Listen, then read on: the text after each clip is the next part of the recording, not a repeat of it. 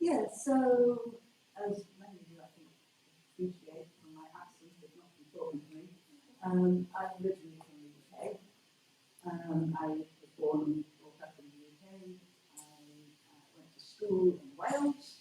I went to do my undergraduate degree in Cambridge, and then I went up to Edinburgh, a couple of geophysics in the UK, to do my PhD.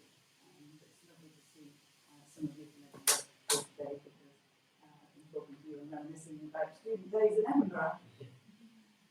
From there I went to Canada, to the University of Alberta, for 2 years as a postdoc, and got to see and learn, meet some people from the North American scene. And then straight from there I went to Victoria University of Wellington, where I can talk to you actually about sort of my career. My husband and I job shared for many years there, and until eventually our children left the nest, and then we became full-time.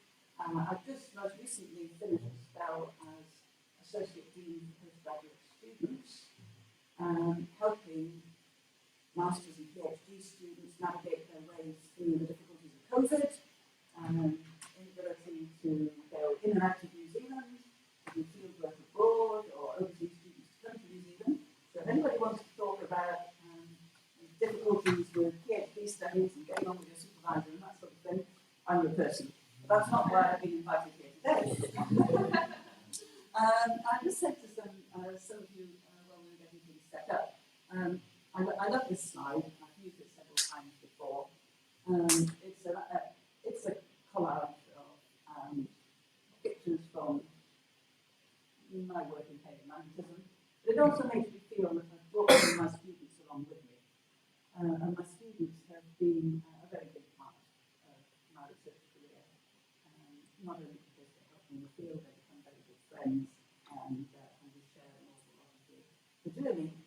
So let me introduce you to Annika, who comes from not very far from here, from Kiel.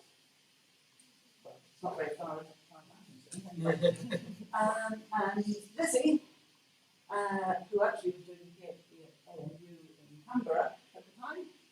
And this is Sean, who was a geology student who came on to help us in the field, and he is now a lecturer at Victoria University of Wellington. So it's always a pleasure to see the students go on in their careers as well.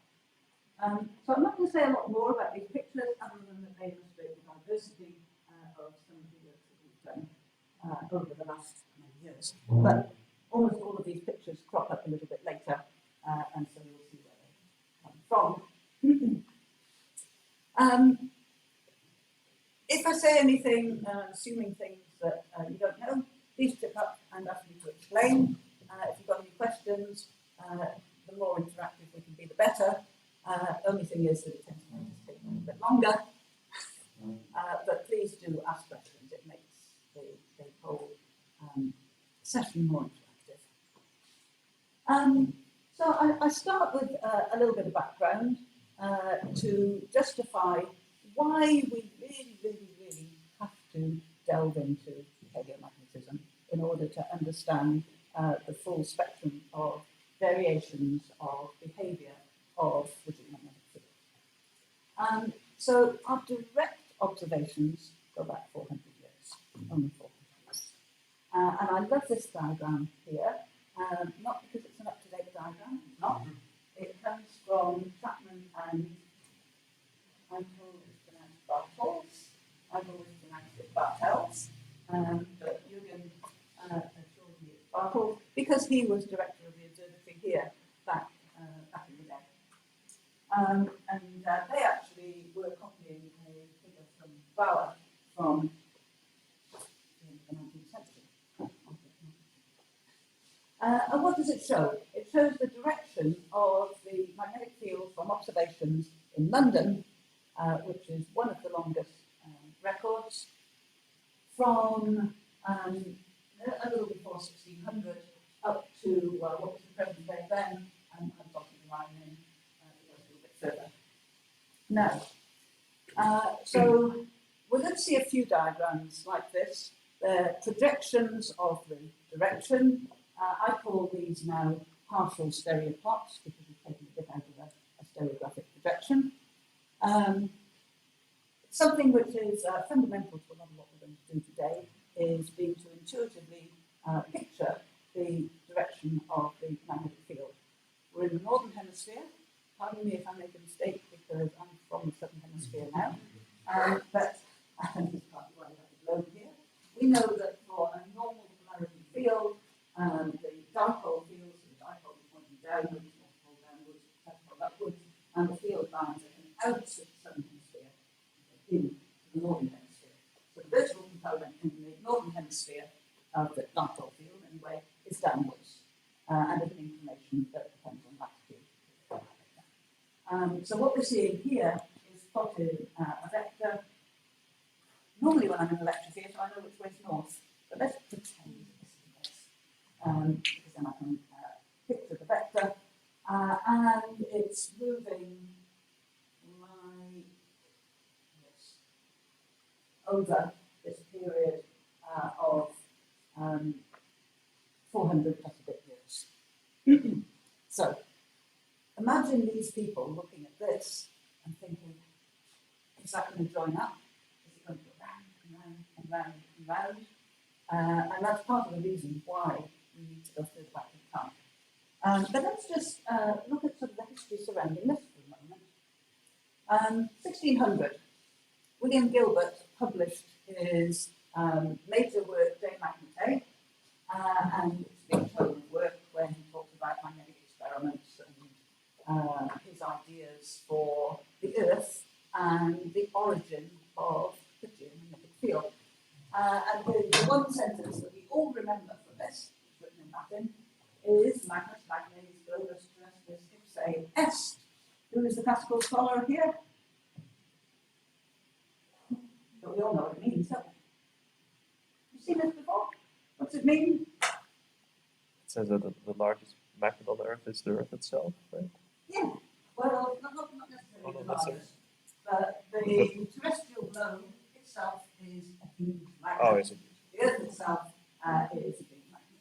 What he was actually sort of saying is, I'm looking at the Earth and the pattern of the inclination, insofar as I can work it out, around the surface of the Earth, is exactly the same as the pattern of the directions of the needles, magnetized needles, that we put around a sphere of lodestone, which is uniformly magnetized. And he knew that the magnetism of the lodestone sphere originates from the magnetic material, the lodestone. Because he was seeing exactly the same pattern, he reasoned that the origin of this magnetic field was within the planet. But further than that, was within the planet. So you can imagine what this picture was. But that was a definite advance on previous ideas of the pole star producing the magnetism, being lodestone mountains at the poles, and other transport theories that were around previous to Gilbert. He's also supposed to have maybe been the first person to think scientifically and reason from his observation of his experiment what the origin of this was. One of the first scientific reasonings. Okay, let's move on. Century by century. 1700, it had been realised that declination and the compass could be used for navigation in a serious way, if only we had charts of the declination across the major oceans that people were sailing. And so Halley, Edmund Halley of cometary fame, was commissioned to chart the declination over the Atlantic Ocean. Now, there's a lot that can be said about this chart. It's beautiful. Please go and look it up. And when you look it up, remember that I said this was the first use of contours on a map. Contours to contour the few and far between observations that he actually made, so that he could produce a chart which is of use across the entire Atlantic Ocean. This was also a time when they were struggling to find a way of measuring longitude at sea, and there's a few bits on the chart where it actually looks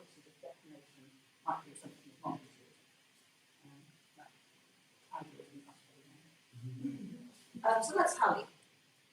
Then we come, of course, to Gauss in the 1800s.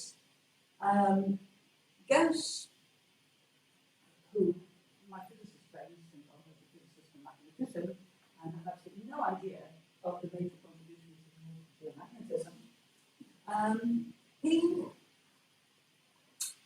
had observed and followed the mathematical evolution of spherical harmonic analysis, and it had been used for the gravity field. And he thought this should be able to be used for this magnetic field as well. And there are people here who are particularly engaged in spherical harmonic models, so we've got Gauss to thank for this. But at the time he thought of this, he didn't have the observations to feed into a model. So what he had to do first was set up some observatories to give him some data to model. And that was the Gillian Turner Verein, apologies for pronunciation. And then he and his friend Jaber set these up. And then he had to wait for enough data before he could start doing his spherical harmonic analysis. And I've always imagined that in the meantime, that's when he devised his method for absolute measurement of field intensity, which Gillian was talking about or mentioned when he showed you around yesterday, when he showed you the absolute cut in measurements there. Yeah, so goes back to Gauss, devising the first method. Before Gauss, we only had relative measurements of intensity from the period of oscillation of a different metal. Okay, and then by about 1838, we had enough data and we did the very first harmonic analysis, which I think went to be number 4. So we've got a long way from there, but that was the very beginning. Okay, move on. And the 1800s saw an awful lot of developments in physics, Maxwell and Faraday in particular in their electromagnetic theory. And I think it was Faraday who sowed the seeds of the idea of a dynamo. It was known now that the temperature gradient of the Earth was far too rapid for the magnetism at any significant depth in the Earth, so we needed something else for the origin of the magnetic field. And to move forward a little bit further, it was Larmor of the magnetic precession fame who first proposed the idea of a self-sustaining dynamo in the Earth. He was actually working on the Sun, but his paper has this little rider in it that says, well, perhaps a dynamo would also work in the Earth at the expense of some of the energy associated with the precession. So you can realise that it would find an energy source. And yeah, many of you do know the story of evolved since then. Who else have we got here? So here's our first reasonable, credible dynamo simulation. Can't remember where I found this photo of Lansmeyer and Roberts now. They did think he was users at the time. Obviously it's from the period of the 1990s when their first simulation came out. And well, Johannes can tell us a little bit more about the background to that. And just to finish off this circuit, we've now got to almost to the end of our incomplete loop. And we've got Andy Jackson and his crowd, and that's a very young Andy Jackson, who collected together all the data they could possibly get for the last 400 years, which is summarized by the plot I have here. And did a time-dependent spherical harmonic analysis of the direct observational data, which at the time they published it, they called Gotham 1. I was asking somebody, Johannes, yesterday whether there's ever been a Gotham 2. I'm not sure that there has, so people tend to just call it Gotham these days. But it is still very much used for getting records of the magnetic field of various locations around the Earth for the last 400 years. And I'll show you some examples of its use later on. So we have 400 years, and we have tantalizing questions. Does this go on periodically? What happened? How long has the Earth had a magnetic field? And what has it done back in the distant geological past? How can we get information on that when our direct observations don't go back more than 400 years? And that's, I forgot to put this slide in. Let's just wind back to government for a moment. Sorry about that. Because I want to show you another aspect that many of you probably engaged in thinking about. So this is a still of the vertical component of the field at the surface of the Earth at the very end of the Geffen time period, 1990, and the contour interval is 10,000 nanoteslas. So we have a field of about 6 nanoteslas at the poles, which is mostly close to vertical, and of course the vertical component is 0 around the magnetic equator. Close to the equator is low. But let's think about what the field might, how it might evolve as we move from the surface down towards the core mantle boundary.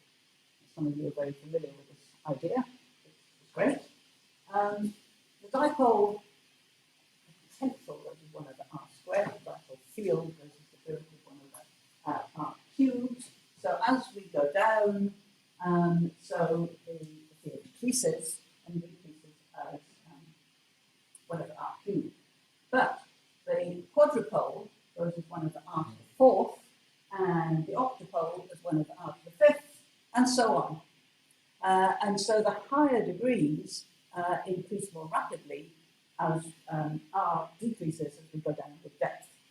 So what's going to happen intuitively as we get to the core mantle boundary, where the radius is, roughly speaking, half the radius of the Earth, is we find that all the components increase, but the quadrupole increases twice as fast as the dipole, the octupole twice as fast as the quadrupole, and so on the core mantle boundary, we expect the field to be very much enhanced in the higher degree stereoharmonic components, and that's exactly what we find. So we have a much more complex field at the core mantle boundary, which raises again for people who are working in dynamo models lots of questions as to how that evolves, and if we can get pictures of how the field at the core mantle boundary evolves, then there's a lot more information there than we see at the surface, where it's much simpler. And just to finish off of thought,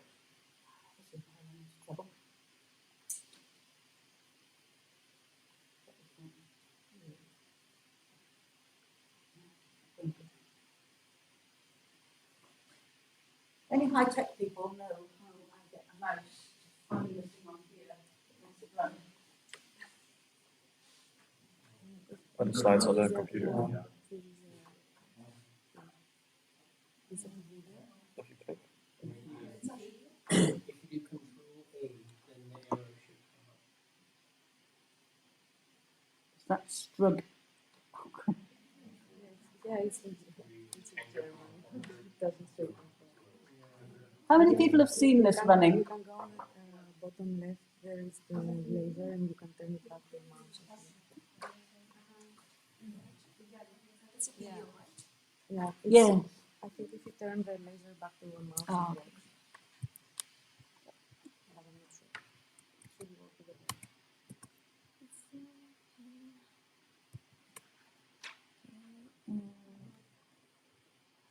I've forgotten I got this one embedded in. No, it's not. Oh no. Okay. Look, you're going to have to imagine this. Let's just go back a slide or two. Yeah. So this is the core mantle boundary field in 1590, vertical component again. And what I wanted to do was to run it through to 1990, so you can see 400 years of evolution of the field at the core mantle boundary. Who's seen this before? Okay, so you can imagine. We see these pictures evolving and changing and moving quite rapidly because they are small scale features. From memory, we see this sort of wave at the equator moving generally westwards. And this, which is a downward flux in the southern hemisphere, so the blue patches, changing quite a lot, separating into two patches, coming back, and eventually giving us what we associate now with the traffic anomaly. We see these intense flux patches and here, which we associate with the tangent cylinders, the two tangent cylinders. We see them fairly stable, but moving a little bit. And in the 1990s, they look a little bit more obviously tangential to the inner core.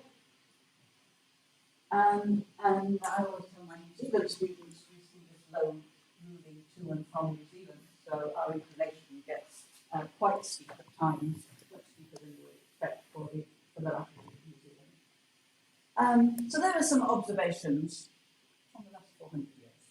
So let's backtrack to where I skipped to.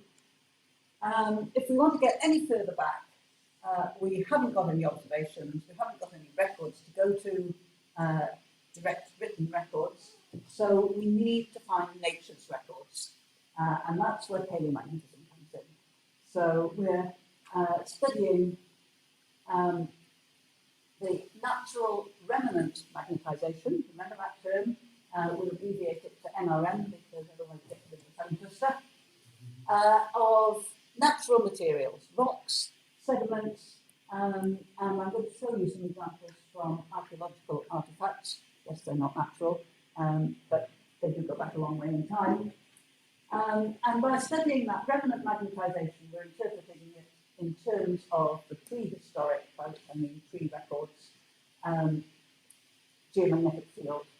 And there are a lot of applications of paleomagnetism in geology, geophysics, archaeology, plate reconstructions, environmental studies. Who's doing environmental studies? One of you?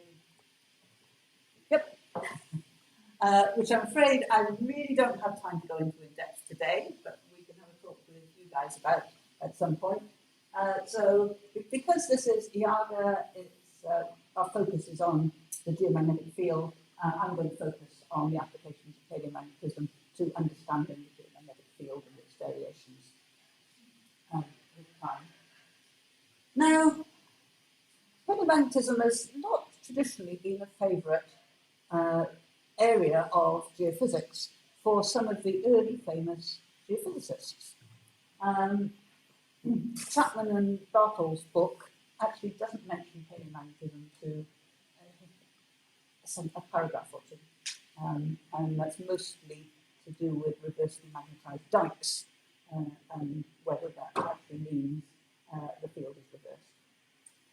And here's another famous figure in geophysics in the UK from the sort of mid-20th century times, Harold Jeffreys. When I was a student in Cambridge, we used to see him cycling his bike up and down the road in and out from the university, and he was already pretty wobbly on his bike in those days. But he was a sort of father figure of geophysics in the United Kingdom. And he, one of his major contributions is his book, The Earth, which went through 6 editions between 1924 and 1976. And this quote comes from the 5th edition, 1970. And it gives us his ideas of paleomagnetism. When I last did a magnetic experiment about 1909, we were warned against careless handling of permanent magnets. So you can imagine him, he was probably a university student by then. but he was in a physics lab and he'd been told to be careful of these magnets just in case. Because the magnetism was liable to change without much carelessness. In studying the magnetism of rocks, the specimen has to be broken off with a geological hammer and then carried to the laboratory. And you saw that photo of mine of Lizzie getting the sample out of the outcrop. Exactly that. Sledgehammer, I call it, not a geological hammer. And it's supposed that in the process its magnetism does not change to any important extent. And though I have often asked how this comes to be the case, I've never received an answer. And that's the sad thing, he never received an answer. To me, that raises the question, can rocks retain a stable, reliable paleomagnetic record? And for how long? Throughout the history of the Earth? We don't think so. But we need to justify to people like Jeffries and other skeptics that there are physical principles that tell us that it's possible for rocks to retain a stable magnetization, and that we can do experiments to show that the magnetization has survived for that length of time, and so is the record of the magnetic field back in the distant past. And so we come to part one, some of the fundamental principles and the background which we can use to justify what we do. And at this point, I feel that we're going to talk about some physics, we're going to talk about some mineralogy, because we've got to look at the actual minerals in the rocks, the physics of their magnetization, and it brings together quite a lot of different areas of science. And we do find within paleomagnetism, we have people who are specialists in a lot of different areas of science. So,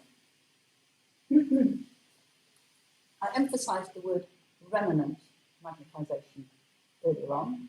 That's the part of the magnetization which we hope we can justify has survived through geological time.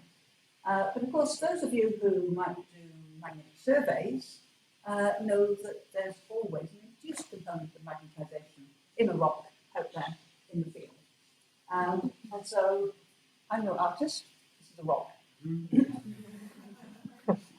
And out there in the field, it has two components of magnetization. The induced component, which in most cases is very close to the direction of the ambient field. And this was produced for New Zealand, so the ambient field has an upward component. You're clever, you can adapt. And a remnant component, which in general is from some distant time in the past, so it could be in any general direction, not necessarily and not usually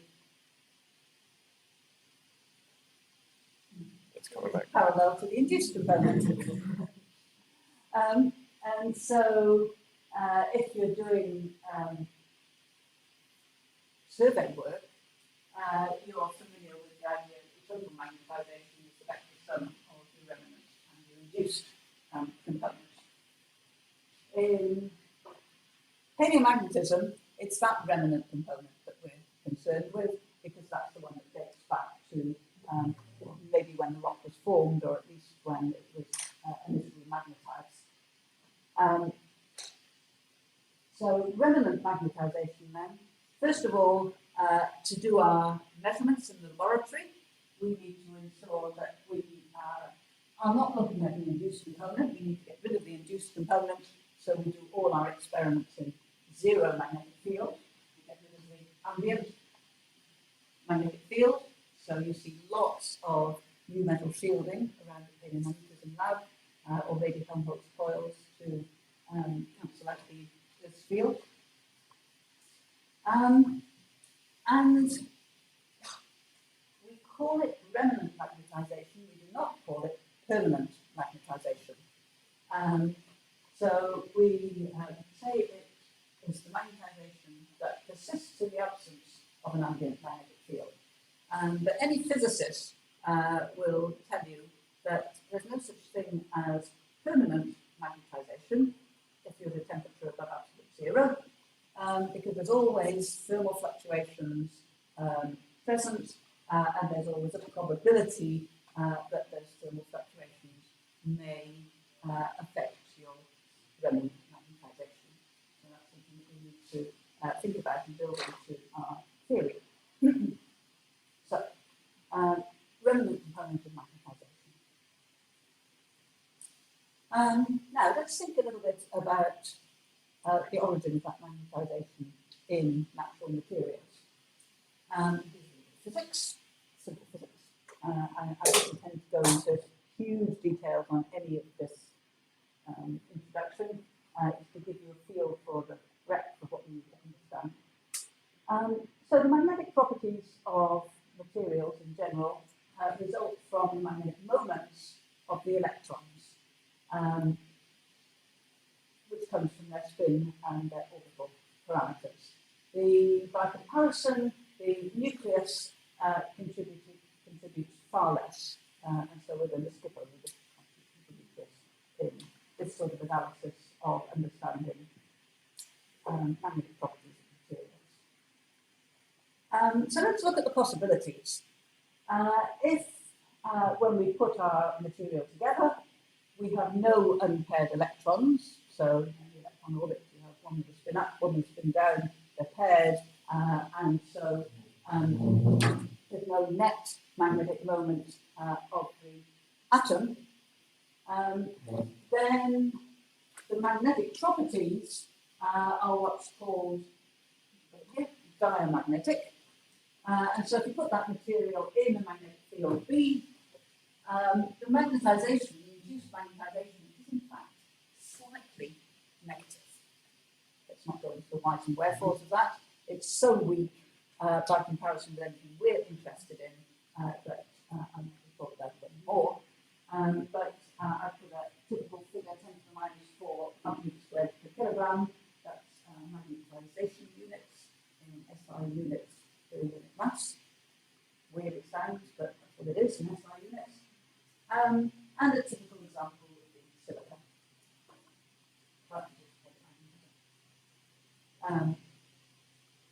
Next, if we have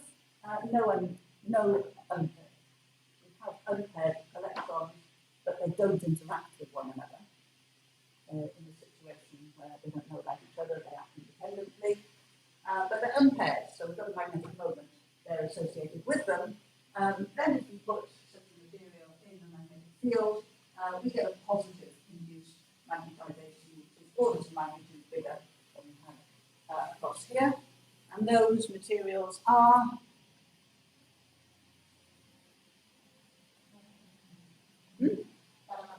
no, these are diamagnetic.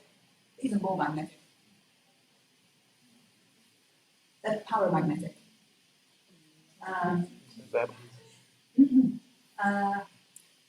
But still, if you reduce that magnetic field back down to zero, the magnetization comes back down to zero. It's all induced, no remnant magnetization, no use for paleomagnetism.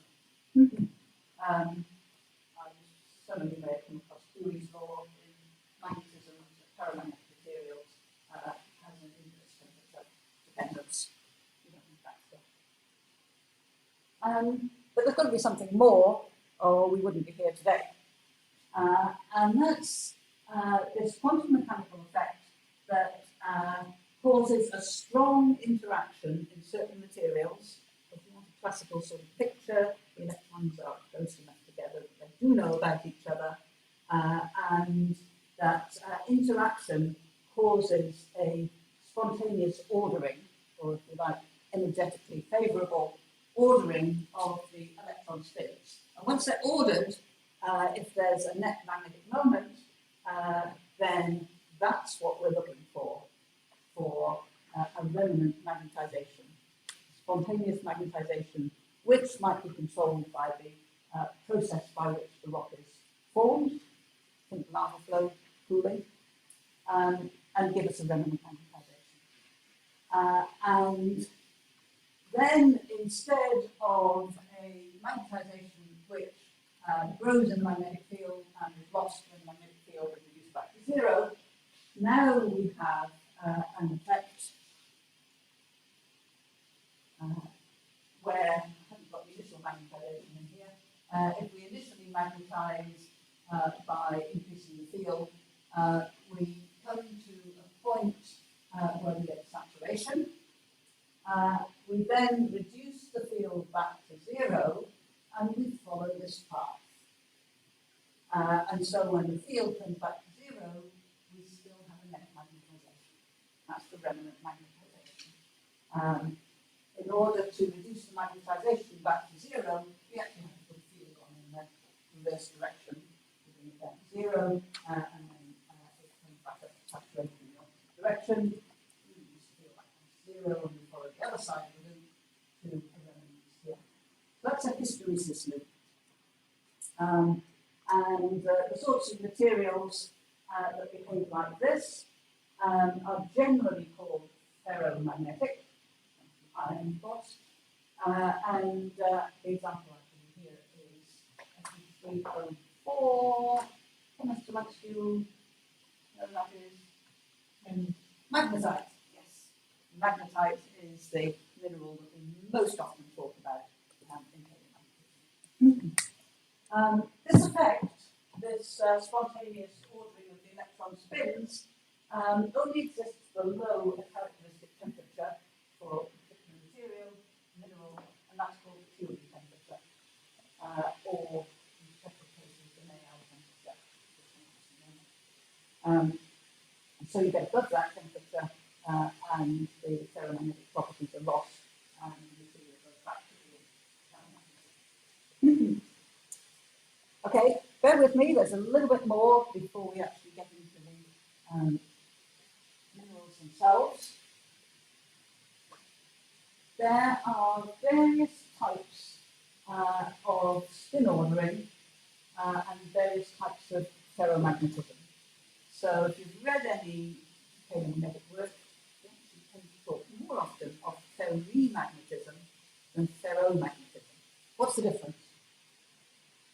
If all your spins align, which is what I've suggested up to now, that's classical ferromagnetism.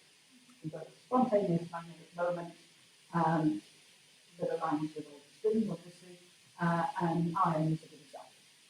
And it has Curie temperature of 770 Celsius. We tend to talk in Celsius temperatures because we're familiar with them. But some materials, the spontaneous alignment actually happens in two lattices. You've got one lattice in the crystalline structure that aligns one way, and you've got another one that aligns the other way. And in some cases, they produce equal and opposite moments. So it's a strong spontaneous alignment, but it still results in no net magnetization. So the spontaneous moment is zero, but that alignment is there. And that's called anti-ferromagnetism, for obvious reasons. And the example would be ilmenite, MgClO3. Its characteristic temperature, and this is where the Niemegk temperature comes in for antiferromagnets, is way below room temperature, -32. You're on the way right to zero, which means it's paramagnetic at room temperature. The reason I put it in there is that we don't argue in the night. There's a lot of it down the west coast of the South Island of New Zealand, unfortunately. But this one is interesting.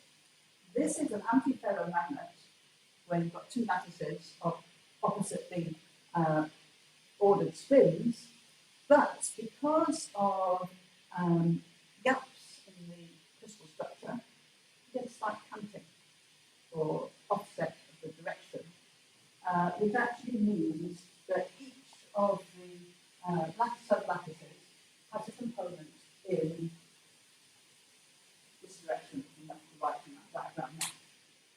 And the reason this one is important in paleomagnetism is that hematite, Fe2O3, is an antiferromagnet with that spin counting. And that can carry a magnetic signal. And its Nail temperature, Nail again, the non-ferromagnet, is way above room temperature, 670 degrees. So that means that I'll justify it to you. I don't expect you to believe it just yet, because I haven't justified it to you. But it does mean that it can hang on in the right situations, it can hang on with magnetization for long periods of time. But I haven't got to magnetite, and I told you magnetite was possibly the most important mineral in paleomagnetism. And it's a little bit different.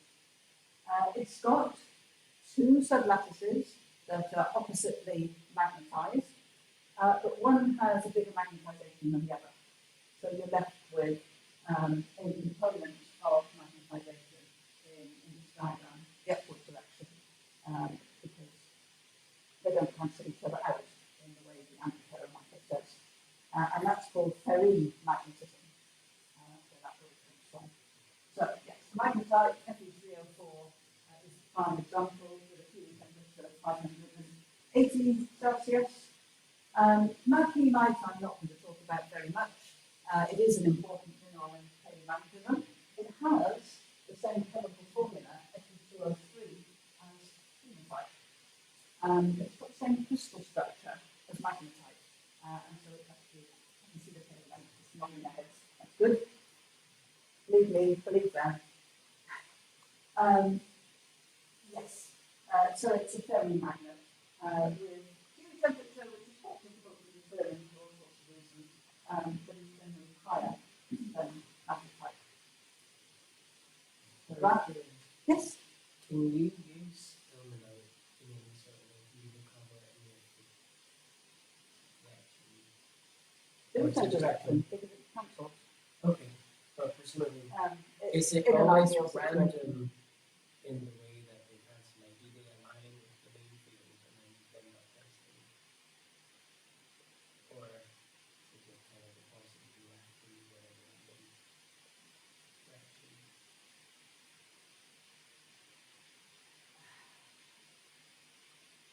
I see what you mean.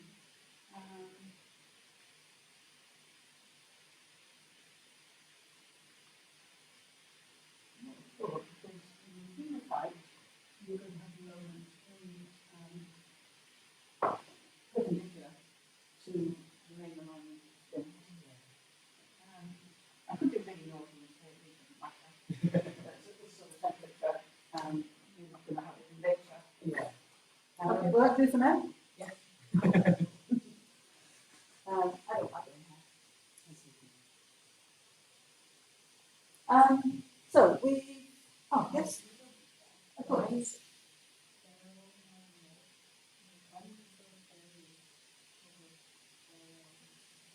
Oh, yeah, because they occur more commonly in nature. You don't get much native iron. I know Lisa Coates has worked on something. What was that work she did in Israel? Yeah, okay. But no, natural magnetic minerals tend to be oxides, sulfides, not native iron. So that's the reason. I'm not an expert on paleomagnetism of meteorites. Anybody know anything about meteorites? They have iron. Yeah. And some extraterrestrial. Yeah, we could look it up and see exactly what has been done. No, there's no reason why, if there was iron magnetized back in the distant past, and there's a few more ifs and buts that I'm going to go through yet. Things like the size of grains affects their stability as well. Yeah, interesting one to look at. But let's, since we're kind of moving on, have a look at magnetite and hematite as examples, because that's what we find on Earth in a lot of our volcanic rocks, our sedimentary rocks, the things that we are going to try and get records from. So, we do hematite first. So remember, hematite was the anti-ferromagnet with planting. The hematite crystal structure consists of, so these white circles are the oxygen ions, O2 minus ions, which form layers of hexagonal close packets. I promise you do some physics and chemistry, some crystallography, and more. Yes, so so you have these layers, and for every 3 oxygen ions, you've only got 2 Fe ions. So you haven't got enough Fe ions to fill up all the gaps between the layers, only 2/3 of them. So the N and the Fe3+, they occupy 2/3 of the sites in the alternate layers. And the antiferromagnetic coupling means that one layer is magnetized one way and the next layer the next way, and they alternate as I've shown there on the right. But because we've only got 2/3 of these sites occupied, there's a little bit of offset in the perfection of the crystal lattice. And the result of that, you see that happen? They count ever so slightly. This is 3-dimensional. I'm not very good at 3 dimensions, but the result of that counting is that you get a weak net magnetization in the base of the plane of that layering, so into the board there. So that's how the crystal structure of hematite leads to this antiferromagnetic spin-counted magnetization. Now, I always think magnetite is much nicer, but its crystal structure is more complicated. And it's very difficult to find a diagram that actually illustrates this in a way that's easy to picture. And my crystal model that I'm taking to lectures is too big to bring to New Zealand. But what we have is, anybody who knows a little bit about crystallography knows what a face-centered cubic lattice looks like. So you've got a cubic lattice, and you've got additional oxygen ions in the center of each face of the cube. Now, a unit cell is the simplest cell that is a repeating unit. So you actually need to build up a cell that's got 32 of the oxygen ions in it to get a repeating unit. But the important thing, of course, is the Fe ions. And in Fe3O4, you have 2 Fe3 pluses and 1 Fe2 plus to make up the 4 times 2 valence.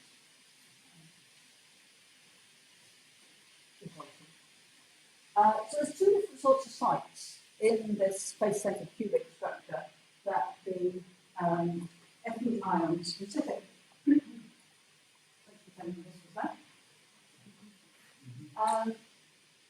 This site is actually above this sort of cube that you see here, and it's sitting in sort of this sort of region where its closest oxygen ions are 1, 2, 3, 4, 4 of them.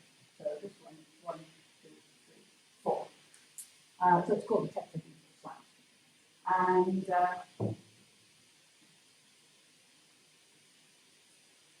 8 of the Fe ions will be sitting in there, and they are all,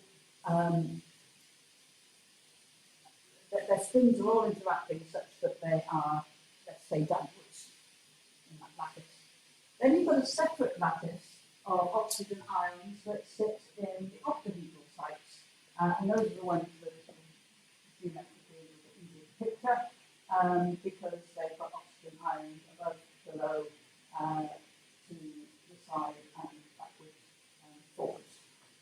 6 of them. Never quite haven't got all that. But you have twice as many in those sorts of sites. They're split between Fe3 pluses and Fe2 pluses, and they are all aligned. Their spins are all aligned in the opposite direction from the ones in the tetrahedral sites. So you've got a net moment in the direction of the moment of the octahedral site Fe ions. And so that's classic ferromagnetism. So hopefully, we've got to the point now where we've got some minerals out there in nature that we find in rocks, magnetite, yes, we find in volcanic rocks, fossils, and andesites, and things like that. They get eroded into sedimentary environments, so you find them in sediments, lake sediments, deep sea sediments as well, all sorts of materials that are valuable to paleomagnetists. Hematite was probably studied more in the very early paleomagnetism, where they studied red sandstones, and it's hematite as a carrier. Tends to be a little bit less nowadays.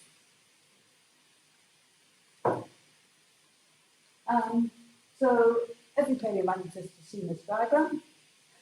It's in just about every paleomagnetism, rock magnetism textbook. It's a bit of a summary. So what I've been talking about have been minerals, here's magnetite, here's hematite, and also magnetonite. So it's called a ternary diagram that has the iron oxides along its bottom and summarizes the very common substitution of titanium into both the magnetite and the hematite crystal structures. So anybody who's studied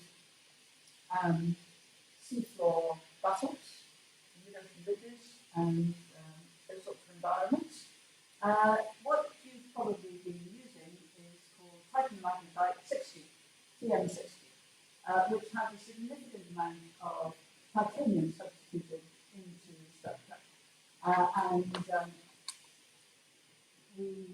We call this solid solution series from magnetite through to Ulbrich-Spinel Fe2TiO4. Similarly, hematite, when you substitute titanium in it, follows the titanium hematites to our friend ilmenite at the other end. So naturally, there's a progression of magnetic properties. For example, as you go from hematite to ilmenite, you're going from your nice antiferromagnet with a nail temperature of 670 down to ilmenite, which has that nail temperature of minus 230, for example.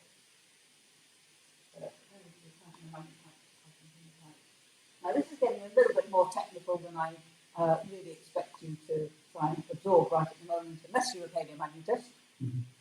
But it's an example of how the magnetic properties change as you move along these series from magnetite to Ulbrich-Spinel, magnetite to Ulbrich-Spinel. The Curie temperature goes from 580 down to well below room temperature. So we only interested in the minerals that are towards the magnetite end. Even TM60 here has a Curie temperature which is below 200 degrees Celsius. So it better jolly well stay on the seafloor in a cold environment if we're going to expect it to hit magnetization. And the saturation magnetization also decreases as you go from the magnetite end to the more titanium rich end of the series. This is from a book.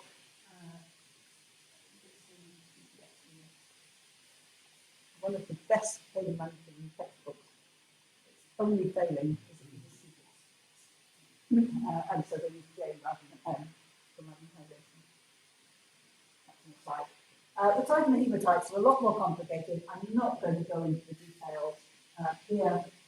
This end is hematite, this end is ilmenite. We've talked about both of those, but it actually has a ferromagnetic phase in between, which is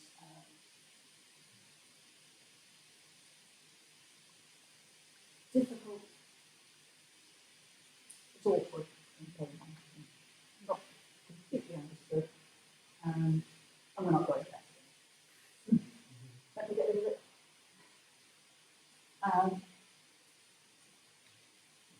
last picture on this slide actually illustrates what we tend to get out there in nature. We've been talking theoretically up to now. When you're out there in nature, very often you'll get some sort of intergrowth of different compositions. This is a picture of a grain which has ilmenite exsolving within black and white. So the grey is black and white is ilmenite. And so you can be quite surprised when you start looking at the magnetic properties of materials because you tend to get characteristics of more than one mineral. And you have to start thinking about the size of grains or the dimensions of the lamellae. And so things are not necessarily always straightforward. We're dealing with nature, we're not dealing with the body of physics. Okay. So those are the physical magnetic minerals. We're going to focus on talking about magnetite and iron-rich type of magnetites for most of today, because they're the most common and the most straightforward to understand. So we're going to make our picture of rock a little bit more sophisticated. Not much, but it's very important to appreciate that your rock consists of grains of these very magnetic minerals, magnetite, let's say, that are dispersed in a matrix which, for the purpose of today, we'll think of as being completely non-magnetic. And so rocks typically contain a few percent of these very magnetic minerals, from say less than 1 to 5. And so we envisage them as an assemblage of these grains in non-magnetic matrix. Now, think of one of these grains. If you've got a grain, and I've described to you now, say, in magnetite, which is based on cubic structure, and the grain is completely spherical in shape, isotropic in properties, then you've got this alignment of the atomic magnetic moments for sure, but somebody asked how the spins decide which direction to align in. And if you've got a mineral which has a basically isotropic crystalline structure, the answer is they don't. They can align this way, they can align this way, they can align this way, and it's all the same as far as the crystal structure is concerned. So completely isotropic grains, although they've got ferromagnetic moments, the ferromagnetic moments are not stable in terms of their direction. We have to have some sort of inbuilt anisotropy to make it easier for those spin magnetic moments to align in one direction than any other. And so for a grain moment to be resistant to changes in the direction of the magnetic field, they'll align with the magnetic field if you put one on, but if you change the magnetic field, you go through Geomagnetic reversal, or we have some significant secular variation, and we want them to stay in their original direction, then we have to have some sort of grain level anisotropy to prevent the grain magnetic moment following the magnetic field. And that anisotropy then will result in directions in the grain in which it's energetically favourable or easy for the magnetic moment to align, and difficult or energetically unfavourable along which the magnetic moment may lie. And I'm already sort of moving into talking about energy. We talk about a maximum and a minimum anisotropy energy of the grain. So where can the grain get that anisotropy from? Think of a bar magnet. Bar magnets are elongated. And what's the direction of the magnetic moment? Along the long axis. You don't see bar magnets magnetized along their short axis. And that's because the shape provides an anisotropy. So if you've got grains, and you've probably already noticed that all the grains I've put here, they might not be the same size, but they're all what we call prolate ellipsoids. They've got one long axis and two short axes. So they're not X-shaped, but they're elongated. So that anisotropy can arise from grain shape in the same way as the bar magnet. And there's lots of equations that we can apply to that, which we're not going to do today. It can also arise from crystal structure, which it doesn't for magnetite, but it does more so for hematite, because you've got that basal plane layering, and the magnet moment is always within the basal plane.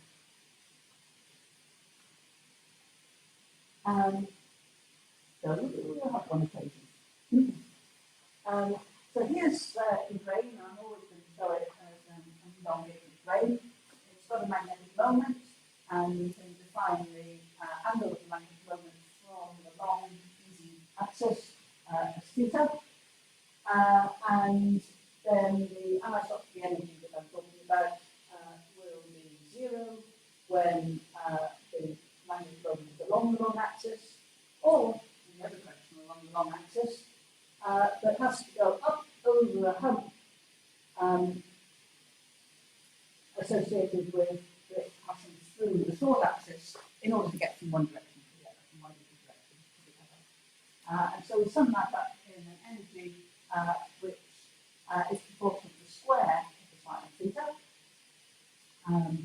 which will be 1 for, 0 for theta is 0, 180, but will be kb when K is called the anisotropy constant, and you can calculate it from the shape parameters of an elongated grain, or you've got this familiar with star magnets and things. V is the grain volume. So what you see then is that the anisotropy constant can be associated by the shape or the crystal structure, but this hump goes up with grain volume. So long as your grain maintains a uniform magnetization spin.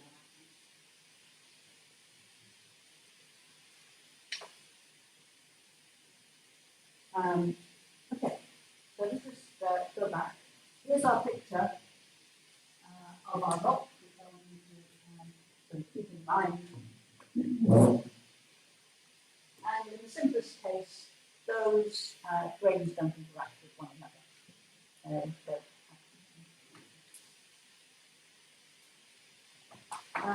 So that hysteresis loop, which we saw earlier on for ferromagnetic materials when we were defining them, how can we picture that now in terms of the behaviour of the magnetic moments of those grains in our rock?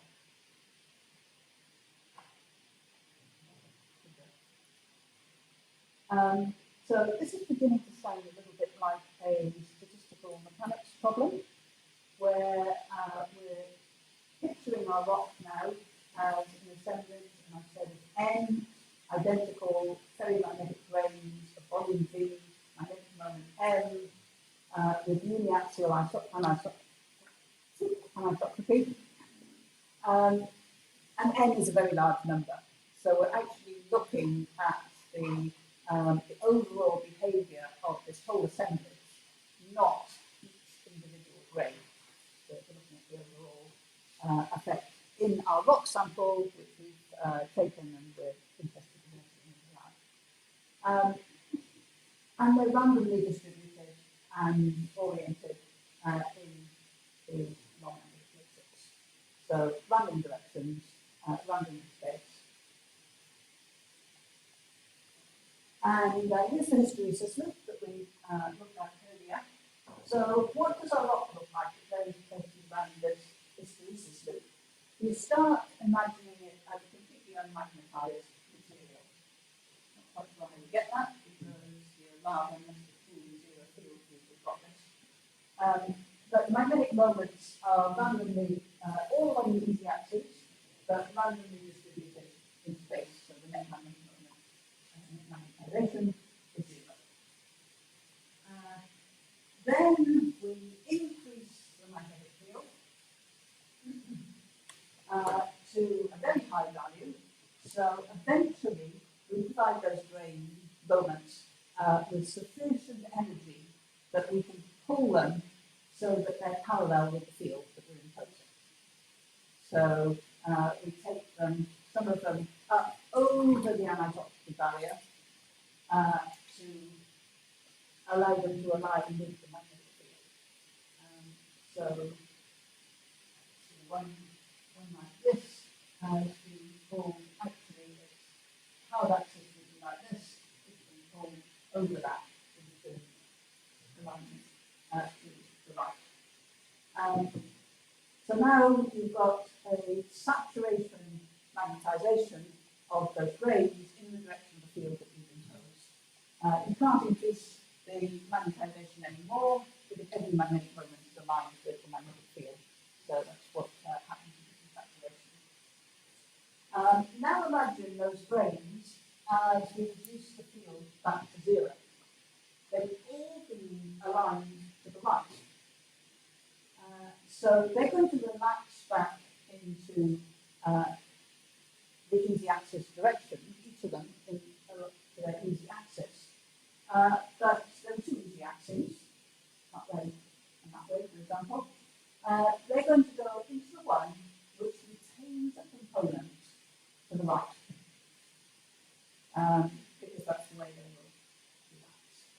And so by the time you come back down to zero magnetic field, they're all along the easy axes, but they retain components to the right. So, for example, let's look at one like this grain down here, which originally had a component to the left. It got pulled to here, and then when it relaxed back to here, opposite to where it started. So it now has a component to the right. And so overall, when you add up all those magnetic moments, you will end up with a remnant magnetization in the direction of the field that you first imposed and then relaxed from. In order to return to a state where you have no magnetization, you actually need to pull some of these magnetic moments back towards the left. So you're not going to get back to zero magnetization without putting the field on the left. That's our last picture. So in order to do that, you actually have to pull some of them, or all of them, away from their easy axis. So now we've got a picture of how hysteresis results from our model of the rock, where we've got perimagnetic grains, large number of them, with uniaxial anisotropy, means that one easy axis, one direction easy axis, and two apart. And that's a reasonable working model of a rock for us to begin to understand the relevant magnetic properties that are essential to perimagnetism.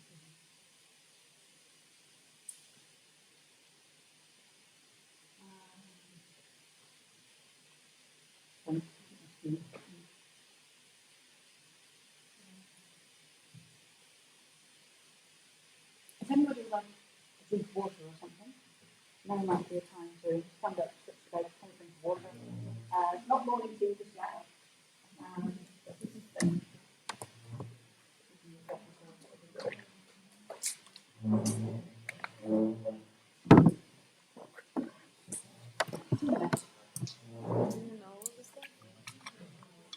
This is a good refresher of what I had to learn years ago.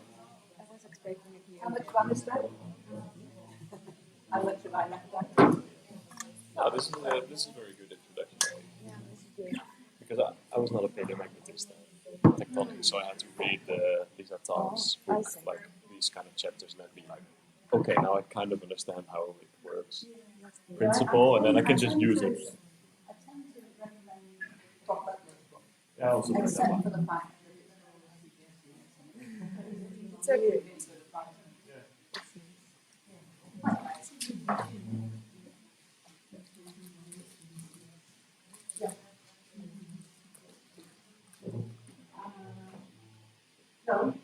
no, DC is here. Goes to the remnant. This is my DC down here. The PC is the field that you need in order to get over this.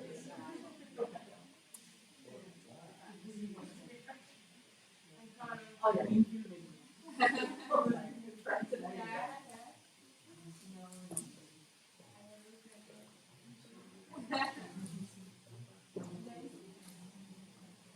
So you will see here, right?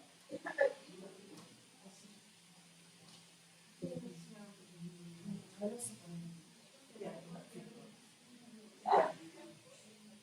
So that's this point here.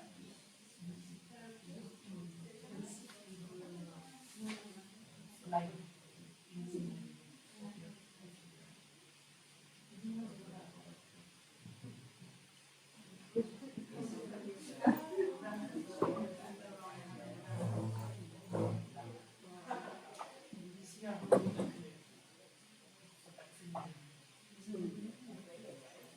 should be close to the ground.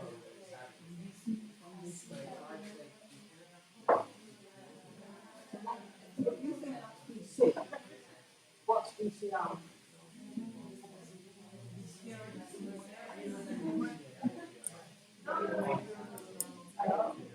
BCR in the ideal case is half BC. There's not only in the ideal case where you've got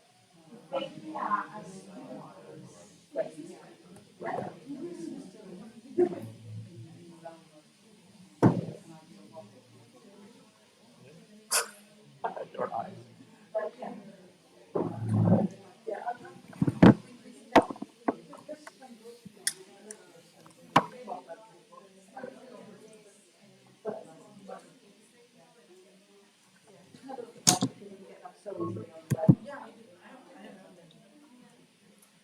Well, I always give the last few chapters of the Butler book on like tectonic applications and hydrogeography to my students.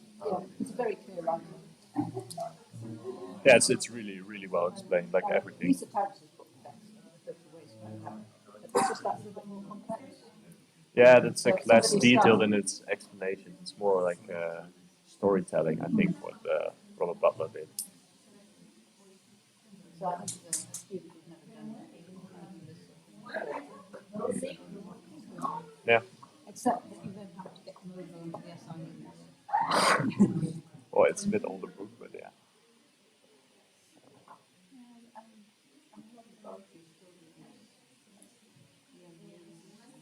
Yeah. Yeah, it really depends on the lab. Yeah. I've got equipment that's calibrated in Oersteds and I'm signs on it. And go to Tesla. No. Yeah, our Yeah, we did something here which got rid of my ways, I think. oh yeah, the pointer. Oh, you were. I personally prefer to use the stick myself in class anyway. Yeah, it's the same kind of record wallpaper if I tap it too much on the wall. Ah no. Oh, Ah.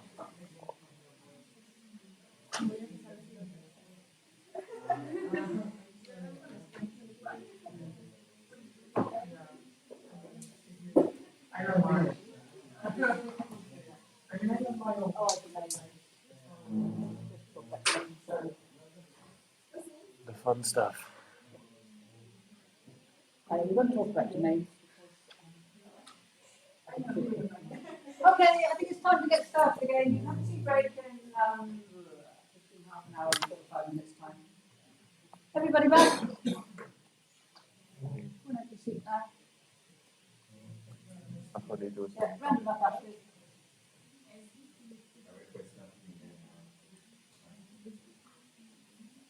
I have left a little bit of theory out here. I'm sorry, I forgot to do the final click on this slide, which explains the names which you may come across and you may use later on.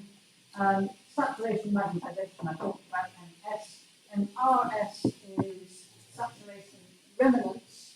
So that's the maximum remanence you're going to expected that the system will have. Mathematicians among you like doing integrals in 3 dimensions. You might actually like to show that MRS is half of MS. I'm not going to go there right now, but you might like to. BC is called the coercivity. So that's the field that we need to put on in order to get that saturation.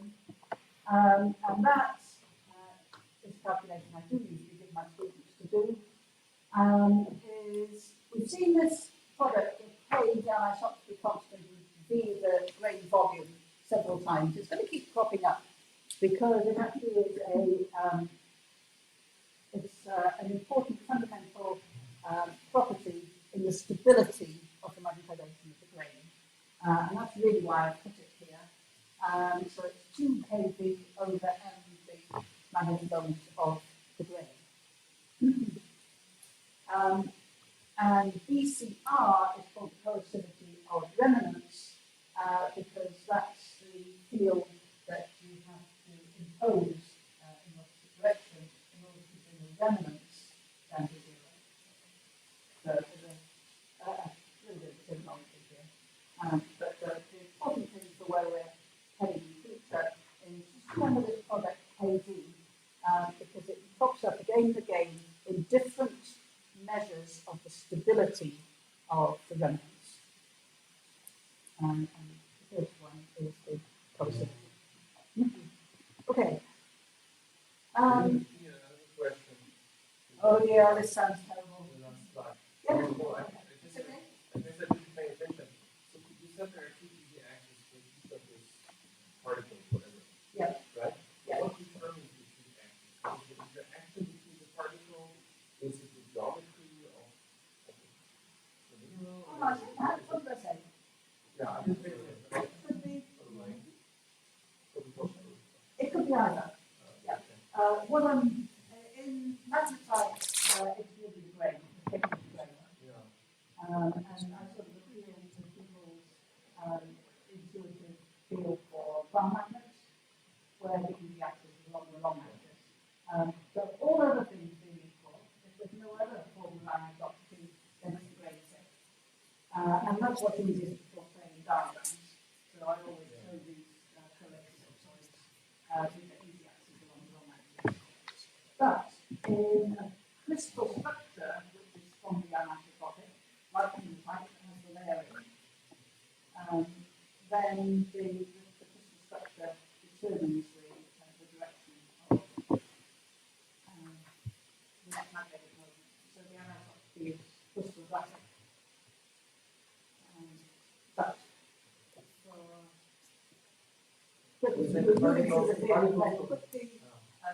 dealing with magnetite, which because the structure is basically isotropic, then you need the grain tape. So if you go and look in the textbooks and you'll find numbers quoted for this parameter K resulting from tape, resulting from crystalline structure. So the answer is it could be either or both. But as I say, in order to picture it, we draw these elongated, correlated tape grains. That looks a worry.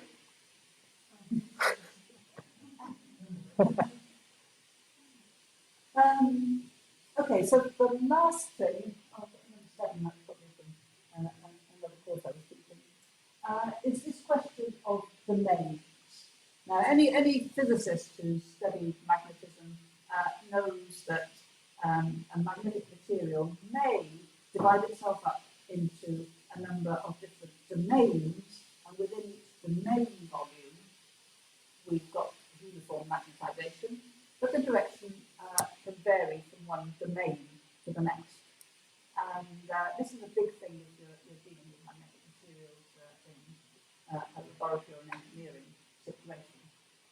it's important to us, but we try and avoid it. So a domain is a volume within a grain over which the magnetization is uniform. That grain I've got shown on the right there, might be square, which is not really likely, but it's only got a single domain because it's uniformly magnetized. All the things are lined up to give you, well, within the ferromagnetic lattice, to give you a uniform magnetization. So that's a single domain grain. SD you'll find as an abbreviation. Its stability is determined by its coercivity, the magnetic field required to flip the grain moment from one easy direction to the other. There's that 2 kV over m again. And the anisotropy energy barrier is proportional to the volume. That is that kV sine squared theta equation that we have in there. So as a single domain grain grows, its stability actually increases. But it can't go on increasing forever. And eventually you get to a point where it's energetically favourable for it to split into more than one domain with different directions of magnetization in the different domains.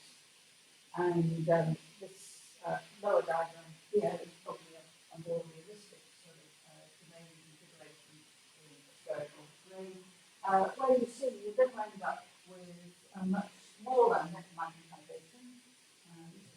These cancel, that one. And that's an example of what we call a multi-domain grain. Now, the problem with multi-domain grains is not so much that they're weaker, but they're less stable. And they're less stable because of what happens in the region between 2 domains. You've got to get your spin orientation from, in this case, down to up. That can't happen over the space from one atom to another. It takes place over several atom spins where they rotate from one direction to the other. And so you end up with a region between the one domain and the other where you've got this rotation of the spin moments. It's called a block walk. What's that term in solid state physics? And the thing about those block walls is that it's a bit like a ruck in a carpet. You change the magnetic field slightly, and so you increase the magnetic field up the page, and these will sort of roll upwards, and so the block wall will shift across, making this domain bigger than this domain, and changing the overall magnetic moment of the grain. And that means then that multi-domain grains are inherently a lot less stable than magnetic moments. Their remanence is a lot less stable than single-domain grains. So some of us paleomagnetists tend to just say we've got single-domain grains, and that's a little bit bigger. But we do like to look for rocks to sample which are likely to give us single-domain grains and few multi-domain grains because they're unstable, difficult to deal with. And we usually can find the remnants that are carried by those single-domain grains and get rid of the multi-domain component. No way to doing that. But I do need to tell you that there's a possibility in every study that there may be multi-domain grains. Yeah, for magnesite, which we've been talking about, and we're beginning to get a little more familiar with, the typical boundary where it becomes energetically favourable to create this block wall and divide the grain into more than one domain is theoretically, and this is theoretical, between 0.01 and 0.1 of a micron. That's pretty small when you're thinking about grains in a rock. In practice, it can be a little bit bigger for all sorts of reasons associated with imperfections and crystal structures. So we find grains that to a few microns. Okay. Now we're moving a bit closer to nature. And if paleomagnetism is going to be any good at all, it's rocks that were magnetized out there in nature sometime in the past that we're interested in. So magnetization processes in nature. I've already talked about volcanic rocks, which are produced at high temperature, above the Curie temperature of their magnetic minerals, and cool, hopefully in place, through the Curie temperature, become magnetized, stay there in situ until the paleomagnetist comes along. I've mentioned a bit about sediments as well. Sediments are an incredible resource if you can collect a long core which goes back through time continuously. You've got a continuous record that you can sample. They're incredible. But there are a few more ifs and buts in the magnetization process. So let's start with something which can become magnetized by cooling through Curie temperature. We call it thermo-remnant magnetization. So TRM is a variety of NRM, natural remnant magnetization. It's thermally induced. And we get it in igneous rocks. I have mentioned archaeological applications, and I will talk to you a little bit about them. So if you imagine making bricks or pottery and firing it at really high temperatures in a kiln, so it cools in situ, and then you've got a TRM. If you've got something like you sample the rocks from the kiln, then they might still be absolutely in situ from the last cooling. So they might carry a TRM as well. So here's a lava flow to get you in the zone. The theory of acquisition of a TRM in single domain grains, so this assemblage of single domain grains in a non-magnetic matrix, large number of grains and all that, was devised, worked out by Niemegk published in 1950 in French. Niemegk wrote a lot of French, really like publishing in French. And eventually, the Brits convinced him that he'd like to publish something in English, so we can all read it.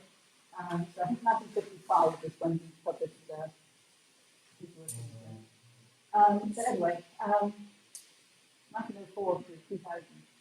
I love that picture. He looks as if he's really enjoying himself. And he's got a messy shelf of paper behind it. Just like my office. Okay, let's have a look at how this works. So here's your rock. There's your assemblage of identical single domain grains. Above the Curie temperature, so it's in the state as it is on the picture on the left, in a magnetic field in the northern hemisphere of the downward component. Above the Curie temperature, we've got none of that super exchange interaction, no alignment of the atomic magnetic moments, and so the mineral is paramagnetic. So we've got no magnetization. Now we cool in situ, and we go just below the Curie temperature. So as we pass through the Curie temperature, the spontaneous alignment of the magnetic moments in the grains, single domain grains, produces a magnetic moment along the easy axis of the grain. The mineral becomes very magnetic. But, and there's a but here, thermal physicists amongst you know that the typical thermal fluctuation in nature at a temperature T, and now we're talking about absolute temperature T, but T, is of the order of, who's still awake? Who remembers their statistical thermodynamics? Boltzmann's constant? little k, kb, not big K, little k, Boltzmann's constant times that absolute temperature. You can work that out. It'll be 10 to the minus something joules, 19, 20. But at such high temperatures, it's enough to provide the energy to get over the anisotropy barrier in most, if not all, grains in a typical rock. And so at the Curie temperature, or just as you come through the Curie temperature, you get these ferromagnetic moments, but the thermal fluctuations are causing them to flip back and forth across the anisotropy barrier upward. And so there's no stable magnetic moment or magnetization in the overall rock at this point in time, point in temperature, if you like. But they're behaving like a paramagnetic system, but it's not a truly atomic magnetic moment paramagnetic system because the grains themselves have moments. And so we call it super paramagnetic because the grain moments are behaving super paramagnetically rather than the atomic moments. The atomic moments are all alike. So that's what super paramagnetic is, and you'll find that referred to frequently in geomagnetism. But if we're in an ideal case with a suitable rock for geomagnetism, as you cool further, this super paramagnetic flipping gets slower and slower and slower, and eventually you get to a temperature at which it stops. And then the magnetic moment of the grain gets locked in position. We call that the blocking temperature. And the blocking temperature is depends on the parameters of the grain, the size, the shape, the volume, the minerality, and everything of the grain. On big K times V.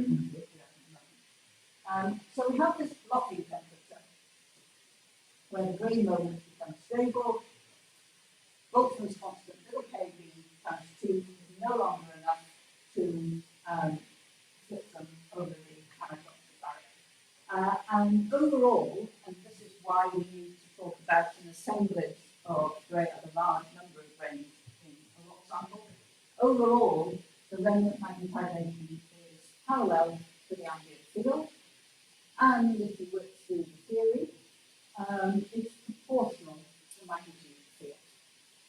So that, further along the line, is going to allow us to get both a direction and an intensity, a paleo intensity of the field out of this thermoremnant magnetization.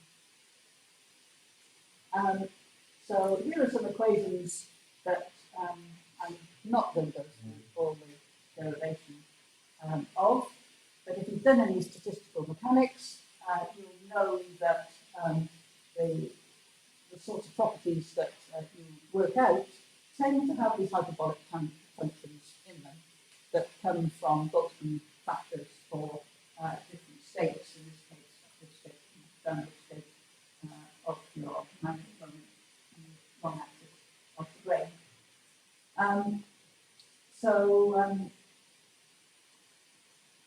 The magnetization then is this hyperbolic function of mb over k, that's Boltzmann constant k times t, and if the field is weak, and it typically is weak compared with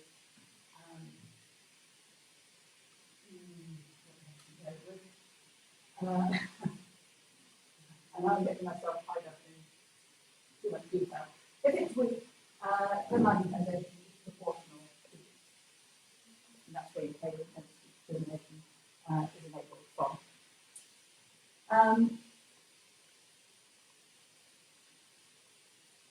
That's your magnetization as you go through blocking temperature.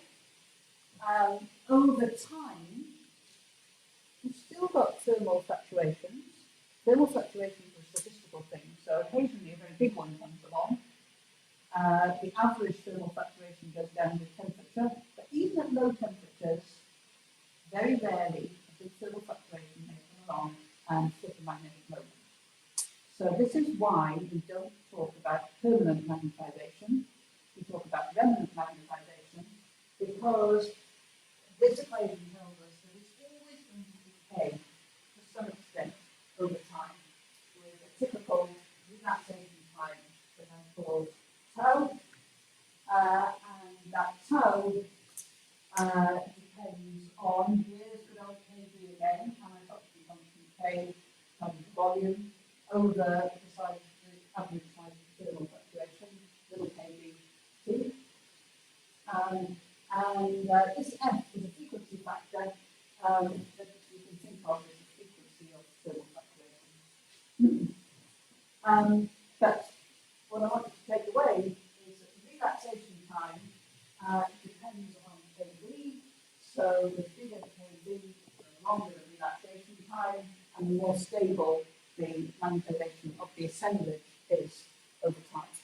So if kV is big enough, you can keep the magnetization, remnant magnetization there, 63 ampere, 60 over 4. And that's another exercise I can actually do. As long as it doesn't stay to part of the 10, they can actually prove that for a typical brain, you can have a relaxation time longer than the state of the Earth. Now, blocking temperature is a little bit of a subjective thing to define, but it, again, if you define a relaxation time at which the blocking temperature kicks in, then you can divide the expression to blocking temperature, and it also depends on big K times V. So there's kV again. The bigger kV, the higher the blocking temperature. And so the magnetization blocks in at a higher temperature. So kV, the coercivity of the grain depends on kV, the relaxation time depends on kV, the blocking temperature depends on kV. The bigger kV, the bigger the coercivity, the relaxation time, the blocking temperature, and the more stable the situation we're looking at. Nice. Oh, this is a bit complicated to explain, but it does show. So here's the equations we just had for relaxation time and blocking temperature. And if you plot relaxation time against temperature, so the top one, for different values of grain volume, or kV if you like, you get this series of curves. And the green is the smallest volume, going up to the green, the biggest volume, as I've shown there. Now, temperature, this all applies only below the Curie temperature, above the Curie temperature with paramagnetic. And typically, we define the blocking temperature, in case it's a little bit subjective, we define a relaxation time of 100 seconds, a minute and a half of it, as the relaxation time that we associate with blocking. So this would be the blocking temperature corresponding to the immediate volume. The smaller volume has a lower blocking temperature. But at room temperatures right down here, these grains which block at this temperature, by the time you get to room temperature, the relaxation comes off the top. So it's really long. The smaller grains with a lower blocking temperature, their room temperature relaxation time is somewhat less, but still long. So these grains will relax over time. The magnetization will be reduced. Or if they're sitting in, still sitting in the Earth's magnetic field, they might get remagnetized in a new direction, a more recent direction. So the problem that paleomagnetists have to deal with is that we describe an ideal rock with a large number of identical grains. You don't get assemblages of identical grains. You get distributions of grain sizes. And so your typical rock will have grain sizes that cover a region on this diagram. And some of them will relax more quickly than others. So when you go out there in the field and sample this ancient rock, some of the grains will retain the original magnetization. We hope it's connected to the rocks, so they do. But some of the grains, the ones with the lower KV, may have acquired a new component of magnetization, a secondary component of magnetization. And a lot of the work that pin managers have to do in the lab is to try and remove that secondary magnetization and leave the component that we're principally interested in, the primary magnetization. So, let's describe it. So here's our real rock, which now has a distribution of grains that cover a region on that previous plot. And so I like to imagine that we can picture a distribution which is in terms of one of those measures of stability, either the blocking temperature, or the relaxation time, or the coercivity, all of which depend on KV, all of which increase as KV increases. And so we've got this distribution of grain volumes, or stability. The low stability grains are down at this end, and may carry that secondary component. But hopefully, the distribution is such that there's a large proportion at the right-hand end, the high stability end, that retain the primary magnetization.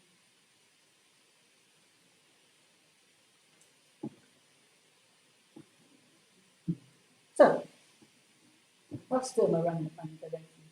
The good news is I'm not going to talk about the partial remnant magnetization in the same detail because we don't have as good a theoretical model. So I'm just going to sort of show you the principles because, as I said 5 minutes ago, sedimentary records have so many good points going for them that we can't ignore them. And certainly not going to ignore them.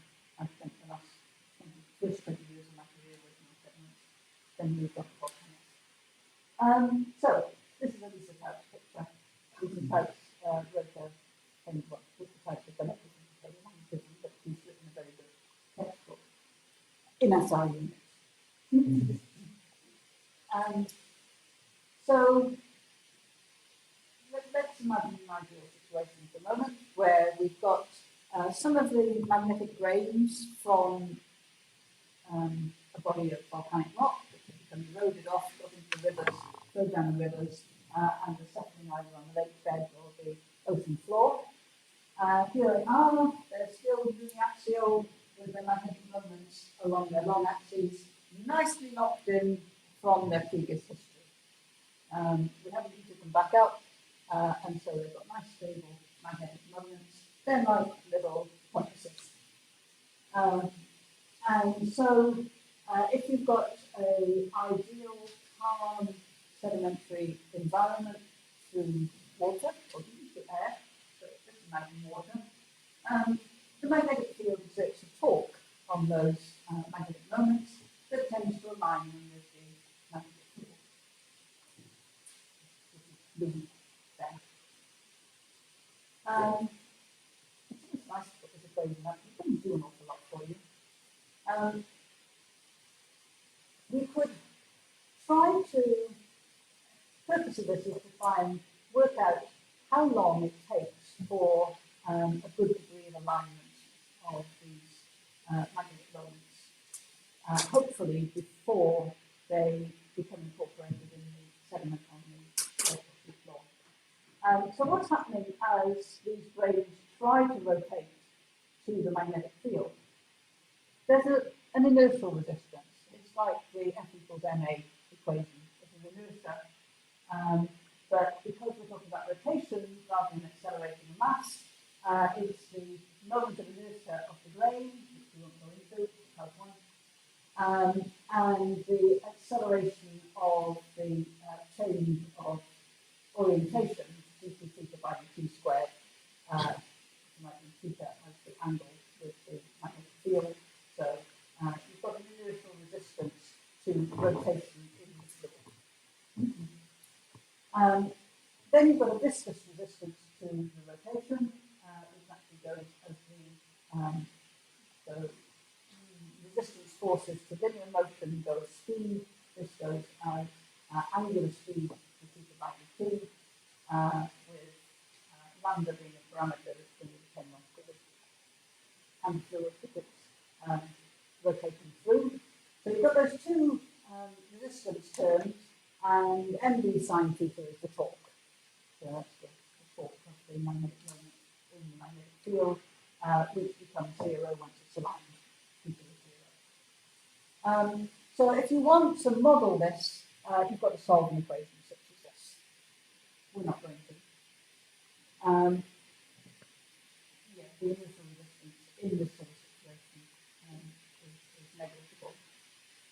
And you come up with an equation like this for the angle compared with the final angle, zero, and you've got this exponential term with time, so eventually you get to the final orientation. The upshot is, if you put typical numbers for an environmental situation into this equation, you'll come to the conclusion that you get perfect alignment after they've fallen through something of the order of 10 centimeters per meter. Most sedimentary environments are much deeper than that. And so we should have perfect alignment when the grains hit the substrate, the floor of the lake or the seashore. What we find in practice is that a typical sediment will have a far weaker magnetization than a volcanic rock, even for the same portion of ferromagnetic mineral in the material.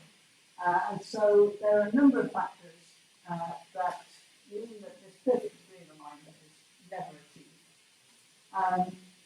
And they include things like Brownian motion in the settling environment. Inclination shallowing is a big worry of a lot of paleomagnetists. Imagine a grain coming down like this, against a flat surface. Is it going to stay like that? Or is gravity going to flatten it? On average, gravity will flatten. And that's called inclination shallowing. You still end up with a declination which is correct, but you end up with a shallow inclination. I love the fact that you more typically we tend to think of bugs that actually live in the sediment, and the question is, are they good or are they bad for magnetization? Do they partly jiggle around the grains so that they can realign and correct the inclination shallowing, or do they, muddy up the situation? Do they cause some sort of random loss of magnetization? Probably a bit of both. Something that's talked about quite a lot in the literature is the uppermost layers of the sediment are still very sloppy. There's a lot of water still in those uppermost layers of sediment, and the grains could find themselves in a void that's filled with water, which allows them to realign. So in a sediment such as that, we can pick out those sorts of sediments. Some post-depositional realignment can correct the inclination shallowing. And then there's what sort of organic materials are growing in the sediment that might do the same sort of thing as the biodegradation, but could stabilize the grain as well. So that's all I'm going to say about the cycle remnant magnetization. You'll find the terms depositional and post-depositional in the literature. Post-depositional tends to include all these effects, as opposed to depositional, which is purely what happens in the water column.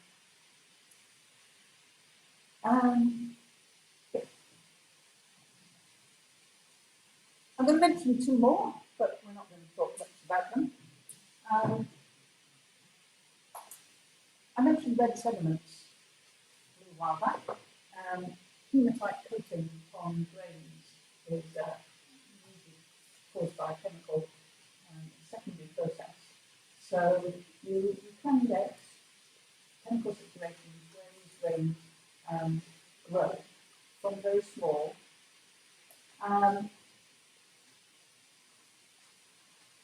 Relaxation time goes with the exponential. I didn't put the V there, but kb, of course.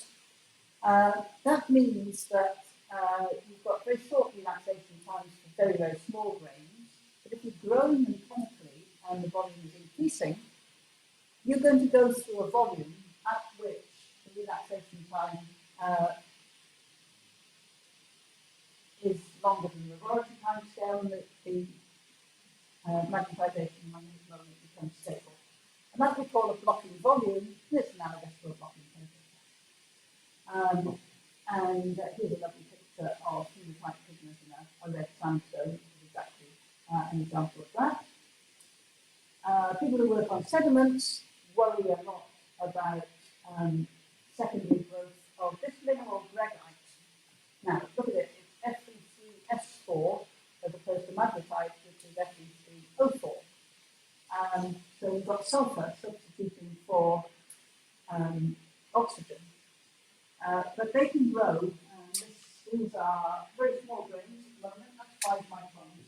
So they're in the order of a micron and less.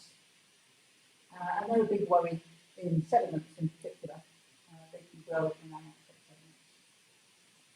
sediments. And lastly, for thickness, isothermal remnant magnetization is a mouthful, IRM. And it's acquired normally at ambient temperature if you put a sample in a strong enough magnetic field. Now, strong enough means that you've got to go over the coercivity. So we know what the coercivity of the grain is, and if you put some physical numbers in those equations I gave you, you'll be between 10 and 100 milliteslas. This magnetic field is of the order of 50,000 nanoteslas. So it's orders of magnitude less than the coercivity of the sorts of grains we're looking at. So the Earth's magnetic field is not going to produce an isothermal remnant magnetization in the rock. But what in nature can produce big magnetic fields is a lightning strike. Lightning strike coming down, hitting the Earth, will have a strong current, amps or more, and if you remember your physics equations, that means that your magnetic field lines in circles around the current, and they can reach the order of magnitude teslas within a few meters of the strike. And so they can remagnetize the rock with an isothermal remnant magnetization. We don't see it very often. We usually try and sample locations where we don't think the lightning strike is likely to happen, but sometimes we're compromised and we have to go to less safe sites. And I have once or twice seen an isothermal remnant magnetization. When you see it, well, it worries you to start with because it's strong, far stronger than you're expecting, and it totally shows you direction. Very often, very shallow information because the lightning is done vertically and the field is horizontal. But yes, once you know this, it's recognizable, and it, unfortunately, you need to sample it and give you what. And both CRM and IRM, chemical and isothermal, are secondary magnetizations. So they may open obviously looking for. Oh, question just to the way. Great. You might come to me later, but at what point do you know if you had a lightning strike? Is it when you sample or when is it when you've flown back to New Zealand and spent 3 weeks in lab and you figure out that the 2 kilograms of rocks is that why something? Well, the latter, that, as I said, you do try to pick sites where the current morphology looks as if some might be like you haven't selected it. You haven't got the rock to you've got something like that. How much volume would you imagine of a rock? Well, as I say, to get a big enough field, you typically need to be within meters of the strike. So, That's very unlikely that you find something like this. again, this is fantastic piece of text. Somewhere she actually published a paper where she managed to sample around the lightning strike. So you've got the circular magnetic field recorded in the IRM. She's actually published it. I've gone a volcano to come to my site, and my student had one site.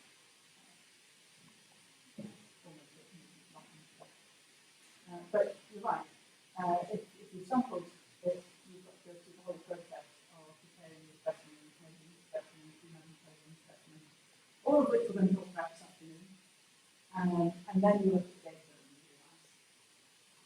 realise you might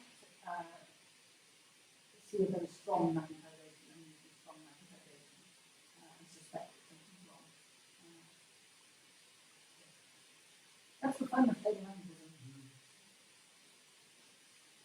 Right, so here's a summary of what we've done, and then we've got time to do that.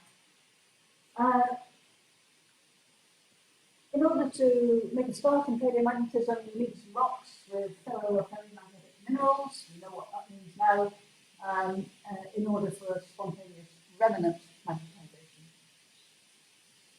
Naturally occurring ferromagnetic minerals include magnetites and titanomagnetites, hematite and titanohematites, and these more exotic things like magnetites, pyrrhotite I haven't mentioned, it's a sulfide, goethite is a sulfide. Not really native iron for terrestrial paleomagnetism anyway. Grains of those minerals have got to have some form of grain level anisotropy in order to make the magnetic moment stable enough to contribute to a resonance. Single domain grains with uniform magnetization are the most stable. Multi-domain grains tend to be less stable and we try to avoid them. So not coarse grain rocks. Natural processes are thermoremnant magnetization that we look at in some depth, the tripole that we look at in less depth, but they're both primary mechanisms for magnetization. Chemical and isothermal, which is talked about, are secondary magnetizations that usually we try to avoid. And Niemegk theory describes the acquisition and retention of thermoremnant magnetization for that model that we've got in our heads now of an assemblage of non-interacting, identical, single-domain, ferromagnetic grains with uniaxial anisotropy in a non-magnetic matrix. Right, we set up the model. So, 5 minutes before break. How much of all that lot can you remember? This is slide 1. So, William Gilbert deduced the Earth's magnetic field is due to A. Mountains and lodestone poles, a lodestone core, a pole star, or Earth being a giant magnet. Any votes for anything other than D? And what does that mean? Earth itself is a big magnet.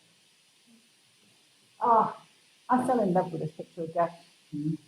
Most people have that picture of him with the hat on, but I found it.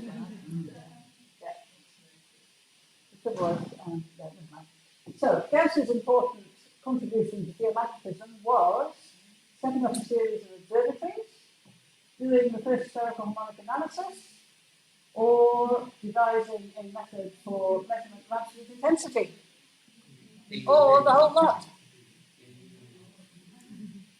Any advance on D? And a whole lot more if you include physics and maths and everything else. Yeah, even B. Okay, this one is more thought. Dipole field at the core mantle boundary compared with the Earth's surface is approximately half, approximately twice, approximately 4 times, or approximately 8 times.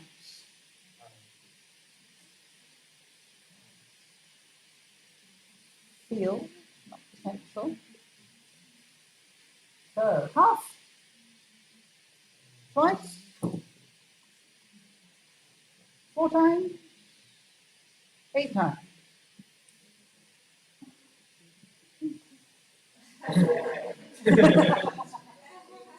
One over r cubed. Yeah, and the core mantle boundary is roughly halfway down. So 2 cubed is 8. Yeah. Right. Now I noticed at this point that I had these 3 times in a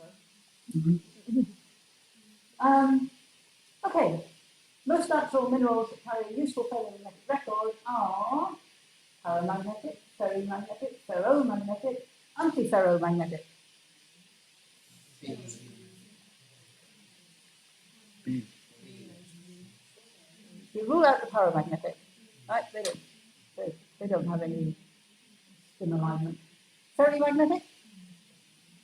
Oh yeah, do that. Ferromagnetic? Antiferromagnetic? No, not, well, they won't, because pure antiferromagnets haven't got a moment, have they? So that's no good.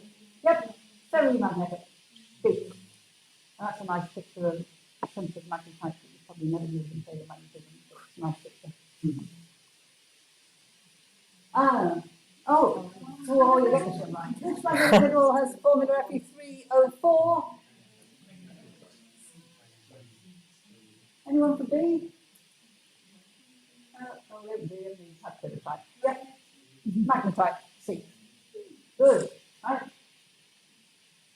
Which of these is closest to the Curie temperature of magnetite? 500, 600, 700, or 800? So not exactly, it's closest to. 580. Anything, any other than B?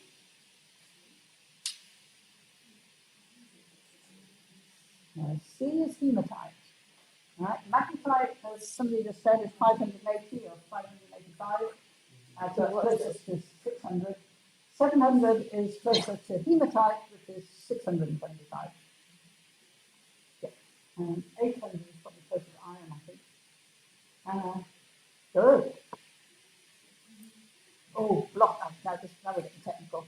Blocking temperature, the grade, is a grade of a magnetic mineral. Always higher than the Curie temperature. Always lower than or equal to the Curie temperature. Always equal to the Curie temperature, or always room temperature. B.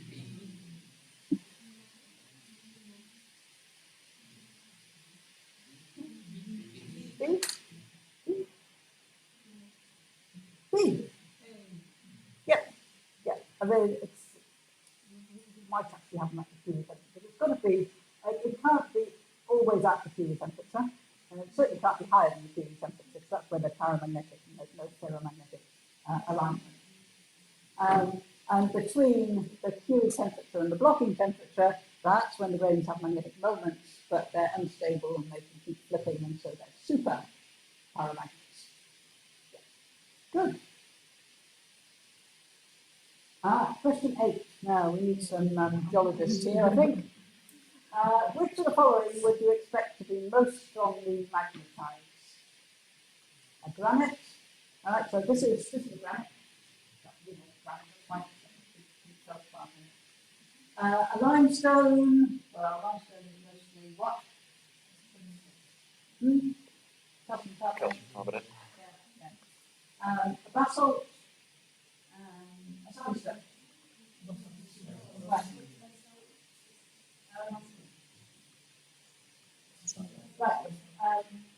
Anyone for the granite?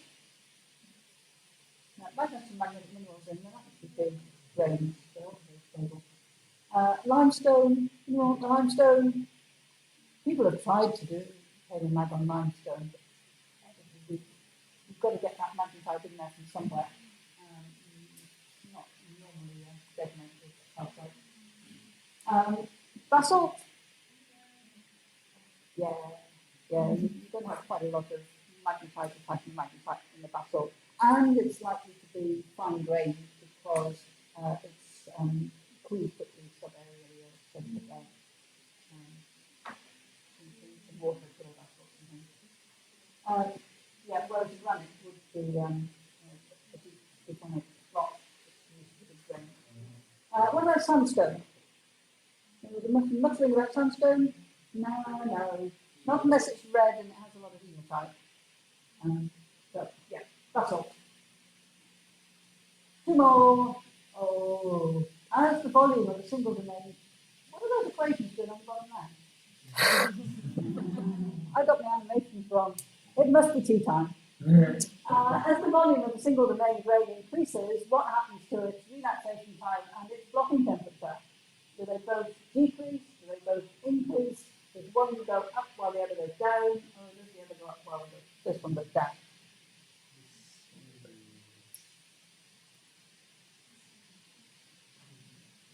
And you've got the equations to tell you. Yeah, A, both go down, B, both go up. Relaxation goes up, blocking temperature goes down. Oh, bit of that. It's B. B. Because I heard a song and dance about ABs and all these parameters. Yeah. So you don't need to get that. So it doesn't need to. And last of all, which are the most stable carriers of magnetic resonance? Single domain, multi-domain, super paramagnetic, or plain paramagnetic?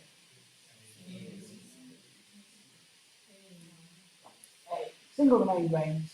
That's what we are looking for. Well done. Right, you can all have a cup of coffee and some fruit.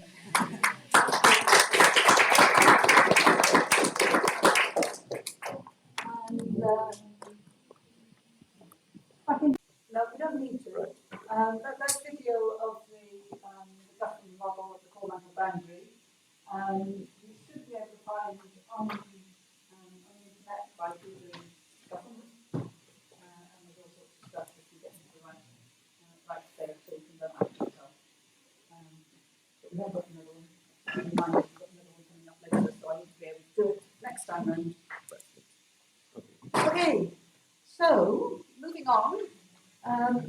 What we're going to do in this session is review some of the landmark discoveries, some of the major discoveries that paleomagnetism has contributed to. It's a little bit historical, but it is, I think, very nice and very important to recognise some of the pioneering scientists in paleomagnetism. And for me, I remember some of them from when I started out at your stage. They were the professors of geophysics at the time, so they're a little bit dear to me. So indulge me.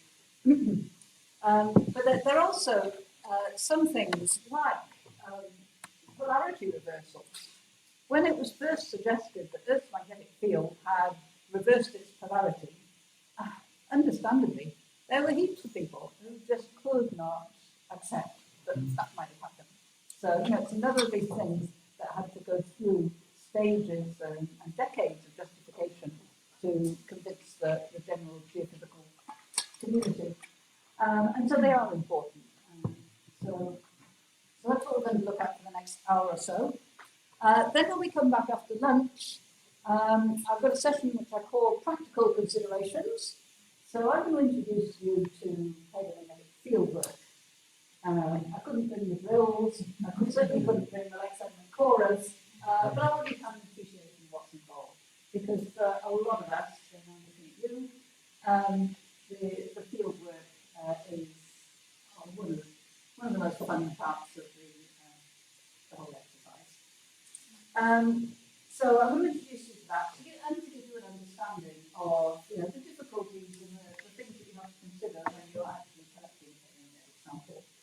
taking it into the lab, preparing some measurements, doing measurements on it.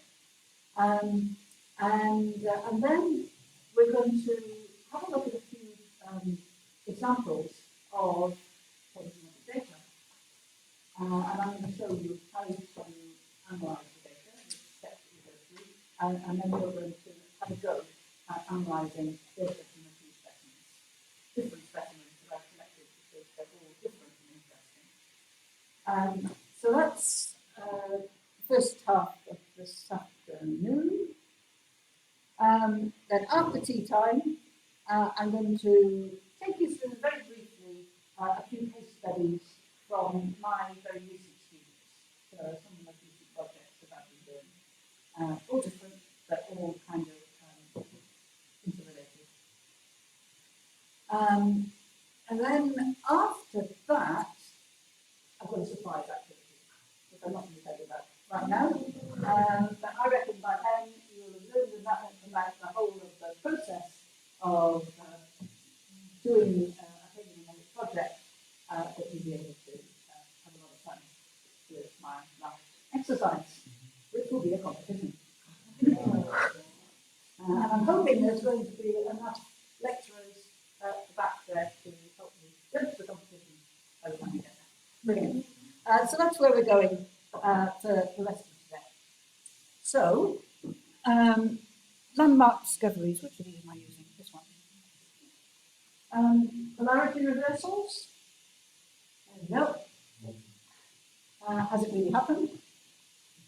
Something called the geocentric axial dipole hypothesis, which is very central to the sort of work that you've been doing. What is it? Where did it come from? Is it real? It better is. It's very central to exactly what we've been doing, putting together apparent polar wander paths, polar wander paths, and reconstructing continental configurations. The geomagnetic polarity timescale, putting that together, we'll have a look at that and just how far back it goes, and the contribution of the discovery of sequel spreading to that whole story. Polarity transitions, how much do we know and how do we find out about how the field reverses, how long it takes, and the discovery that there were these other features called excursions that come between polarity reversals. And you'll recognise now that we're kind of working through the spectrum of geomagnetic variations from polarity transitions to excursions and finally to secular variation, and how we can understand secular variation better if we incorporate paleomagnetic records. And lastly, the confirmation of global models from paleomagnetic secular variation data, which is kind of doing what Gutham was doing, but going much further back in time. So that's where we're going now. So without further ado, polarity reversals. So people probably started doing paleomagnetic studies around the late 1800s. There was a guy called Folgerreiter who actually started working on rocks and bricks and clays. And then people started working on rocks. And one of the things that they were interested in to sort of validate the process was if you had a volcanic rock that came out and flowed over a country rock, maybe a sediment or something, would it bake the sediment, raise its temperature, such that the sediment got remagnetized with a thermoremnant magnetization in the same direction as the thermoremnant magnetization of the lava flow. Right? So that would be a nice test of the paleomagnetic principle. So this is what Bruners was trying to do in 1906 when he went into the volcanic region in the centre of France, around Saint-Flour.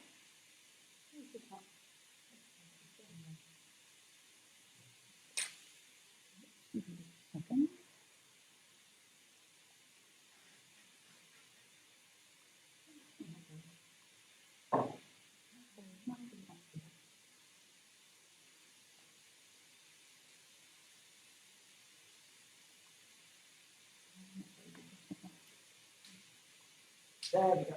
Right.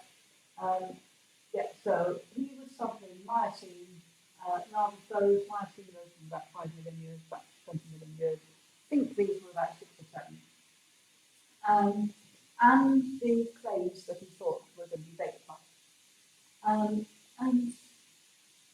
yes, he got agreement between this phase and his lava flow, but they were in the opposite direction from what he was expecting. 1906. People speak French. Can you translate, s'il vous plaît? My French is not super good, but it says like during a moment in the Miocene age, in the neighborhood of Saint-Flour, the North Pole was directed, I think, like to the opposite. So the South Pole of the Earth was the one closest to central France. Yeah, so that's what he wrote in his paper. And now let's have a look at his actual data and see what he actually meant. Now, this is a complete stereograph. I showed you earlier what I call the partial stereoplot, with that Chapman and Bartel's Bauer plot on it, which would be something like that portion. Now we've got the whole 360 degrees of directional space represented on here. We're looking down vertically. Normally people will use open and closed symbols for the upper hemisphere and the lower hemisphere. I haven't actually here, but I've got a label for you. Now, remember, we're in France, northern hemisphere, so the field today has a downward component northwards. So that's what I've shown here. The present day field is downward components, that's in the lower hemisphere and pointing northwards. What did Grumers find? He had 3 samples from clay and 1 from his lava flow.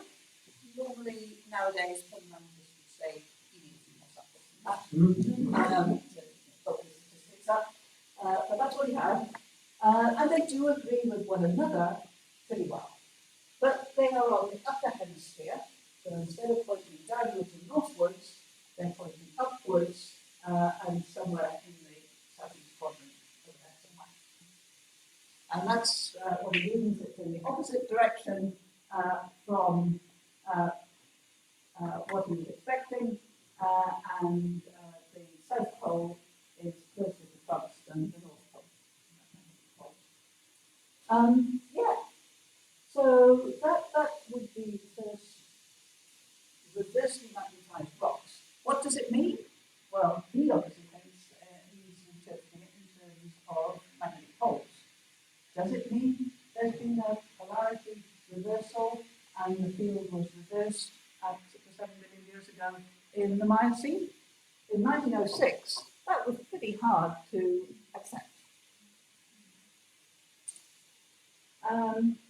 This, I'm going to gloss over it fairly quickly because I don't want to explain the hot diagram to you just yet. We will later on. This is a portion of the stereoplot for the baked clays where we had 3 samples and the lava flow where we had 1 sample. But my colleague from France, Paleo, went back to the outcrops in 2002 and resampled. And so he did bulk up the statistics, and his results confirmed Bruner's results amazingly well. So Bruner's had 3 samples, Paleo had 9 samples, and here we have the declinations, the inclinations, negative because they're upward. And alpha 95, you'll see on when I start showing you data, that's the 95% confidence angle in the mean. So the smaller the better. Yeah, so they agree really well.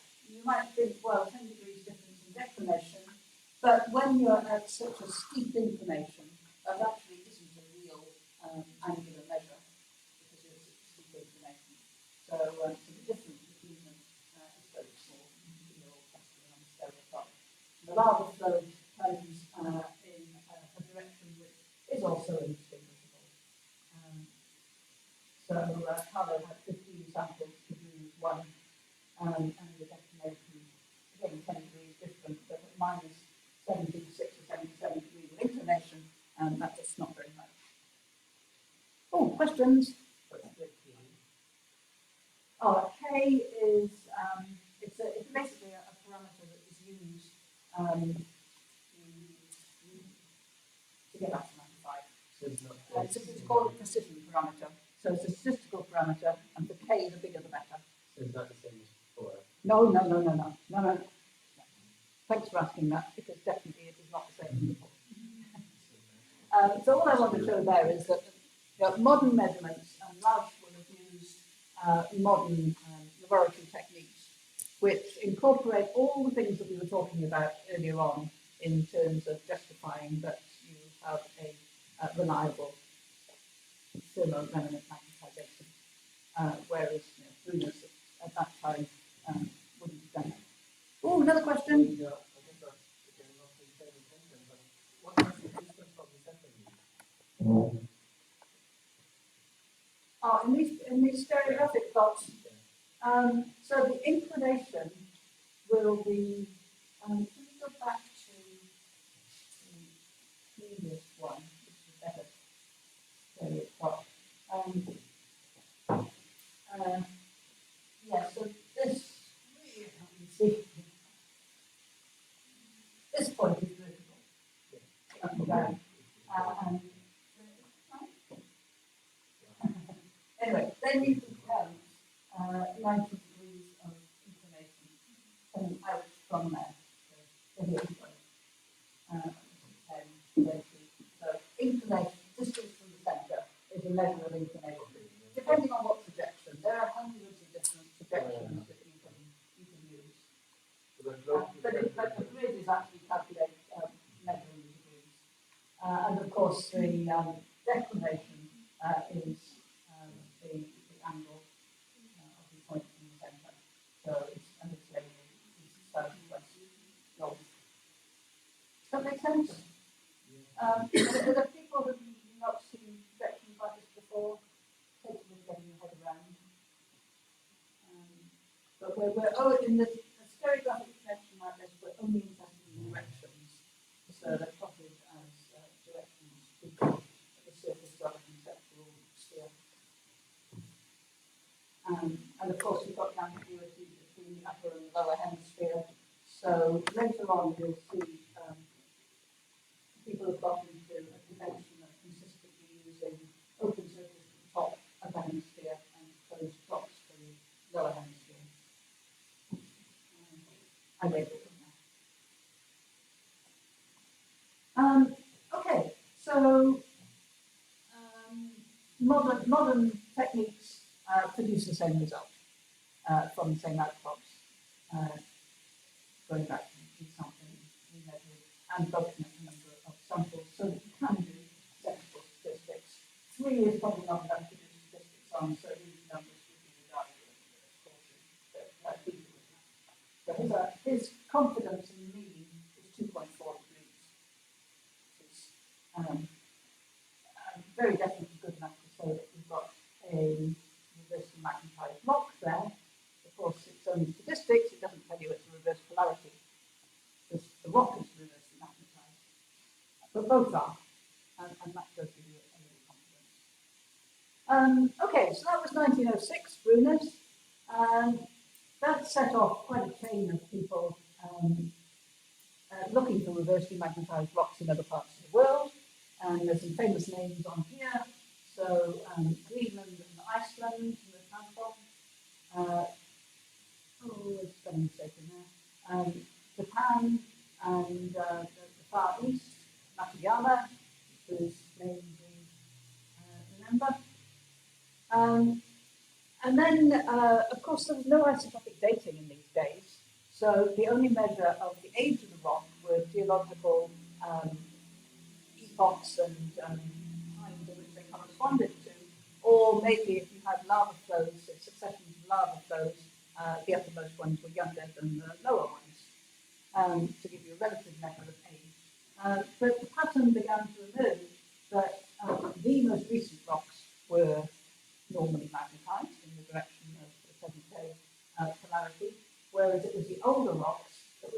magnetized. So there seemed to be a time sequence in there. It wasn't just random, normal and reverse polarity rocks around the world. So we're in the period between the two world wars when there was a lot of collaboration. And then a little bit later, we begin to collect together a bit more information, and this is in Chapman and Bartol's book, of dikes, people doing magnetic survey work, and they're going across dikes, and they can only interpret their weird results if the dikes have reverse magnetization. And there's a famous study from South Africa and another famous study from the north of England, quite independent of one another. And so we've got another source of information suggesting that we've got reversely magnetized rocks. And so that the evidence was beginning to build until Graham comes along in 1952 and says intuitively one regards the Earth's magnetic field as an inherent property of such grandeur that reversals of its sense are difficult to grant. In other words, I don't believe it. And he actually wrote to Niemegk, who we've heard about all this theoretical single domain theory and stuff, and said, is there a mechanism by which a rock can become magnetized in the opposite direction from the ambient field in which it's being formed? So do rocks record a reverse polarity magnetic field, or could they be magnetized in the opposite direction from the ambient field? And this became known as the field reversal or self-reversal controversy. And the answer that came back from Niemegk was yes. You know, there are ways that you can magnetize a rock in the opposite direction. And to give you an example of how this might happen, and it's a very simplified example here. Imagine that you've got a rock that, like that photograph I showed you earlier, you've got two phases that have intergrown with one another. So the grey and the white are different ferromagnetic minerals or compositions. And the grey one, X, has a Curie temperature that's higher than the Curie temperature of Y. So X gets magnetized first in the cooling process. But Y has a saturation magnetization which is stronger than X. So it ends up more strongly magnetized. So what's going to happen, the magnetic field is downwards here. As you cool through the Curie temperature of X, and you're at a temperature between the Curie temperature of X and Y, X gets magnetized in the direction of the ambient field. So you have this situation here. Just imagine this is a little bar magnet, so the magnetic field is following lines.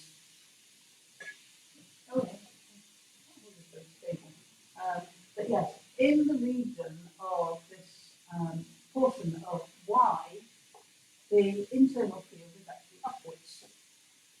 And so as we continue cooling, and the same applies to the other regions of Y as well. So as we continue cooling and we go through the Curie temperature of Y, it becomes magnetized in the opposite direction. And its saturation magnetization is stronger. And so when you look at the resultant magnetization of the Y and the X, the overall magnetization, then it's in the opposite direction to the ambient magnetic field. So that's not difficult to understand how, if we've got rocks that form with this special sort of combination of Curie temperatures and saturation magnetizations, you might get a reversely magnetized rock. And does it actually happen in nature? Well, by now, in the 1950s, 1960s, they're beginning to have the means to dissect the magnetization and see mineral combinations. And actually do experiments, bring a rock into the lab, demagnetize it, remagnetize it in the lab, and see whether its magnetization is parallel or opposite to the lab field. And the Japanese are good at this, Nagata a lot of work around this time. In fact, Nagata wrote a lovely little book on rock magnetism. Come across it? Right, might not. But what he found was a day site in Japan, a Haruna day site, which when he did these experiments, he found that he got an opposite CRM from the ambient field. So yes, in theory it happens, in practice there are some rocks out there where it happens, but these intergrowths are very rare. So can they account for all the reversely magnetized rocks that have been found around the world? It very soon became apparent that probably not. Now, here's another line of evidence, again, 1960s, so it's a bit of an old diagram, but it's a very nice one, because again, it was from the era before we could actually put absolute dates on these sedimentary sequences. So it's a set of cores taken from somewhere in the Antarctic region, studied by Optite, another famous paleomagnetist of the era. And what you find is, here's one of the advantages of sedimentary cores. You've got the continuity, you've got the sequence. So coming down from the top, they're all normally magnetized. And then you get to a certain depth where they go into white, reversely magnetized material. And then some of them, they come out into another normal magnetization, and some of them still get into another reverse. So you've got a sequence of normal and reverse polarities. But it's more than that. You've got fossil zonations on here, and the fossil zonations serve as stratigraphic markers. And so these Greek methods are the different fossil assemblages, and the first boundary between reverse and normal always comes at about where you go into this side. So they're all simultaneous across this sequence of cores. So there's a time element to the polarity, which suggests that it's not a mineral effect. It's something which is changing at a particular time, and you can follow the same trajectories. So this is an excellent example of where the sequential nature of sedimentary records comes together.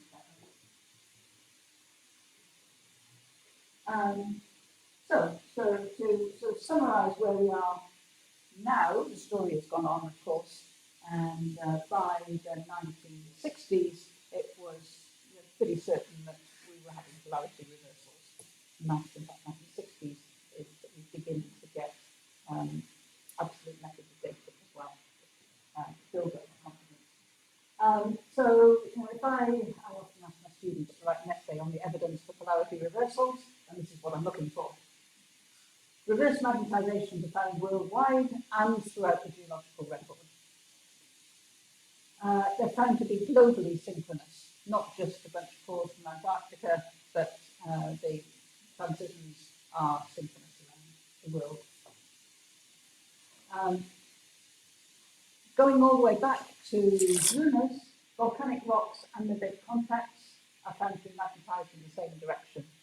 So usually two completely different mineralogies, but the lava has baked the country rock and remagnetized it in the same direction. So that applies to reverse and normal magnetizations, of course. Sequences, both sedimentary and volcanic sequences, are found in which you get series of polarity intervals.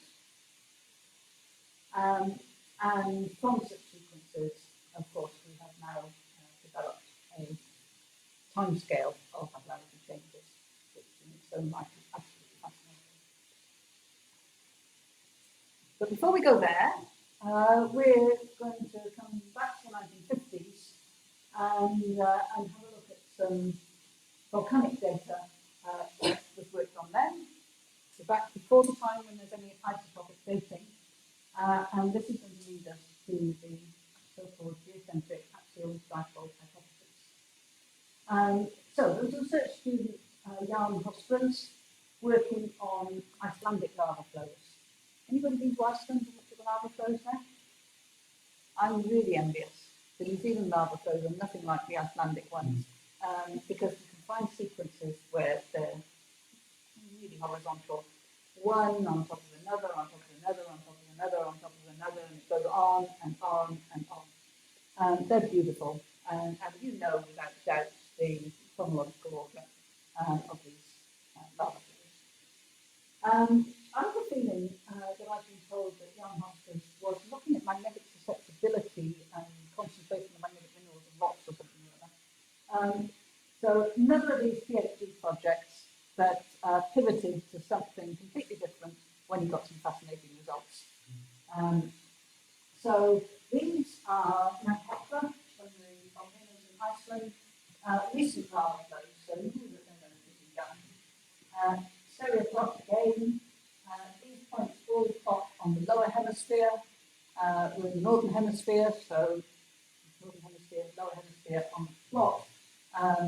We've got downward direction, and it's quite a cluster, but the average cluster is clearly in northward direction.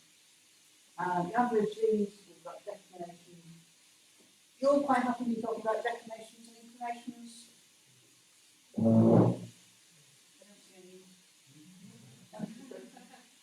So 4.3 degrees, that's 4 degrees off geographic north. Inclination of plus 76.2. Yeah, Iceland's fairly far north, so steeply down. Quite different from the present day field. With quite a high inclination, 36 degrees, similar inclination. The field of a geocentric axial dipole, that's a nice thing to have in your mind. So if you've got a dipole at the centre of the Earth, and you see the lines out from the southern hemisphere into the northern hemisphere, it's axially symmetric because you've got an axial dipole, so it will have a declination of 0 everywhere on the surface of the Earth. And the inclination due to the geocentric axial dipole is a function of latitude.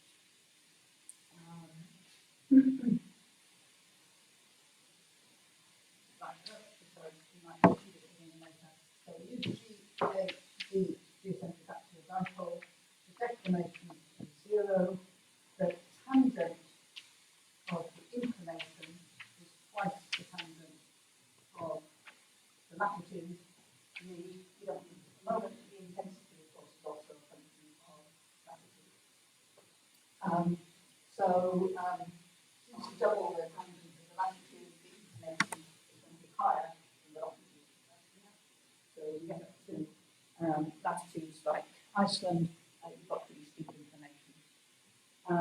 So 76.3. So I haven't got an alpha 95 here. We will do in a little bit. But this and this is pretty close, particularly given the sequence of inclination.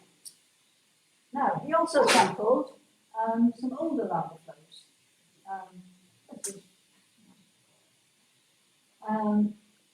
Which he knew were older because of their stratigraphic relationship to this lot. And these, by contrast, plot on the upper hemisphere. So they are upward, and they're a little bit more scattered, but if you calculate an average direction from all of those, it is actually southwards, 180, and the inclination is minus 75 because it's upwards. Slightly different position, present day field is 28 degrees and 77. So that's present day field. And the reverse geocentric axial dipole, of course, is south pointing and negative inclination. Slightly different inclination to a slightly different location. But that's neither here nor there.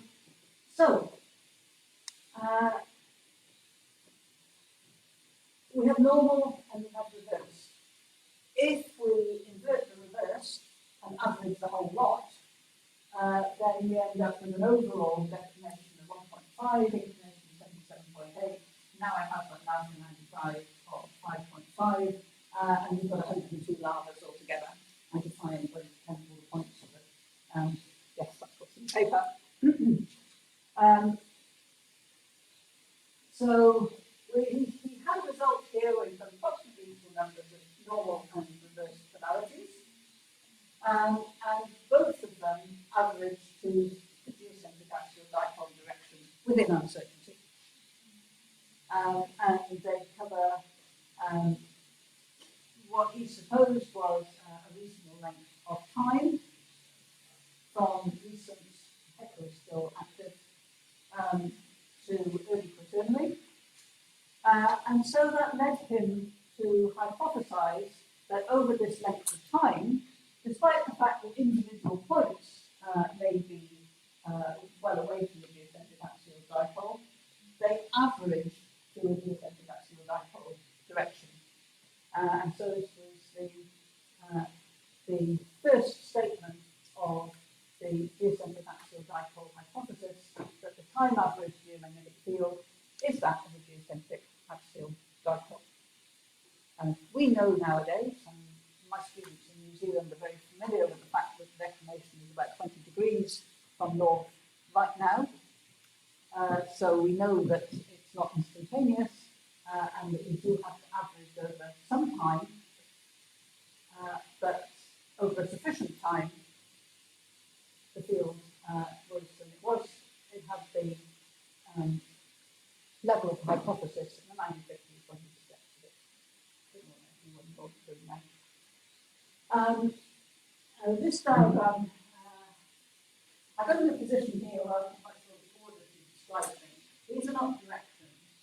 These are poles calculated from each of a number of geomagnetic results. And I'm going to tell you in a moment, using this, how we get poles from declinations and inclinations. This is a more recent diagram that covers a lot of data going back into the fire Pleistocene all the way to recent, so about 5 million years worth of poles. And you can see that they average to the rotation axis rather than the present day geomagnetic pole, which is the star. So yes, this was originally proposed by Hospers in 1953 and has subsequently been endorsed by any number of more recent studies. So what we're basically saying is that over a sufficiently long period of time, if we're thinking in terms of spherical harmonic components of the field, everything averages to 0 except the G1 naught, which is the geocentric axial dipole coefficient. Then I'm surprised nobody put their hand up and said, well, how long do you have to average over in order to use this hypothesis? Yeah, the jury is probably still out on this. I think it's longer than 10,000 years because of a lot of data that I've seen. So I would say at least 100,000 years, but probably you don't need to go as far as 5 million years. What would your feeling be since you used it? I think, yeah, several hundreds of thousands of years. Yeah, I think so. Everything shorter than that is just noise.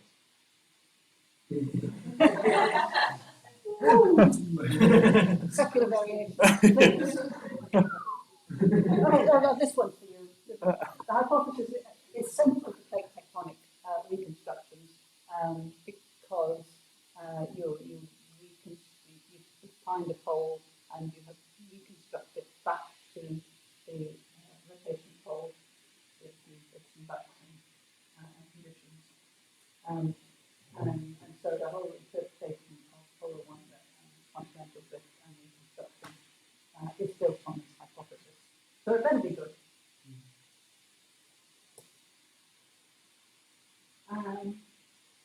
So let's move on a little bit to here.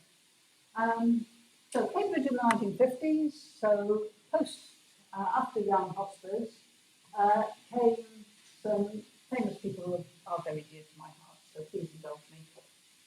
Keith Runcorn I didn't know so well. He was the supervisor of the group. He came down from Manchester to start a group in Cambridge. His first student was Ted Irving, who eventually went and worked for many, many years in Canada. That's actually a picture of him in Australia. And Ken Creer, who was the professor of geophysics when I was at Edinburgh and was quite a character. But these two were students of Runcorn's in the 1950s in Cambridge. And the paleomagnetism, people were trying out paleomagnetism in different environments, on different rocks of different ages, to see what they could get. So these two, say, Keith Runcorn came down from Manchester. So the first thing he had to do was build a magnetometer. So this is an astatic magnetometer of the same sort of generation as the old equipment that you were looking at in the observatory yesterday. It's based on pivoted magnets, suspended pivoted magnets, and putting a sample underneath and looking at the deflection of the magnet and measuring it as accurately as you can with the sample in different orientations. These, you saw some hand-hooked coils in that hut back here somewhere yesterday. These are exactly the same design, but these are designed to cancel the field of the laboratory so that the measurement is being made in zero field, so there is no induced magnetization in the rock. We're only looking at the remnant magnetization. So in the early days of paleomagnetism, it was very common to see equipment inside a set of either 2 sets or 3 sets of Helmholtz coils. You could get away with 2 if you had the ones that control the horizontal field so that their axis was parallel to the field, so that there's nothing perpendicular to them. You needed another set of coils. So Ken used to talk about building the astatic magnetometer. We had it easy. We had spinner magnetometers, but he had to work with one of those and build it before he could start working. And meanwhile, Ted Irving was more of a geologist, and he was up in the Torridonian sandstone of Scotland, sampling sandstones with hematite in them. And then the two of them got together to measure, and this is what they found. So Ted had sampled a range that obviously covered quite a period of time, Precambrian time, so really old. And this was amazing. They've got 2 clusters, one on the lower hemisphere, upper hemisphere, lower hemisphere. Very definitely with the spread, but then clusters to a direction here and a direction here, in the directions here.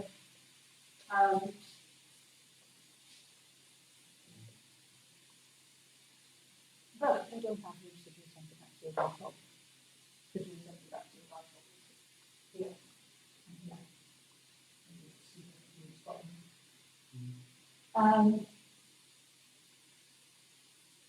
So, 1950s, they really didn't know what it meant. They went to a meeting in Royal Society in London, and this is a story Ken Creer told me when he was getting nostalgic.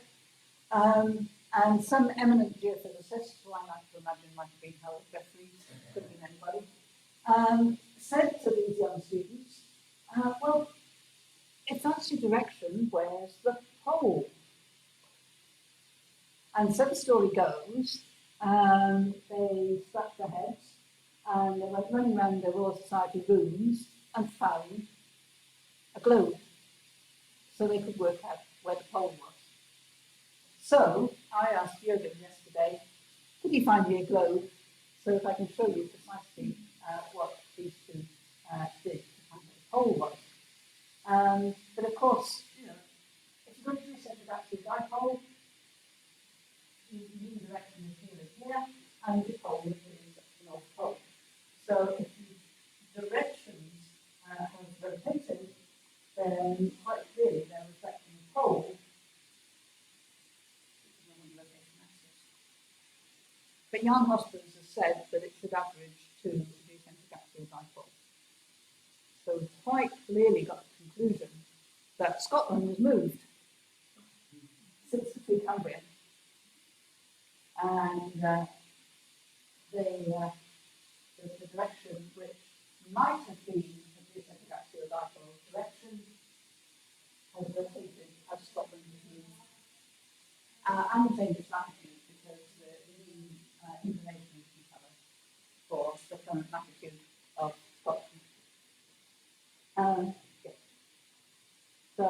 cylindrical clusters of directions, normal and reverse polarities. But there's the geocentric axial dipole. They're not corresponding, so we have to keep thinking of stopping moved and rotated continental drift. And Wegener had suggested continental drift long before this, but there was sort of no mechanism, no proof, and so the result of geomagnetism really brought the idea of continental drift back into the theories of dive. But we're still seeking a mechanism for it. Okay, so I said this eminent geophysicist challenged Greer and Irving to find where the pole would be for these directions that they had from the horizon and sandstone. Now, you can start from geocentric axial dipole equations and work out using spherical trigonometry, where if you're given a declination and an inclination, where the pole axis would be. And you get completely embroiled in the spherical trigonometry and kind of lose sight of what it is you're actually doing. So I'm going to show you a conceptual way that you can work out where a pole should be from a declination and an inclination. And that's why I brought the bow and I brought the piece of string. So let's suppose that we are in Scotland, on the road, and we have a declination which was way across in the northwest quadrant. That's got to be the direction to the pole, along a great circle in the direction of the declination method. So we take Scotland and we draw a great circle, or we construct a great circle, then the pole has to lie along that great circle.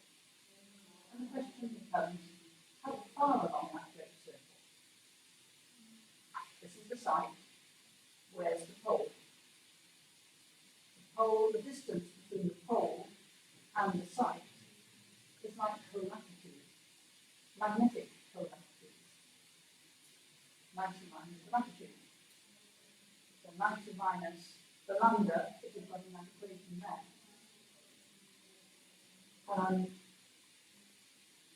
So from the inclination, we can work out the effective latitude and colatitude of the site where it is magnetized. So all we need is the inclination to work that out. And then, if we know the diameter of our globe, radius of our globe, we can work out how far along our piece of string we have to go in order to get to the pole. Interesting, everybody following me? So this is what they did in the Royal Society. So the next day they did not go back to their eminent geophysicist and tell them where the pole was. They took their declination, they worked out from their inclination their magnetic latitude, and their pole was some distance off the rotation axis, as they knew it had to be. And that we now interpret as the pole with respect to Scotland for the Precambrian, or the current pole for the Precambrian. And since the Precambrian, Scotland has moved, so that the pole is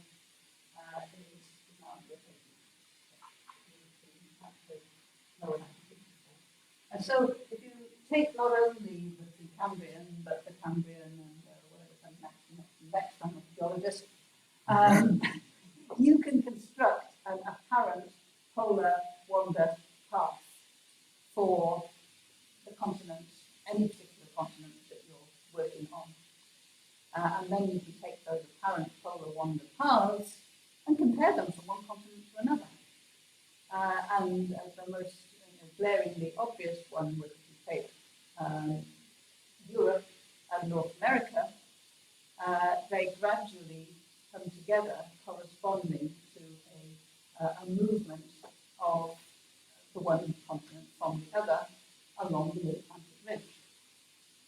And so begin to piece together what we now sort of learn all at once in terms of tectonics, seafloor spreading, continentally. But the original evidence came from people like Clear and Irving back in the 1950s.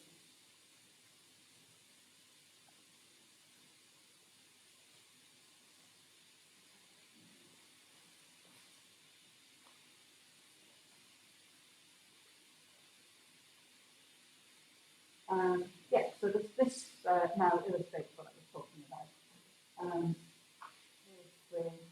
We're trying to find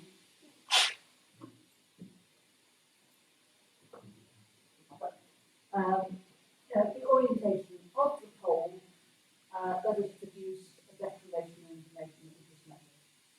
So we take the declination, construct a great circle from it, and use the inclination to calculate the magnetic co-latitude, 90 minus the latitude, of the pole measured from the site. So the pole was there, the site would have been at this magnetic co-latitude. And that gives us the position of the pole. Obviously, we can produce equations to do the job properly and program it up and automate it on the computer. But sometimes it's good to complement that simply with looking at the globe and constructing it to check that the answers coming out right. So there's a lot of if statements and but statements if you try and fill them out.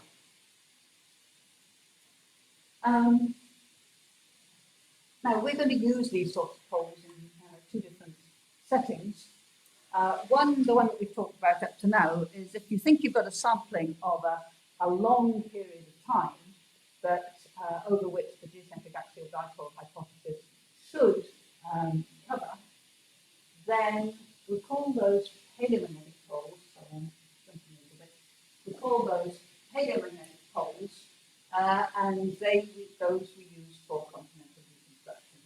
They represent the location of the geographic poles, the axial dipole, relative to the sampling site for the period of geological time we're talking about. So that's what I've talked about up to now. In a little while, we're going to start looking at finer scale details of the geomagnetic field. And we use the same construction with individual paleomagnetic measurements, which are more instantaneous, cover a much shorter period of time, for which the axial dipole hypothesis clearly doesn't apply. And so we know we're not modeling the real positions of the poles. So we call them virtual. So virtual geomagnetic poles are simply a way, a calculation which is done from a declination information. We do the intensity, we can get a virtual dipole moment as well. But the one thing where these become useful is that we can compare observations from different locations around the world, because poles are poles. Directions depend on the expectation of direction depends on the latitude and in your rotation, but the pole becomes comparable. And if that sounds a little bit vague at the moment, don't worry, I haven't explained it particularly well, but I'll show you some data later. But I did want to talk about this now so that you can picture what's going on the globe. Okay, so we've accepted that reversals really happen. Polarity reversals are real, they're not just reversal magnetized rocks. We do have to look out for self-reversal, because it does happen every now and again. But we're now interested, we've seen there's a series of reversals going back through geological time. Can we build up a time scale? We actually go back to Hospers to start with, because he stumbled a lot in Iceland, and one of his sections, you could see the sequence of data, and he had an upper section where he had 7 normal polarities,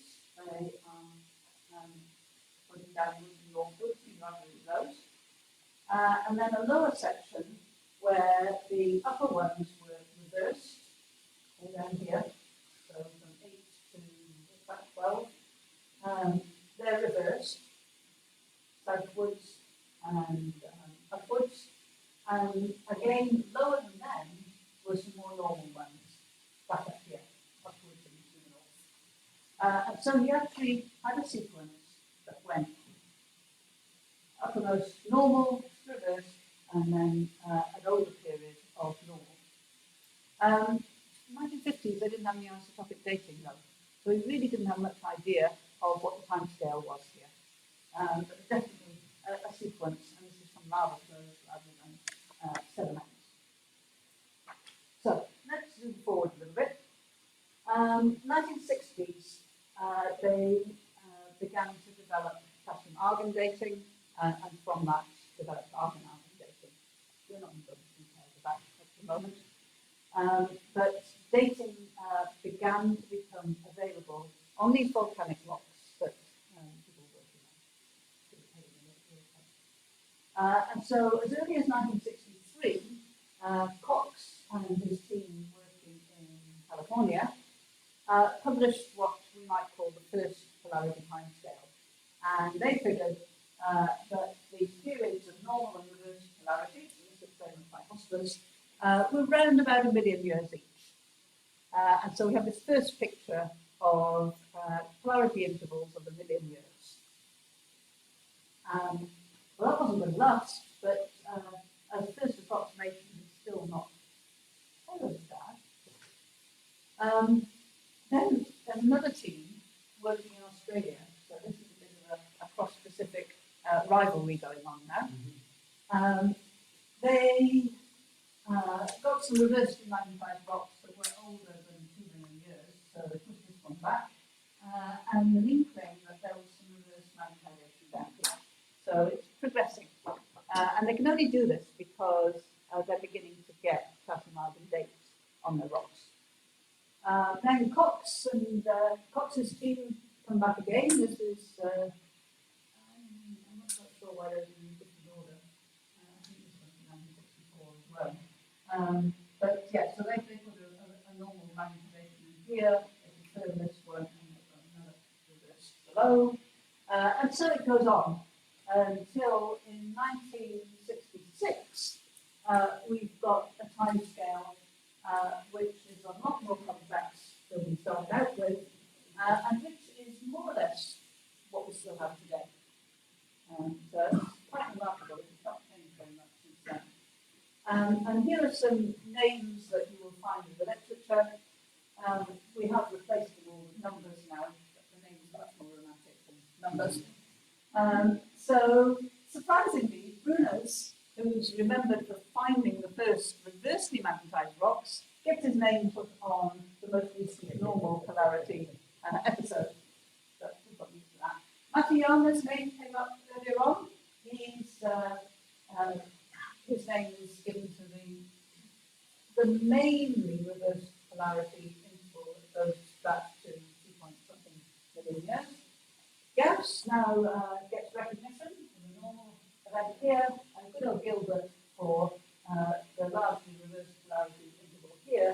It has actually got quite a series of normal polarity intervals in here.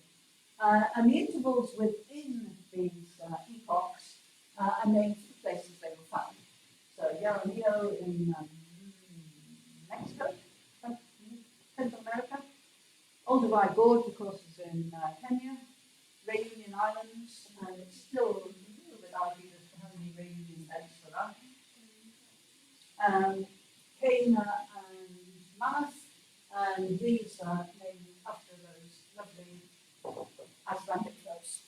So you'll see those names in the And as I say, this is Kennedy and Kent's timescale from 1995, which included people off bedding data, and it's not a lot different from the 1966 one. So that takes you back about 5 million years from terrestrial rocks. Once you try and go back a lot further than that, the uncertainties in the dating make it a little bit difficult to resolve intervals. But in the meantime, of course, we have this wonderful discovery that we can interpret seafloor magnetic anomalies in terms of magnetic reversals, polarity reversals. You all know this story, don't you? Yeah. Good. Right. In that case, I will just labour it. What I find absolutely amazing is that you start with a record like this at the top here, and these people, Vine Matthews and Morley, working separately, managed to come up with the interpretation of polarity changes symmetrically about the mid-ocean ridges. I still find that absolutely amazing. But of course, what you find is when you do this interpretation, you end up for the first 5 million years replicating what they had from the terrestrial rocks, which sort of seals its authenticity, the authenticity of the method. The reason I put this one up on the left here is this is probably the first marine magnetic anomaly map that was published, and it is so complicated that I would not expect them to come up with the interpretation if that was the only one that was available. But when you look at ones around the Atlantic, the Mid-Atlantic ridge, which looks much more symmetrical and less complicated, then it becomes much clearer. So, cut a long story short, interpreting and extrapolating the seafloor spreading record, there's continuous record back to about 80 million years, and then piecemeal record covering about another 80 million years. We can put together a polarity timescale. Amazing. There's calibration points and there's all sorts of fine detail, putting together the records from different parts of the world and getting the common features out of them. And this record, in order to fit it on the screen, I had to swap it obviously, and it's very difficult to pick out individual features from it. But what we can say, and the one thing that's obvious, is the cretaceous normal supercon period when we went to 40 million years with low reversals. But if you look before and after that, you've got 2 periods of time where the average rate of reversals is about the same, 2.2 per million years. But it's by no means is it uniform, so it's not a periodic feature. In fact, you do statistics on these, and they come out to be essentially random. But then you've got that period of the cretaceous normal supercon between them when there were no reversals. Wow, why? Well, I was just about to a skeptic. It sounds like you haven't found enough of the reverses in the Cretaceous to fill it out with that nice barcode. Well, you wouldn't be the first to suggest that. But no, there's very definitely a difference. Yeah. So all these directions, so we need find maybe one more example, but this will be shown.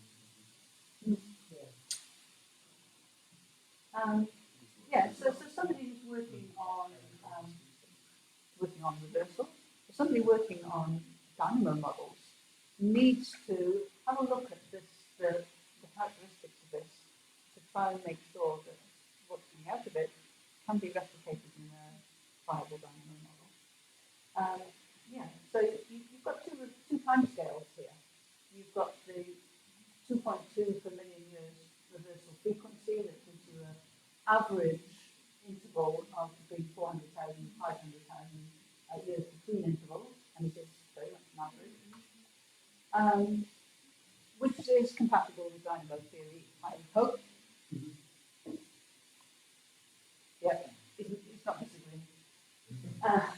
But you've also got this long time scale of frequent reversals, no reversals, frequent reversals. So 200 million year sort of periodicity, which is more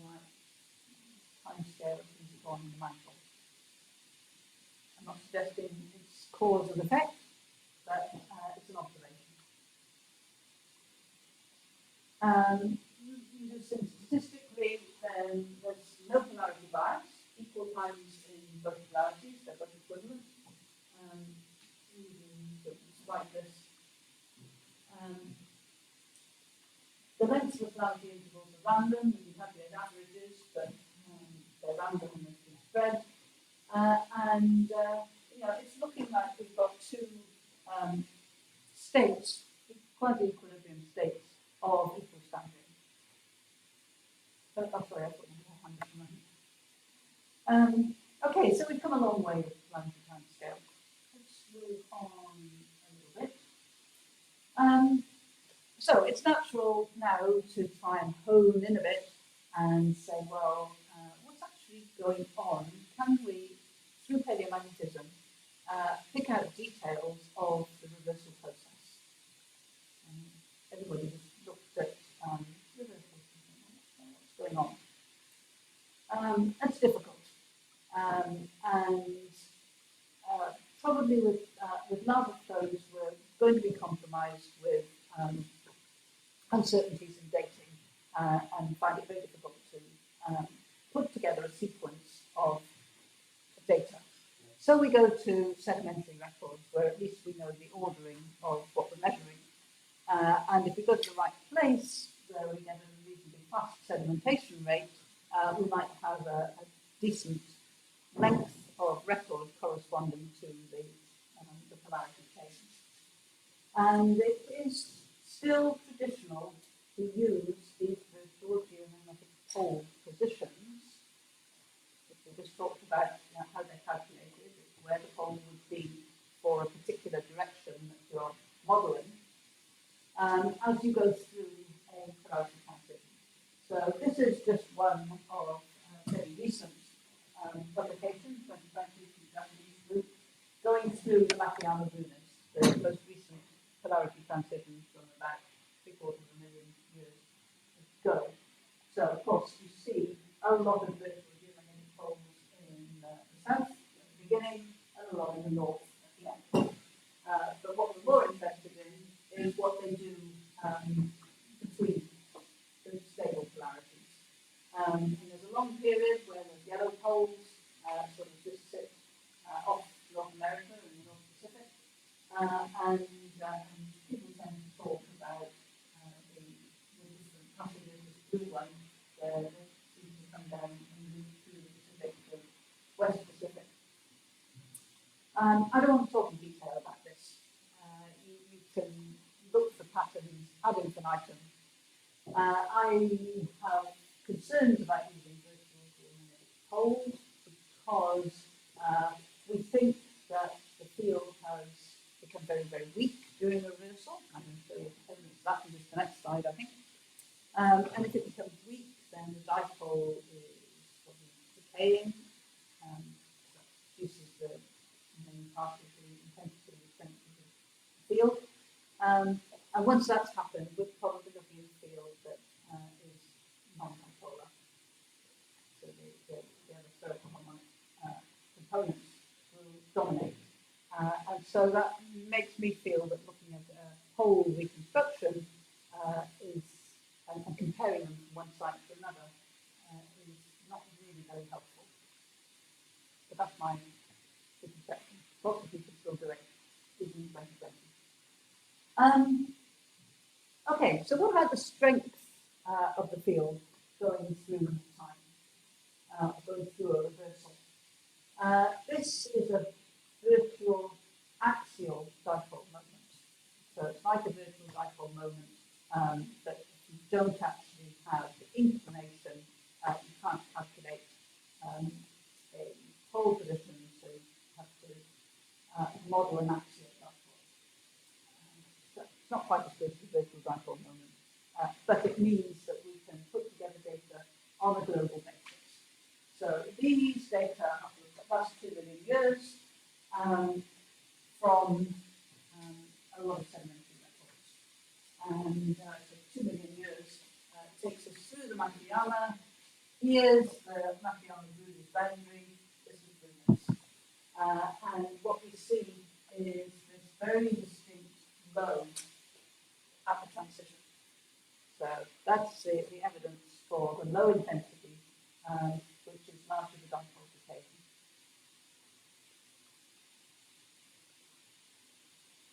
Okay, now, once we start looking in this sort of detail, we found ourselves some sedimentary records that have a sedimentation rate so that we can start looking at what's going on within a transition, then we begin to see other things.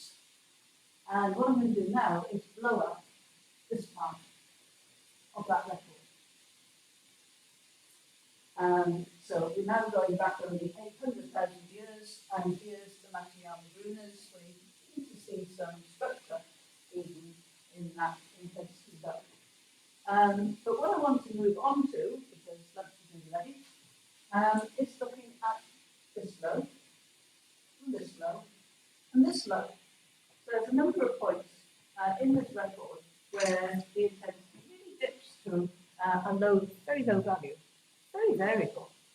You think of 50,000 nanotetras wherever you are, but over time it's been very variable. And one of these points where it goes particularly low.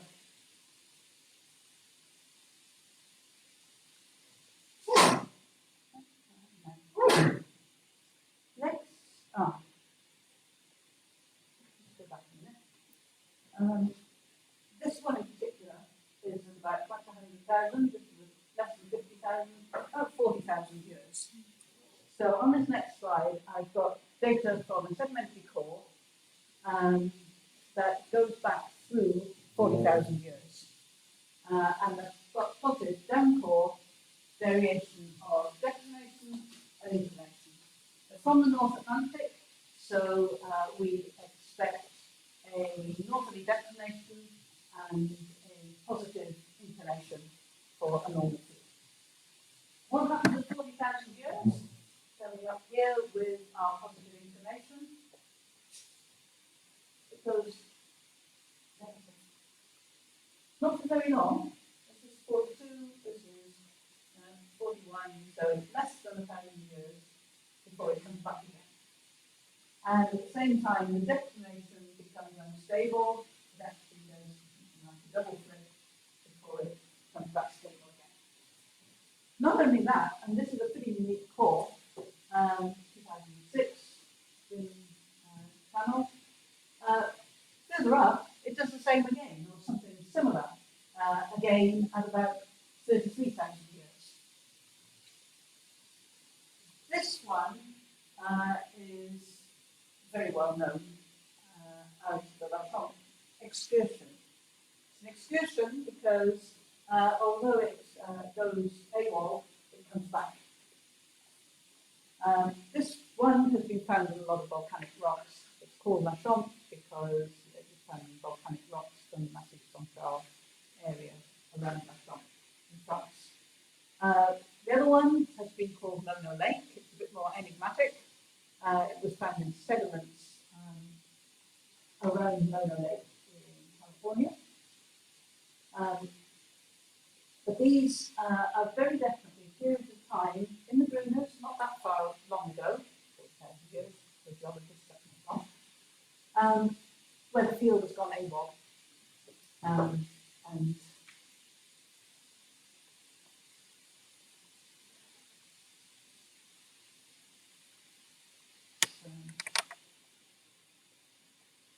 I'm not going to stop there. This is obviously virtual geomagnetic pole position through another of those periods of time, 273,000 years ago, where similar excursional data have been found.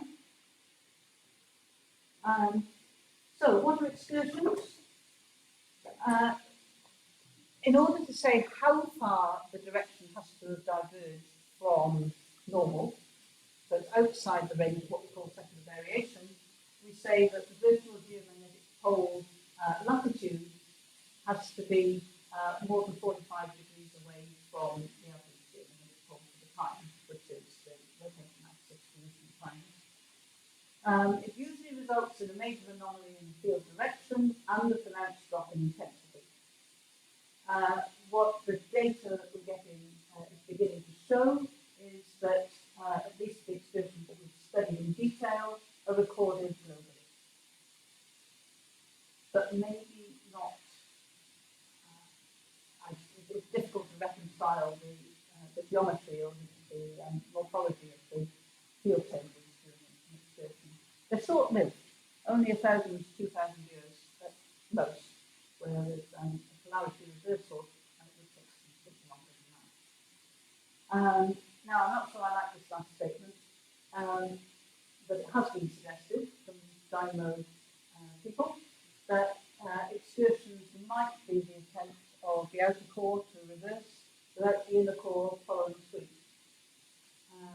And so we tend to think of them perhaps as similar to an attempt to reverse polarity, which gets aborted. Now, maybe the reason's not solidly established, but the appearance is an aborted reversal, because it always comes back to the same polarity we started with relatively quickly. So in the brunners, we have the Molo and the Lachon, which I talked about. Lake event is about 120,000 years. There are 2, possibly 3, around 200,000 years.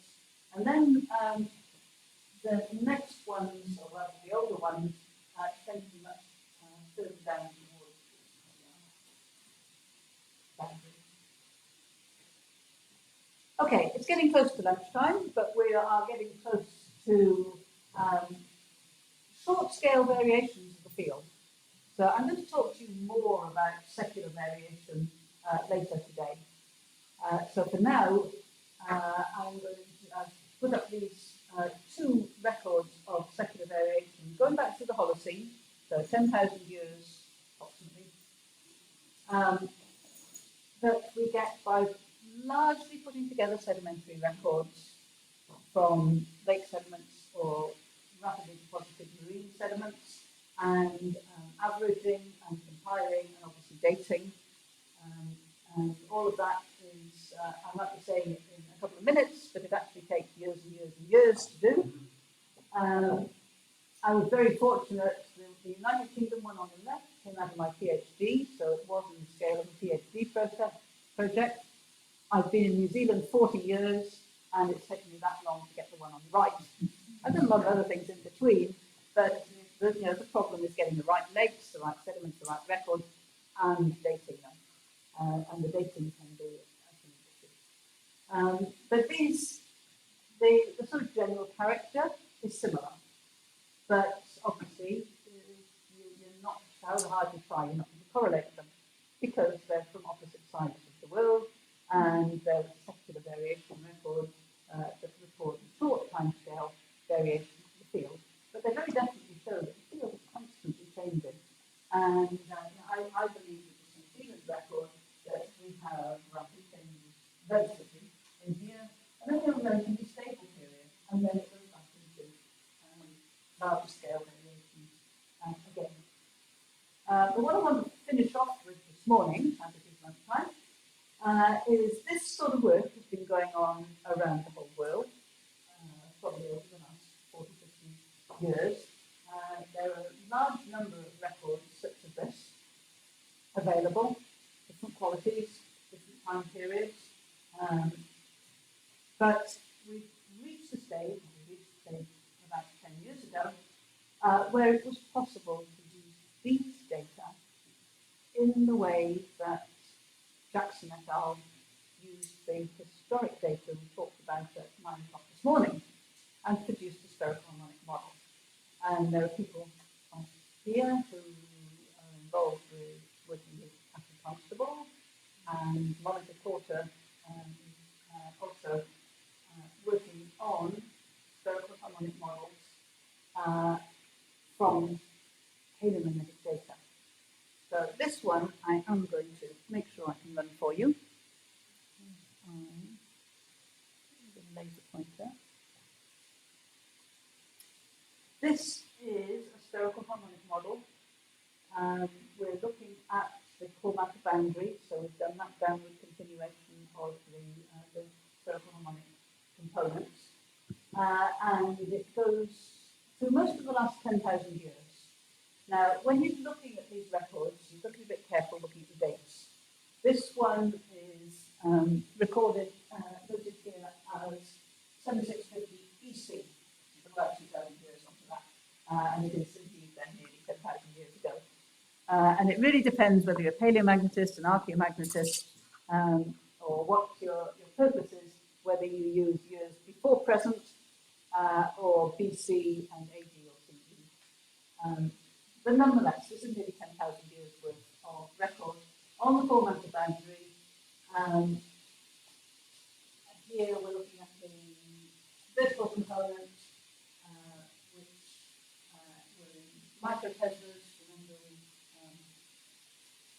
it's stronger on the core matter boundary than it is on the surface by a factor of 8 or 10. Is the polar flux flow in the southern hemisphere, in the northern hemisphere, and here is the magnetic equator. Those are some of the things to look for as you run this. So you see the flux flow coming and going and developing. Wow, look at that bit between boundaries and doing that. Again, we're going to find the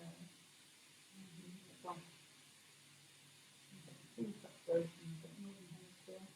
Now it's in feedback. It's coming up to 2,000 years ago.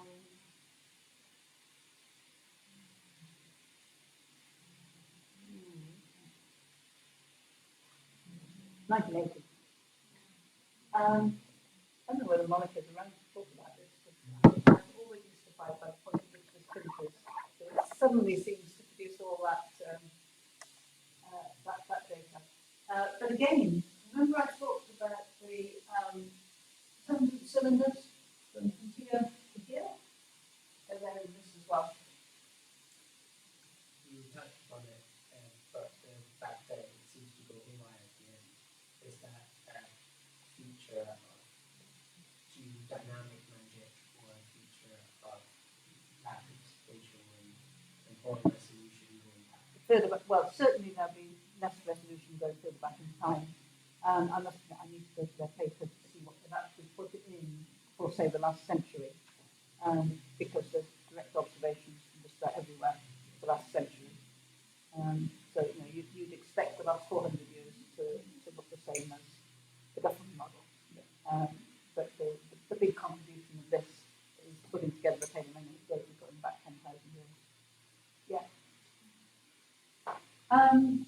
Yeah, so, you know, we've now worked through the history of some of the most important contributions of paleomagnetism. Paleomagnetism is certainly not finished because there's still a lot of questions to answer on all time scales.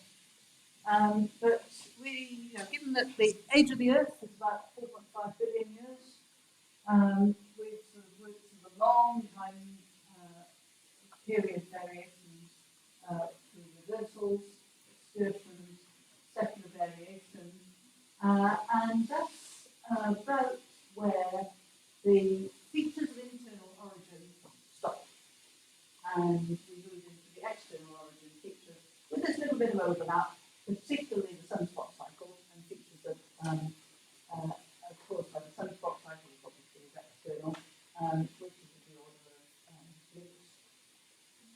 To work fine. I promised you we'd come back to these pictures, and here we are. Because this afternoon we're going to turn you all into paleomagnetists.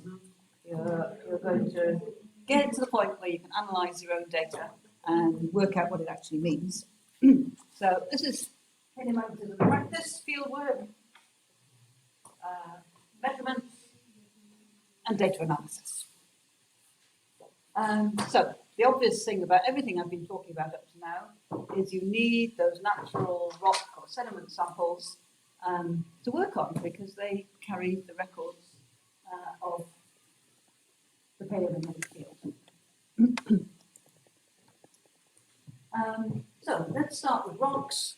They're nice and solid, possibly the easiest to sample. On the left, we've got some volcanic rocks. On the right, some consolidated sediments. All of them are amenable to drilling.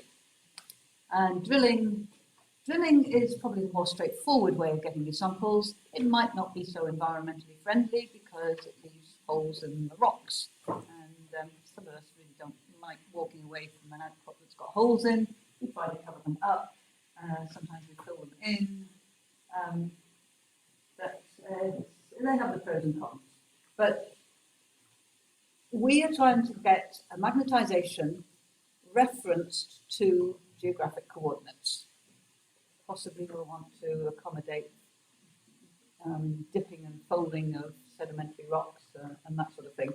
But to start with, we want to reference to geographic north, east, and down. That's our coordinate system, NED coordinates. And so before we remove any sample from the outcrop, it's got to be oriented. Otherwise, we've lost the chance of getting a referenced result. I don't know how many permutations there are of orienting a sample, but every lab seems to have a different one.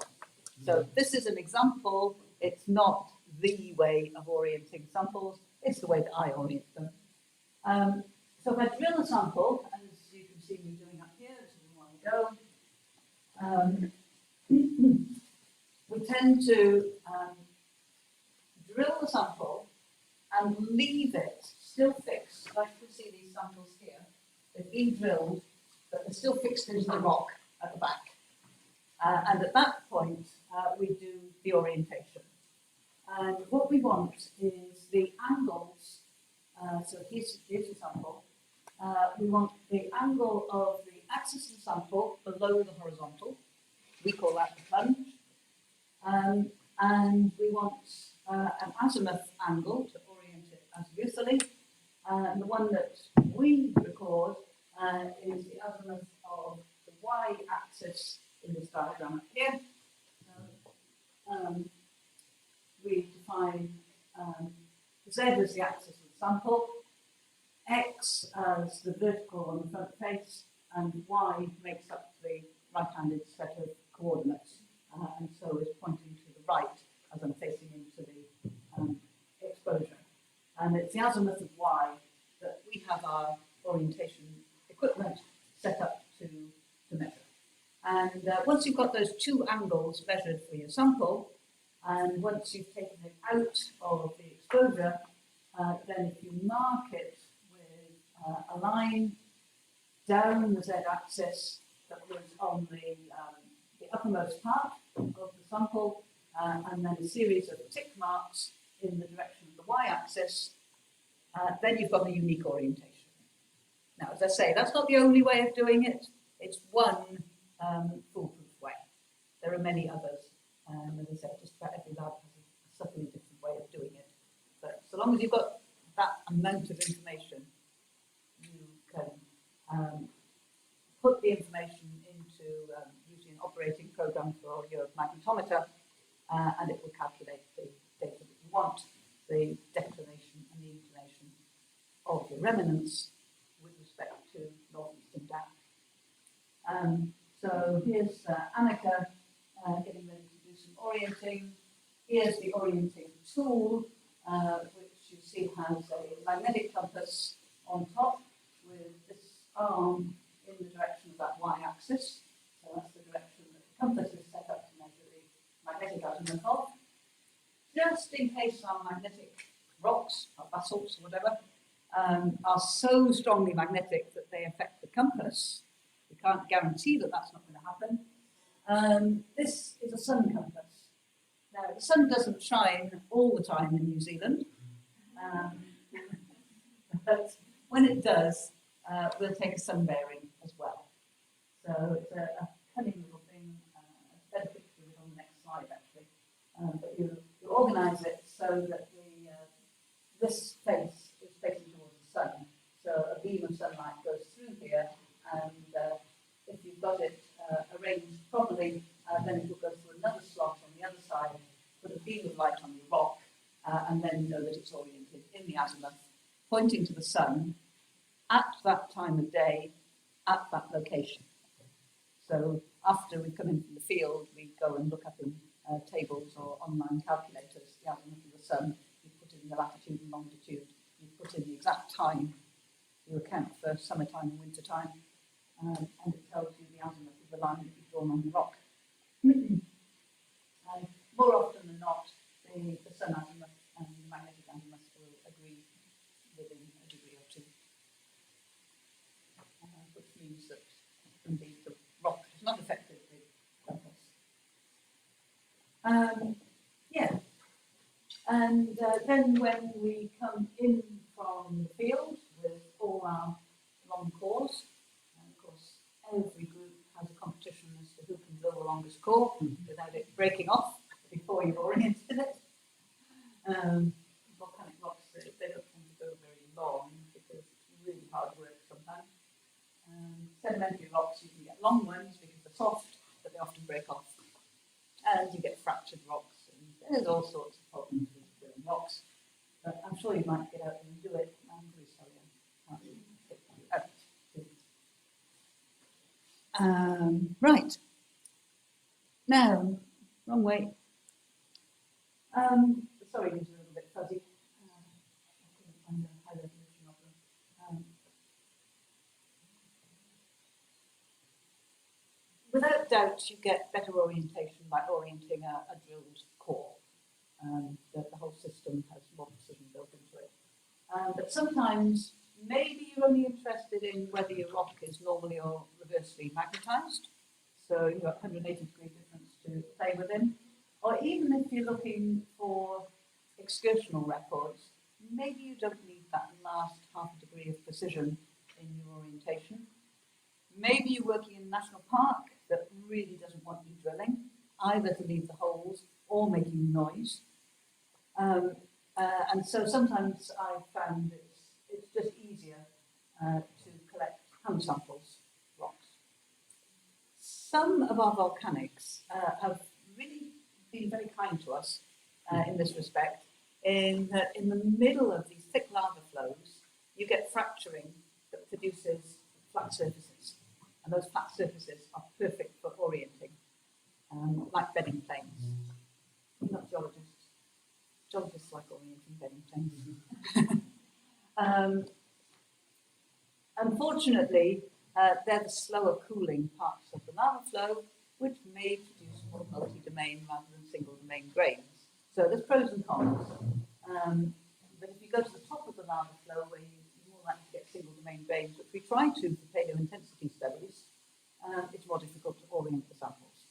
So, as I say, you've got to trade off one thing for another. But this is a beautifully flat surface on one of those lava flows. This is the sun compass. You can see the sun is coming, beams coming through here, through the slot here that you can't quite see, but you can definitely see the sun coming through the slot onto the rock. So that's properly oriented. We draw a line along the side and an arrow towards where the sun is. And then out comes the sledgehammer, and I think Lizzie got this one out when I started without showing to help. Other disadvantage of this is you're halfway up the volcano, and now you don't want to rely on just one sample, so you're going to take at least 2, if not 3 samples at a few sites in the day. Very soon you've got more rocks than you can carry down in the mountain again. So you do have a lot, and you've taken the sledgehammer up there with you. Whereas the cylindrical samples, they're a lot lighter. So the rock drill is water cooled. And if you haven't got a source of water on the mountain, you've got to carry that up with you. So don't let me put you off though, please. That's why you have students, right? Or yes, or you get the geology students to come along. That's what a bachelor is. Oh, boyfriends are good too. Oh. Always want to look at them. So sediments. I grew up for many years something like sediments with this this Cora, or a Cora like this, it's called the Mackerus Cora. It was designed in the Lake District of northern England. And it's beautiful in that normally they're 6 meters long. ANU built one that was 18 meters long, and it really was an ungainly beast. But 6 meters is quite good to handle. So you get a continuous 6 meter long section of sediment. None of this having to join up meter long sections. It comes out in one section in a plastic drain pipe. It's got a series of a couple of pistons that allow you to, can't see the air bottles here, but divers air bottles with compressed air, push air above a top piston, which pushes the core tube into the sediment. And then you divert the air into the anchor chamber, that fills up with air, becomes buoyant, pulls the whole lot up off the lake bed, and that becomes like this. Now, if Harold Jeffries saw that, he would never believe a lake sediment record, but a good lake sediment will survive that, no problem at all. So that's the principle of lake sediment coring that I've always used. There's multiple other ways of doing it. In Minnesota and places where the lakes freeze over, they'll dig a hole and they'll do something by hand from the ice. There are many ways of collecting cores and sections. But as I say, you've then got the azimuthal correlation of section to section. Whereas this, you've got it all there in one piece. What have I included here? Deep sea drilling. We've talked a bit about deep sea drilling. The Georges resolution is purpose-built for it and spends all its time sailing around the oceans, drilling in different places. And if you're really lucky, you may end up getting the opportunity of going on one of their cruises. Sorry? In the quasi-explosive lake sediment method, how do you get azimuth? You don't get absolute azimuth, but you have got relative azimuth all the way down. So then, in really nice situations, if you've got a record that comes up to the present day, you can match the top to what we know from Observatory and any other records that are around. But sometimes you do end up seeing records that are classified as relative declination rather than absolute. There are ways, people have experimented with putting compasses on the Cora and a camera which takes a photograph of the compass when it's on the bottom before it takes the core. It never quite worked properly, but yeah.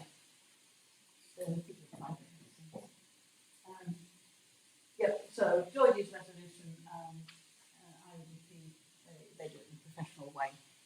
And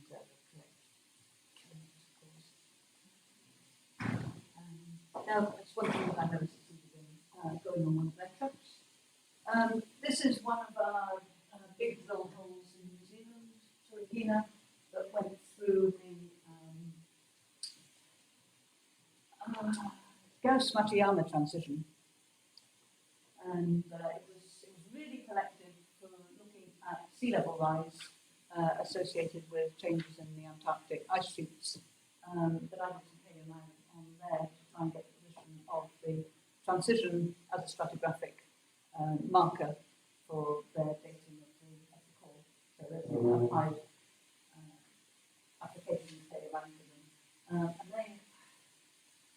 they caught hundreds of meters there in two different locations. In a place called Siberia of all places. Wasn't that bad? Wrong way. So these are lake sediment cores. This is what they look like when we get them back into the lab. We do cut them into 1 meter 50 sections once we have made sure that we know the relative azimuth of them. And then we slice them in half, section them in half. And so this will be quite a long one that goes from here. The top goes that way, and that way. It's like the colours match better. That's the way they go, isn't it? Yeah. That's a very typical lake sediment. You can see the layering. You can see just in a few places how the coring is dragged a little bit at the edges. So we always sample in the middle, going down a hole like that.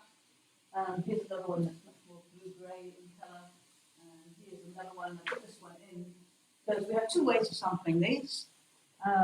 You can either sample in discrete samples, where we typically use plastic boxes about 2.5 centimetres cubic, and sample all the way down the length of the core. And then you've got discrete samples to measure in a discrete sample magnetometer. Or what they've done here is they've put what we call a U-channel, which is meter or meter 50 long plastic channel with square cross section, and it's being pushed in, and you can see it's being removed very carefully to give you this very long sample. And there are magnetometers, particularly cryogenic magnetometers, I'll talk about in a bit, where you can feed these through, step them through, and take measurements every whatever you want, centimetre, 2 centimetres, half centimetre, whatever. So two ways, and sometimes I might show you some. We'll talk about the pros and cons anyway. So those are sediments. They could be marine, they could be lake sediment.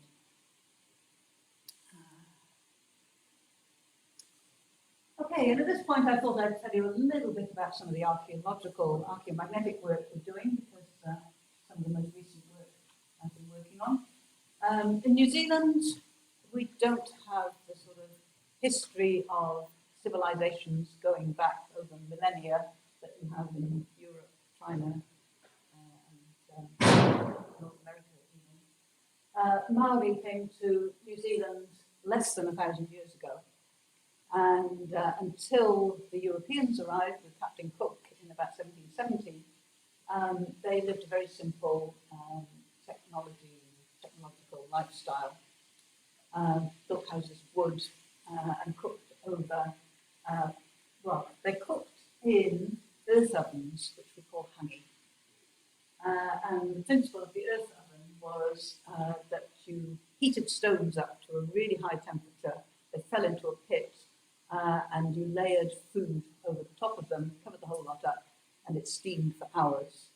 I'll put water on it, it steamed for hours, and then you uncovered it and ate food. If they left the stones untouched, they will have cooled to the Curie temperature and become magnetized at the time the honey was last used. And that's the principle that we're working on when we sample sites like this one, where this honey, archaeological honey, has been half sectioned, so it's looking at a cross section across the middle of a pit which is about 1.50 meters wide.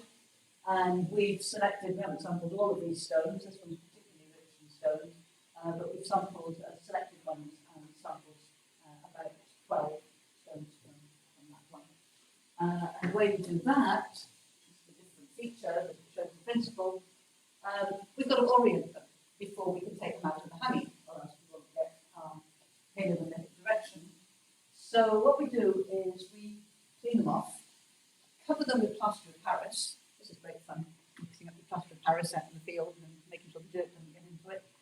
And you put a blob of plaster of Paris on top of the stone. And the first thing you do is you level it. So we've got this perspex sheet with two perpendicular spirit levels to get a level. Then you have to let it dry. And that calls for patience, particularly on a damp day. Once it's dried, we do the same trick as I showed you earlier. We put a magnetic north, I can't remember whether the blue or green magnetic north on here, one or the other. Oh, the green is the magnetic north, yes. And then we put a sun bearing as well, for good measure. And what evidently happened here is the sun went in at some point, and so we only got a sun bearing on some of them. So once we've done that, again, we've got a horizontal surface and we've got an azimuth. So that's enough to reorient the stone, and once we've sampled it in the lab to get a orientation of the magnetization with respect to northeast and down. So this is another handy site. This was a favourite of mine because 1640 is when Abel Tasman first sailed around New Zealand with his compass and gave us a declination of 9 degrees. So we know that we should get 9 degrees out of this. And well, we also had a radiocarbon date on this one, which is nice. These are more recent ones. This is a hearth that was used around about the time that the Europeans and the Maori were living alongside in the early settlements, early European settlements. So it's a stone-lined hearth, which had a fireplace inside. What's quite interesting here is that the stones don't always get completely heated, and so you get a gradation of magnetization from the inside to the outside. And this is a brick kiln that was used for making bricks for early railway tunnels. 1868.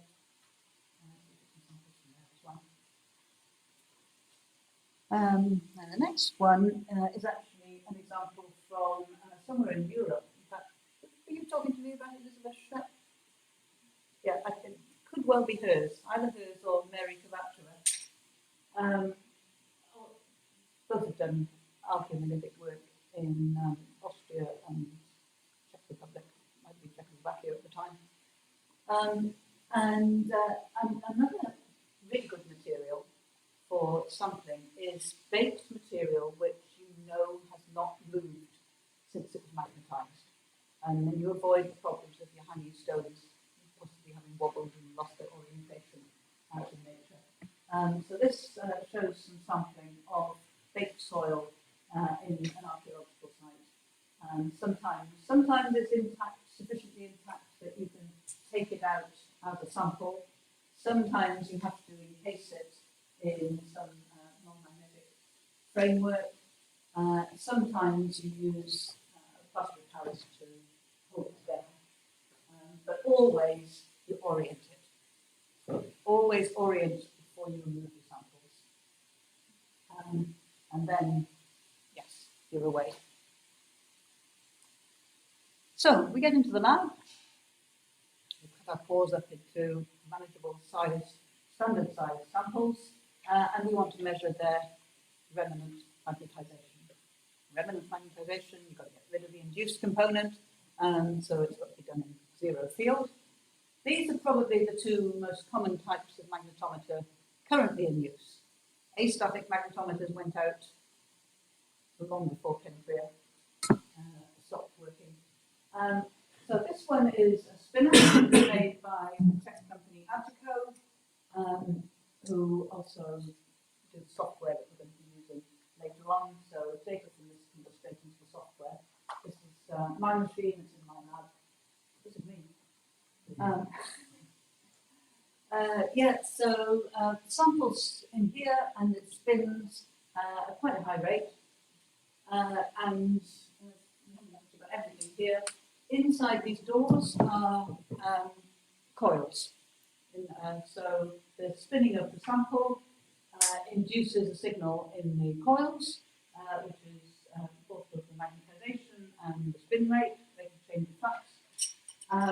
And that is taken by the computer, turned into a magnetic moment.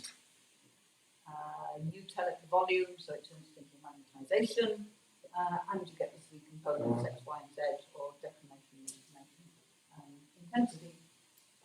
You measure it normally in 4 orientations. You could measure it in more than 4, so there's a little bit of redundancy in the data, which gives you a check on consistency. That's fairly standard in measurements. And of course, before you do the measurements, there is a new metal shield, which is a cylinder, a sort of diameter, that actually interlocks with these grooves you can see here. So you have to remember to put the new metal shield on top before you set it spinning, working. This page that you can see on the computer is the operating program, and as it measures, it populates the data in there, and eventually does its calculations. So it probably takes a couple of minutes for each measurement. It's a little bit manual in that you have to change the orientation of the sample between each measurement. The A actually stands for automatic. There is an automatic system that rotates the sample without you having to take it out, but it's a little bit fussy. I need a workshop like I have here to fix it for me. Okay, so So that's a spinner magnetometer, and it's the workhorse of a lot of labs around the world. This is a cryogenic magnetometer.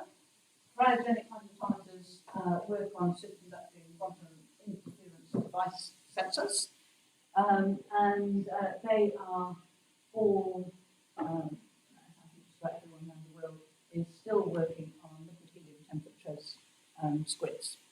So that's liquid helium is what is absolute difficult stuff to work with. And you have a reservoir, the sensors is in India. You have a reservoir of 30 or 40 litres, which gets filled up with these modern machines, probably only filled every 12 to 18 months because they have a very efficient cooling system to inhibit the boil-off. Machine that I had a while ago didn't do that. I had my students busted on 24 hours a day to make the most of the time that we had in cryogenic.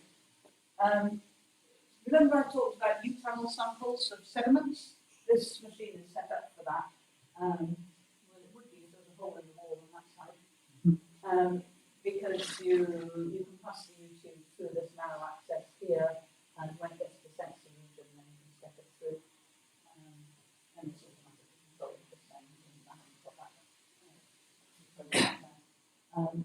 Most of these days have 3 squids, 3 orthogonal axes, and these digital readouts will correspond to those. Yes. Any questions about measurements? I could put you in the lab and give you a bunch of samples and you'd be away. Great. You just need a ticket to New Zealand. Right, so what do we do with the data? How do we come up with a protocol for measurements which are going to give us data that we can interpret? Here's some equations we've seen before. So our real rocks have a range of sizes and shapes and stabilities in their ferromagnetic grains. So we can think of stability either in terms of relaxation time or blocking temperature or coercivity. We're talking about the grains now. So we've got this distribution of grains and stability can be measured as any of these 3 parameters. And we've got the least stable grains at this end, which may be carrying secondary components or may be kind of, we call it magnetic viscosity, sort of subject to changing fields, and they're not very reliable because they change from time to day. And then somewhere up here we have our stable grains that carry the primary elements that we're interested in. What we want to do is somehow remove the secondary magnetization and leave the primary magnetization. But we don't know, a priori, where the cutoff is, or whether it is a sharp cutoff between secondary and primary. So we've got a bit of detective work to do. The way we do this is we try and progressively demagnetize a sample. How do we do that? Well, we can appeal to any of these 3 parameters: temperature, time, magnetic field. Well, time, we're not going to sit around for years or more waiting for grains to relax in zero field and remove their secondary components. So relaxation time is not an option.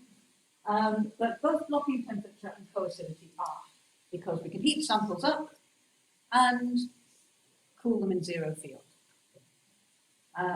That's conceptually the easiest way of going. So let's talk about that for a moment. Yeah, same diagram here. And here I've sort of suggested that we don't know, but the secondary magnetization goes up to here, and it's in this direction, and then the primary magnetization resides in those more stable grains. So when we first measure our sample, first time we put it in the magnetometer, we're measuring the vector sum of the primary and the secondary, and we measure a remnant magnetization in that direction with whatever the intensity is. And you can, that's portrayed over here, more or less parallel as well as I can in my ability outward.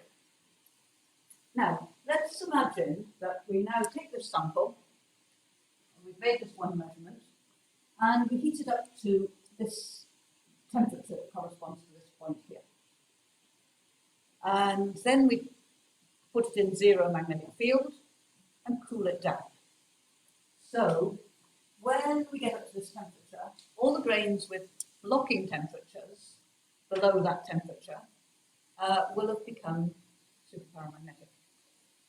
And so their grain moments will be flipping back and forth along their easy axes. And once we get to this temperature, they're going to be random. As we cool them in zero field, they will become stable again, but they'll become stable in random directions. So the net contribution of the grains here will be zero. So when we next put that sample in the magnetometer, we will have demagnetized these grains.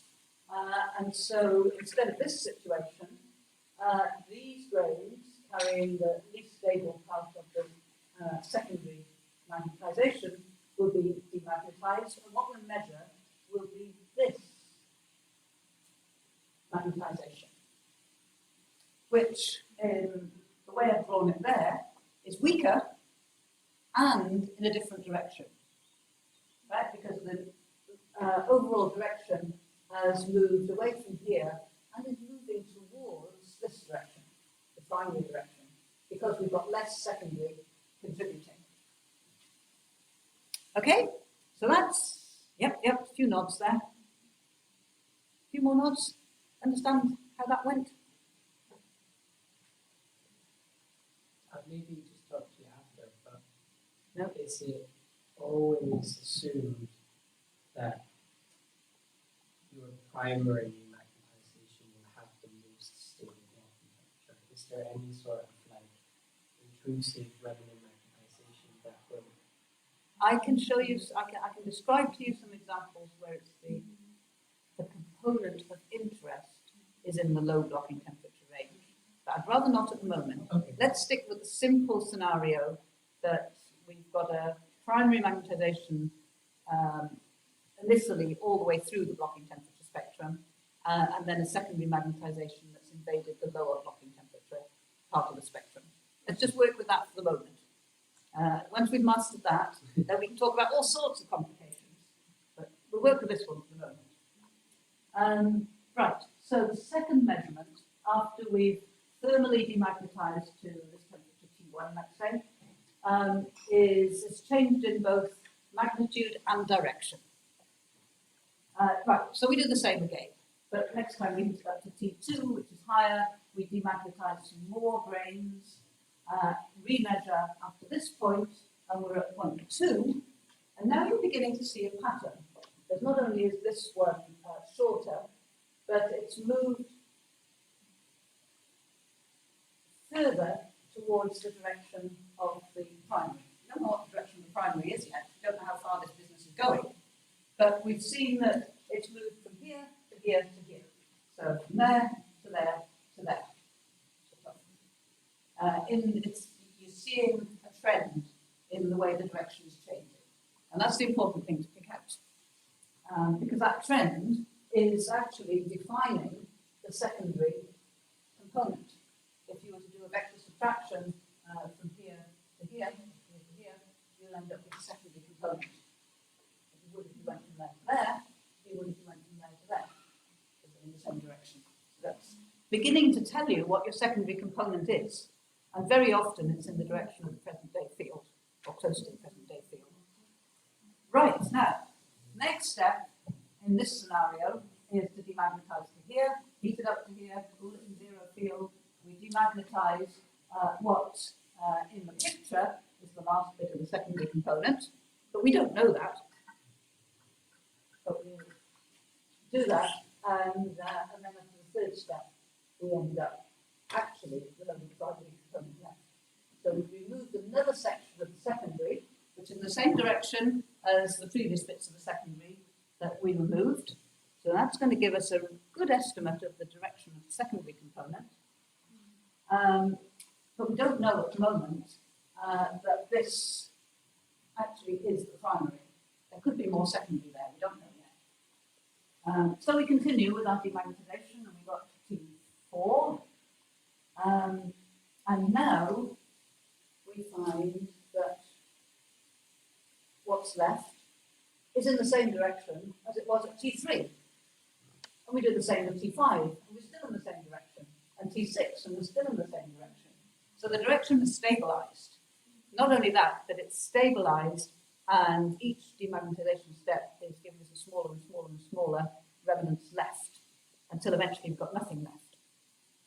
And that's the indication that that's the underlying component of magnetization, which if you've got supporting information, you can interpret as the primary. Or what is more common to call it now is characteristic remnant magnetization, which is, in the cases as I've described them up to now, primary. Good.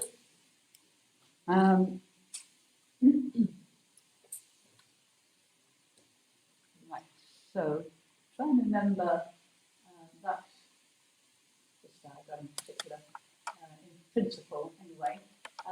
So we plotted these directions on a conventional axis system of north, east, and down. It's a right-handed system of axes.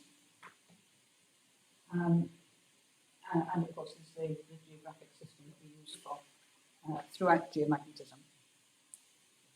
No, what have I done? So here's the diagram again. Here. Now, we could plot a diagram like that, or we could program our computer to plot a diagram like this when we're collecting data together.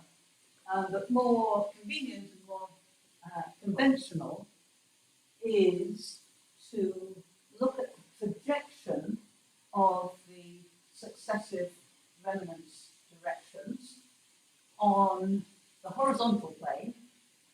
Okay, so that would be plotting north against east and projecting these directions up onto the plane.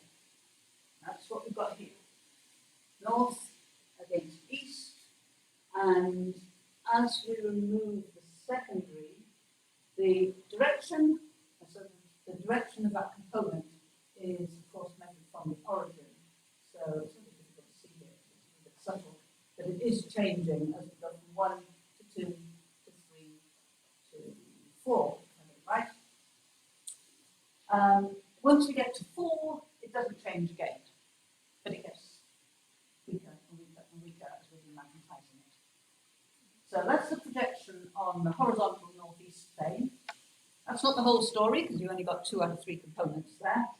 So to complement that, we plot, so what's here is the vertical north-south plane.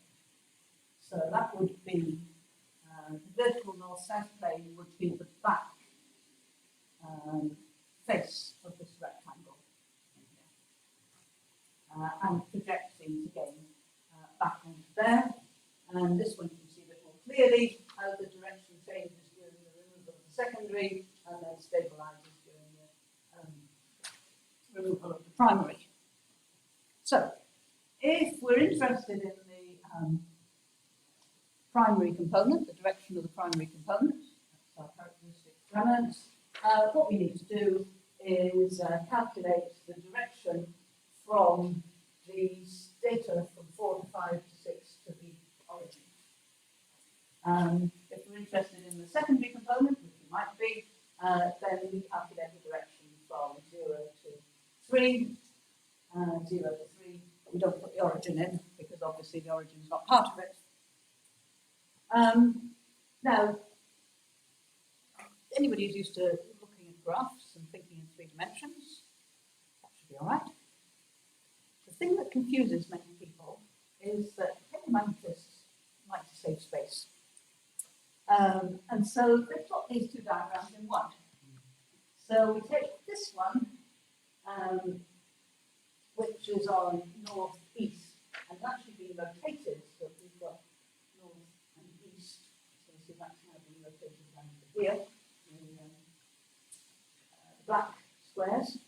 And this one, which is up, down, north, south, and put them on the same set of axes. Now, there are as many permutations and combinations of what you've got on which axes as there are orientation systems between different labs. And sometimes it's a matter of preference. Sometimes you actually can see visually a little bit more in the data if you change your axes. So don't be alarmed if when you start analysing data, you actually see that you've got a north up here and an east over here. And maybe you haven't even got both plotted against north-south. You might have north and east, but up-down against west-east or something. The things to look for are changes in directions that are consistent between the two components that you've got plotted. So these plots are called Zijdeveld plots, after Zijdeveld, who he started the lab at Utrecht, didn't he? Yep. Hans Zijdeveld. Yes. And here's another story. Zijdeveld was a contemporary of Ken Creer. Ken Creer was my professor. So I went into Ken at some point and said, you have a look at these Zijdeveld plots. I don't know why you call those Zijdeveld plots. You look all those Zijdeveld plots, you might as well call stereo plots Creer plots. And some people do just call them vector component plots. But I'm a romantic. I like to stick to the original name. Some people abbreviate it because they can't spell Zijdeveld. They just call them Z plots. Sorry for our language. I have got it spelled right, haven't I? Yeah. Okay, so I think it's time for you guys to do something. So we've probably got another half hour, maybe a wee bit more. How many people have now succeeded in downloading Remasoft? So what I'd like you to do is open it up and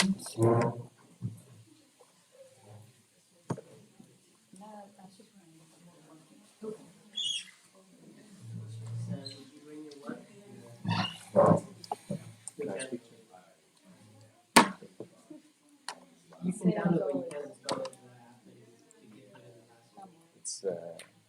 It's with the magnetism, right?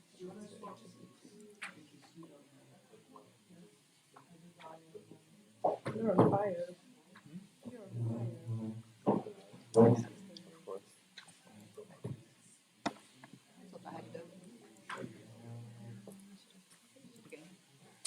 Oh, you have this. It's only for too advanced. So was Zijdeveld, was it? Yeah, my retired second promoter. Okay. So you did know him, did you? I didn't know, No. but Cor Langerijs Yeah. worked with him extensively. Open the software, but it looks just gray. Is this normal? Yep. When you open the software, it'll just have a grey page to start with, which perhaps I could reproduce by closing it and reopening it. Oh no, I shouldn't have done that.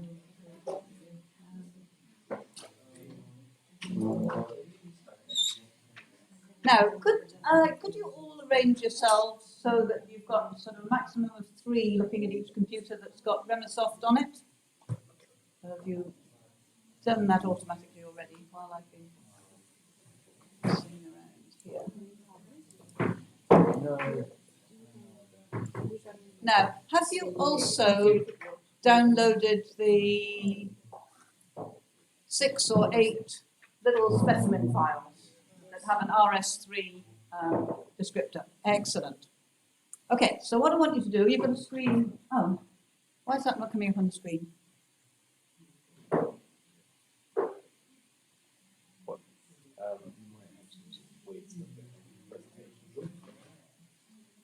Yeah, maybe you should go at the presentation and press escape so it goes out of the full screen.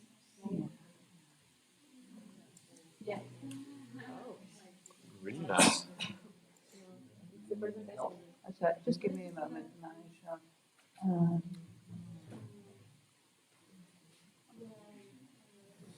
I close that. That's better. Right, with that. Oh, we were there.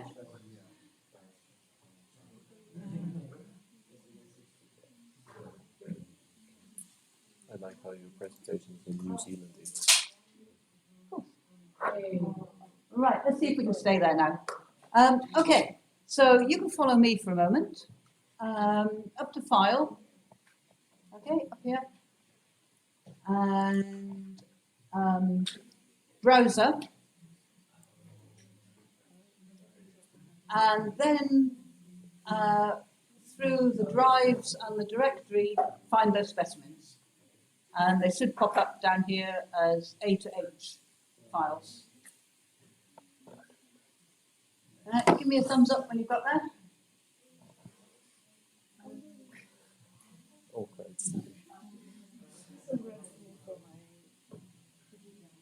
Okay, so what we're going to do to start with is look at C. I'm going to skip over A and B, and we're going to go to C. And you should get something that looks like that.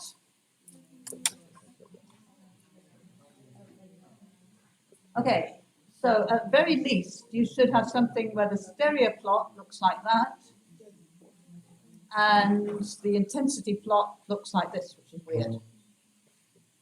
You might have different axes over here, which is what I was talking about just now.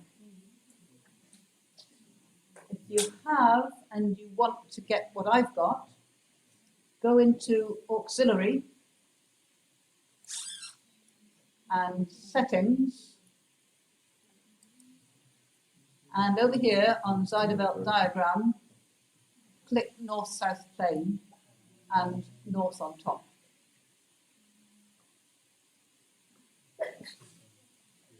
As I say, it really doesn't matter which way you have those projected. It'll give you the same answers, but it'll look like mine.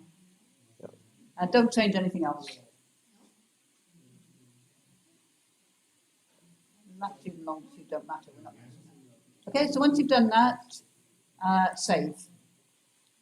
And you'll probably want to flick up to B and back down to C, and then it will be. That's got. Yeah, so the blue one is the top view, like the projection and the vectors of the horizontal plane. No.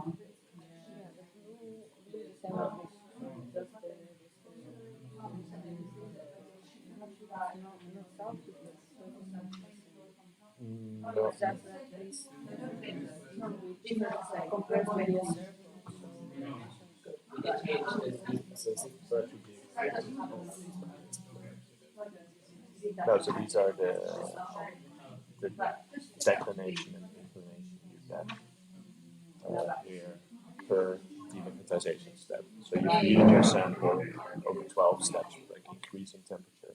So the low temperature you get rid of already. Now, I'll write up somewhere in a moment when you're going to be going through all of these specimens.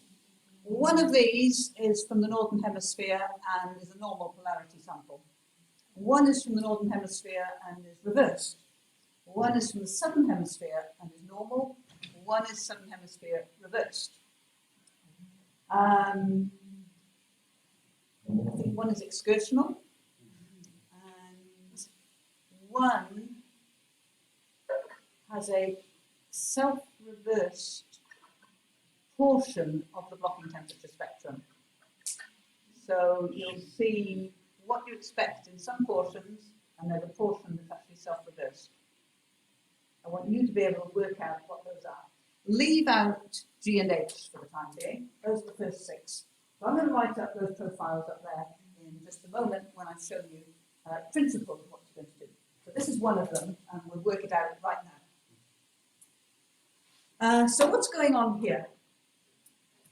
If you're used to looking at a stereographic projection, you'll see that it starts off in one place, and the symbol that crosses in the middle is the first natural remnant magnetization when it comes in from the field before any demagnetization has taken place.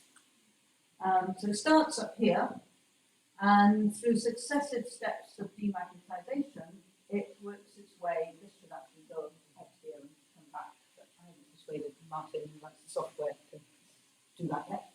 Anybody knows how to do it, that would be great. But at the end, it stabilizes with a lot of points just here.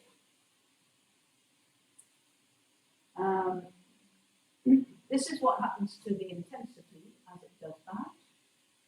So it starts off losing intensity and then picks up, and then when you get to this point, which you can count the points, 1, 2, 3, 4, 5, 6 points, 2, 3, 4, there might be 2 in there. But certainly by the time you get to this point, you're in this cluster where the direction doesn't change anymore. What does that tell you? Yeah. All the higher blocking temperature grains, and this is thermal, temperature on this axis, are magnetized in the same direction. So this sort of shape of demagnetization is typical of a primary component magnetization. This sample is a sediment. It's quite a nice sediment. But these sediments tend to produce chemical changes if you heat them much above 450 degrees Celsius. So we can't actually get to the Curie temperature of magnetite without causing changes to the mineralogy, which messes the whole thing up. So we can't get any data beyond here. What we would like would be to be able to demagnetize all the way to Curie temperature, in which case it would probably drop down quite rapidly at this point, because we've got a lot of grains with high blocking temperatures. It normally is good, but in sediments like this it's a little bit difficult to work with. Okay, so what did you tell me just a moment ago about these points here? Stable direction after quite a bit of change during demagnetization. We're removing a secondary component and settling on a characteristic direction magnetization, which might be primary. Okay, so you can work that out from here and a bit from here. So let's have a look over here to see if these plots are compatible with it.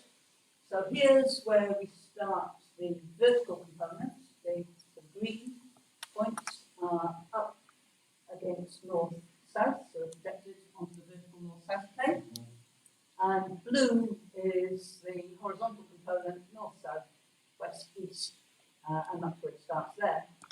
So let's look at the green ones for a moment. 1, 2, 3, 4, 5. The number is a little bit here, it's difficult to separate out. But we're definitely moving along this direction and this direction in terms of what we've reasoned is the secondary component.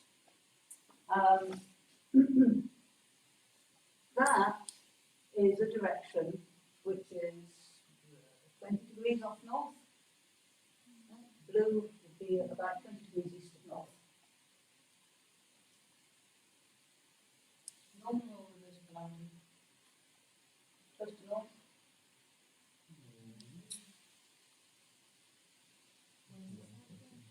Doesn't matter.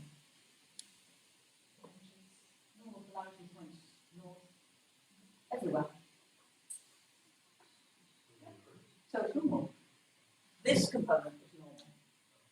The secondary component is normal.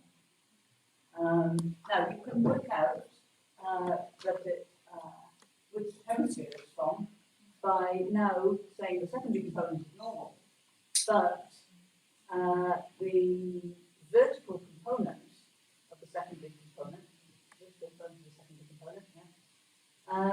is defined by these points up to about here, and it is upward. Right? Upward. So, northerly and upward is normal polarity Southern in the southern hemisphere. So this is one of my pet samples from New Zealand. Right, that's the secondary component though. And secondary components in these sorts of rocks tend to be normal polarity because it's a recent overprint of whatever the underlying manipulation is. So, I will show you. Along the bottom of your screen, you have overview, which we're in at the moment, and then a couple of tabs along is PCA. Right, click on PCA, and you'll get a bigger version of what we've just been looking at, the Zeidelwelt plot. Okay, all got that? Right, now, what does PCA stand for? Principal Component Analysis. So the way we all analyze our demagnetization data these days is using principal component analysis because it allows us to make the most of each and every point in the demagnetization data that we select. And it produces the best direction through those points. I'm not going to go into detail of principal component analysis, you can look that up. We're just going to press a button and do it today. And it gives you a measure of how good the fit is as well. So, the secondary component goes from, now watch this carefully, we're over here in these are the temperature steps that we demagnetize through. Not the one on the right, the one on the left that's got two columns. We're going to start at the first point. So click on the very left-hand column on 0. And then we're going to come down to, and this is like, I've baked this cake before, so I'm going to put it out the oven and ice it now. 240. All right, and that just about includes all the points that are in the secondary component. All right, now don't, so you'll see on the right-hand side here, it's confirmed what you've asked for. Don't click anything else, don't click the origin, don't click the last point, just click calculate. And it will put its best line through those points. And just like we said, the declination is 26.9. So I said 20 or 30 degrees east of north. The inclination is minus 78.2 minus southern hemisphere normal polarity. Pretty steep. And this MAD is called maximum angular deviation. And it's a measure of how good the fit is. So 0.9 of a degree is a very good fit. We can live with 5 degrees. Sometimes we have to live with 10 degrees. But 0.9 is very good. It's partly because you've got such a lot of, a long stretch of data there. And it tells you the limits between which you've done that calculation. Now, if you decide you want to save that somewhere, you can give it a name. And this is where there's a bit of a glitch in the program because you put the name in that black box and you'll never see the name you put in that black box. But we're going to write, I'm going to write secondary, and I don't know whether I spelled it right or not, but it likes to have a name there. And then you can save it by appending it to the file down here. That will all disappear. But if, having done that, we now look in Edit Data, the last tab to the right. Who's Jack? Never mind. Okay, this is all the data that you've put in, including Jack. And this is the line I've just put in. Secondary was obviously too long, it's just put seconder. But here's the 26.9 minus 78.2. 0.9 MAD from the NRM to 240 degrees. Right, and we worked out that that is a secondary normal overprint over something. And something is what we're more interested in finding out. So let's go back to PCA. and now fit from 270 all the way through to 450.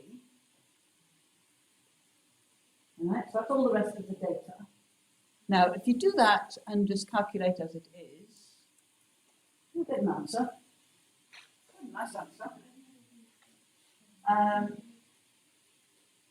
255. That is a lot closer to 180 than it is to 0. So it's in the southerly section of space. It's pointing roughly south. Very roughly south. Inclination is positive, so it's now downwards. The reason this is from the southern hemisphere, so this is now a reverse polarity direction from the southern hemisphere. As I said, MAD of 9.4, a little bit on the big side. It's not terribly well defined. But I did say to you, some people call this a cheat, I don't, that we couldn't fully demagnetize this sample because we were going to get thermal alteration. But there is existing more magnetization, which, if we assume it's in the same direction that we've been demagnetizing from 270 degrees, will lead us to the origin. So we've got two options here. We can say, well, let's put the origin in as another point and fit it. And the declination comes down a bit, because you see the horizontal component here is a little bit bunched. Now it's moving towards the origin, and this component is definitely being continued towards the origin. So it gives us a better estimate of declination, which is closer to 180 now.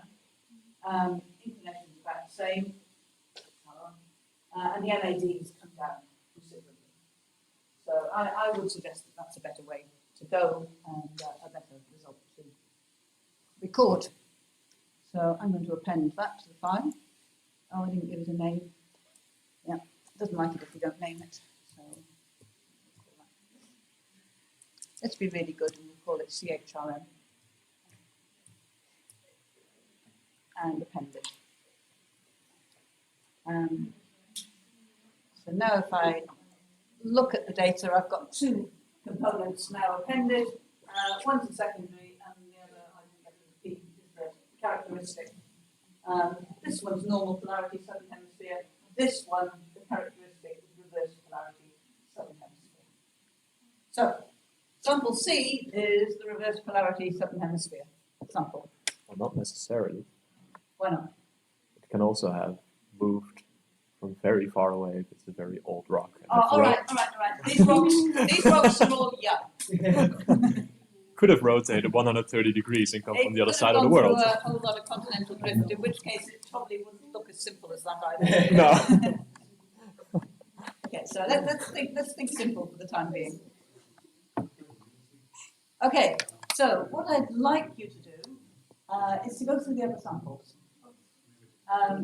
As I say, leave out G and H for the moment. So A, B, D, E, and F, and try and fit them to their profiles. I'm going to write up profiles. Yeah, it was on the slide of the PowerPoint, right? It was on the other side.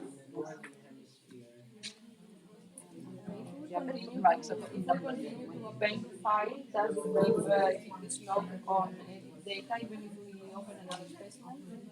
No, then Yes. it will, yeah. Yes. It will append it to the file of the That's other why specimen. So long as you put it in the edit. Yeah, as long as it appears in that table. Yeah, okay. Okay. So I need to go back to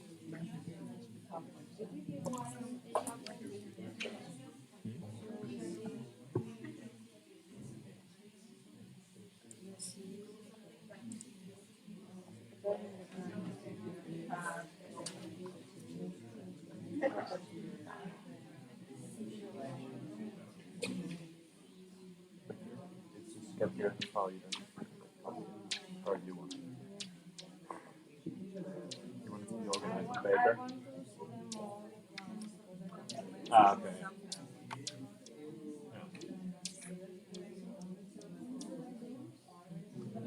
So assuming that the secondary component is the overprint, you kind of see it already, or to do that find the hemisphere polarity. So why did you say that this is what the inclination was? Yeah, so if that is the present day overprint, you have a negative inclination, you know you're on the southern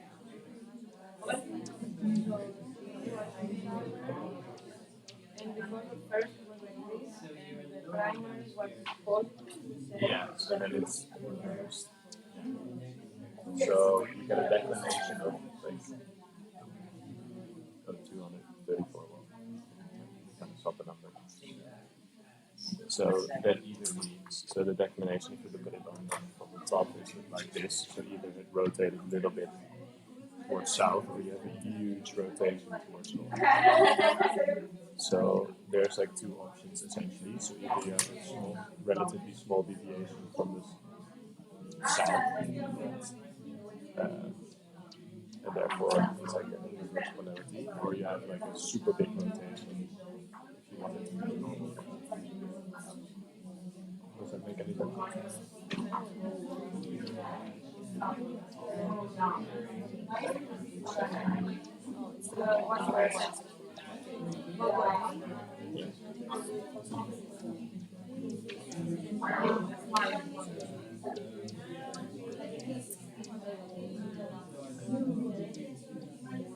Yeah, so here you see that the present day overprint is a bit of a similar direction. Like in C, you saw that it, like the overprint in the low temperature component, right? So that was negative. So if you demagnetize, it still will be back. Because you have the component layers. So you have like these kind of components. So the nets sort of cancel out of it. So the net component is shorter than this one. So if you remove this one, the net component becomes longer. So you see an increase. Like in her example, the bar point. But now in A, you see that it's not like this. It's only like a very small increase. And then it gradually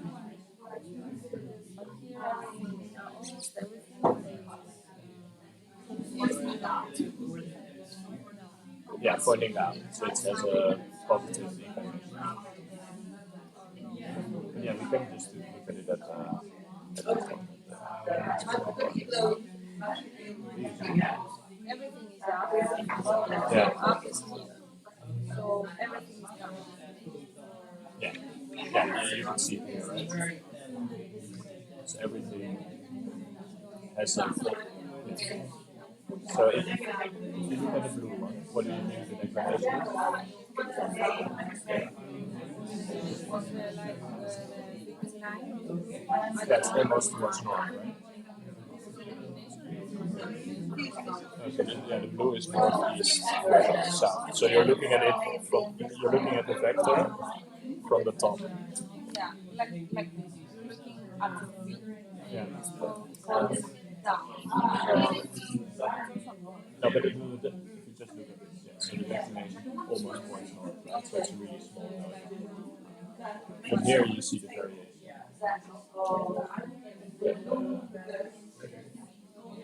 The length of the vector that is down becomes smaller towards the origin. Then the first time steps you see, they're like yeah, they're like super close to each other. And then from here you see that they become nicely like one straight line to the origin. So we can play with this. So you can, whatever you want, you can try it. You just select the first few steps. Oh, really, you can try different things. So maybe till yeah, so maybe from 0 to 200. 2 to 200. No. that it's a low temperature component. Yeah. I don't think that makes normal sense because everything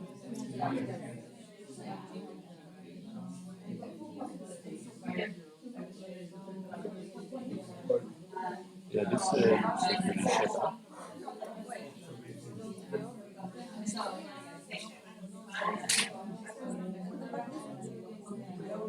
Yeah.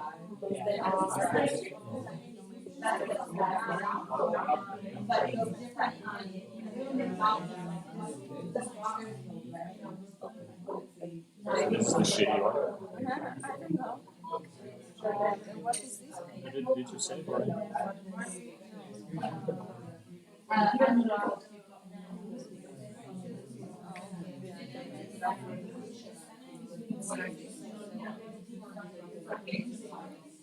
Okay, so let's now do the.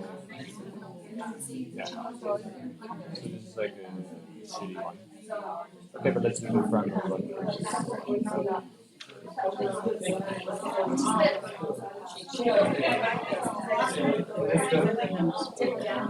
Yeah, there's no clear. It's just random stuff.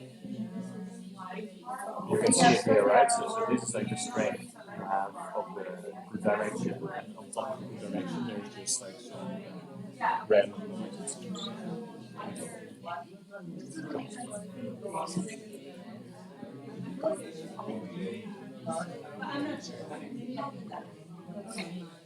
Yeah, so this is pretty nice direction.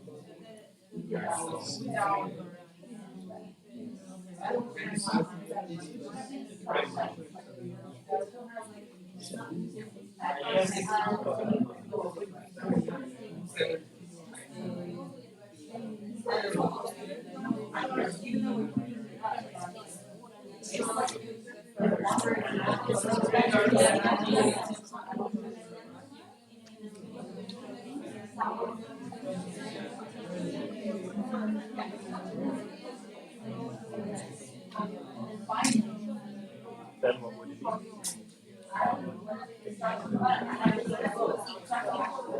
Well, if you look at this declination and inclination,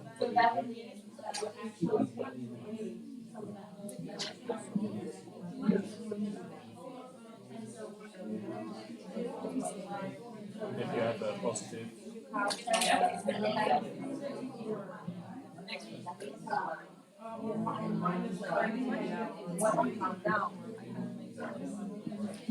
Okay, so yeah, so the inclination is positive, which means you're on the hemisphere with north.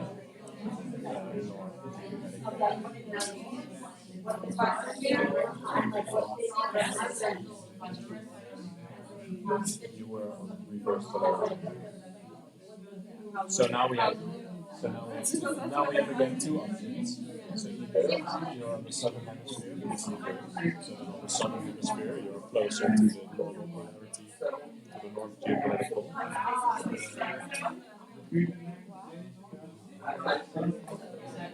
Wait. Here we say it's reverse because from the first part. Okay, But so now we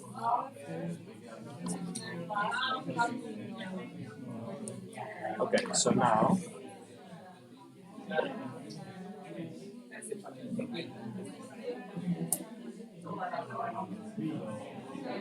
the field lines go like this, right?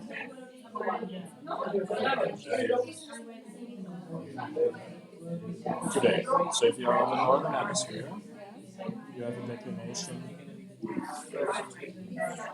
that is so positive because it goes down. And here you have negative inclination, right? But if it reverses, so reversed, so then it's like this.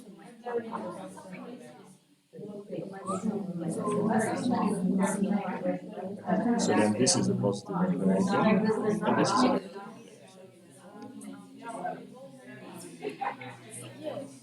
Right? So if you have a positive inclination, it either means you are on the northern hemisphere in a normal polarity world, or you're on the southern hemisphere in a reverse polarity. So how do you know? Yeah, the polarity of the magnetic field. So how do you know? You have to look at the declination. You have to look at the declination because the declination is the angle with the North Pole. So here, the angle with the North Pole is like closer to 180. So it points like this towards that one.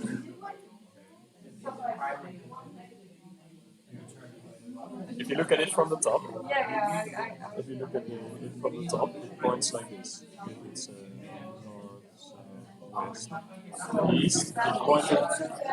So that one pointed like this, right? Like this. Do you agree?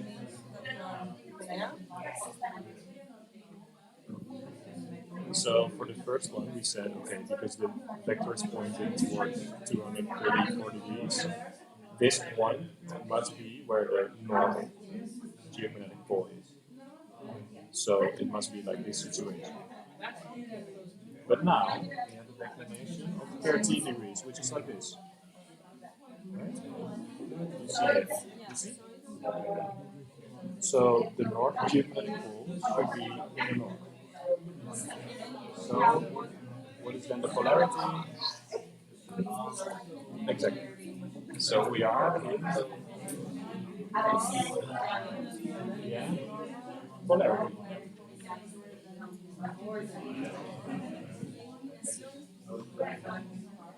So you need both of them to find it out.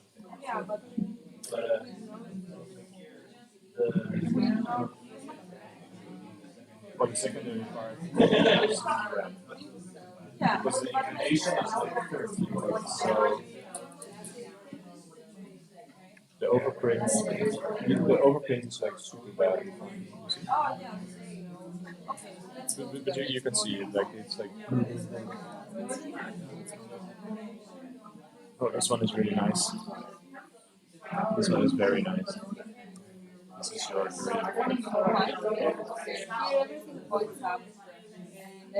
yeah, so you know you have a negative declination. But here you can really use the blue one to see the two components, right? So if you look at the two vectors on the horizontal plane, you see this and you see this. With the blue one, you see. So this is the secondary and this is the primary. Like one of these. Yeah. Yeah. Yeah.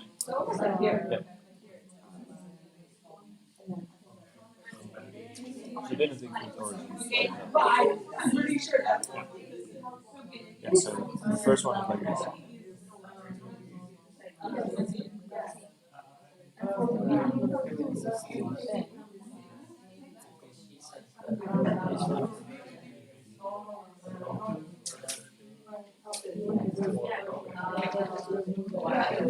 You save it in the file.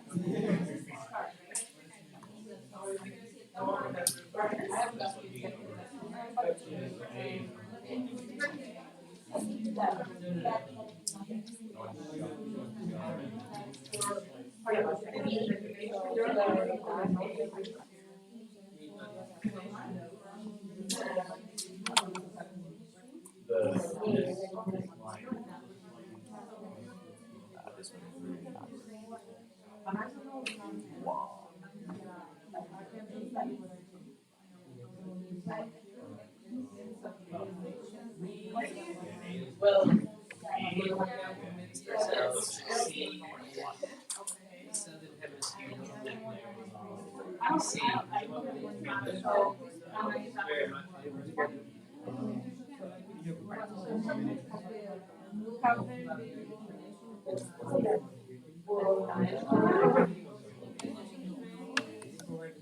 So again, if we can start with the inclination. So the inclination is negative, which means Yeah, so you're on the hemisphere where the south magnetic pole is.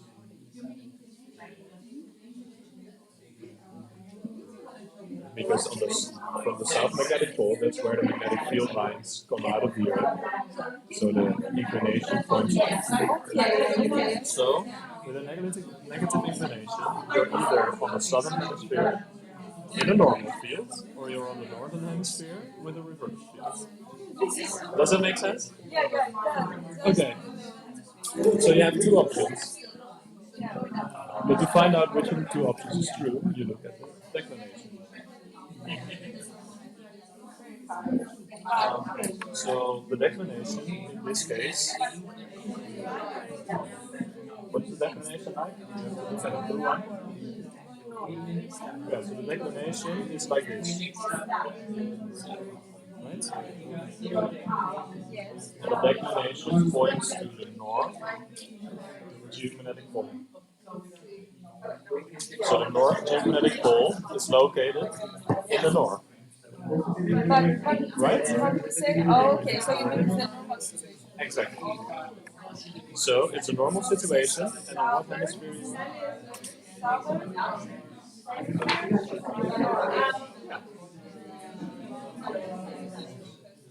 So, does it all make sense? No?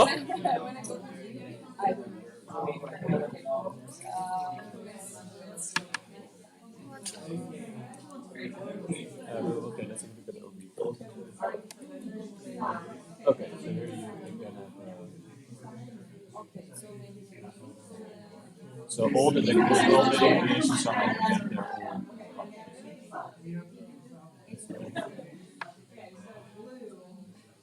so keeping the point is 11. It's fine. Yeah.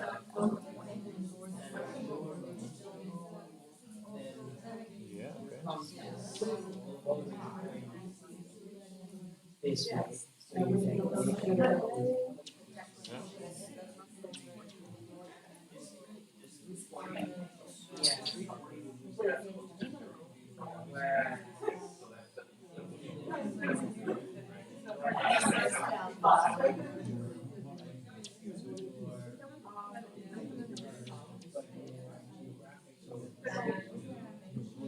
Hey guys, this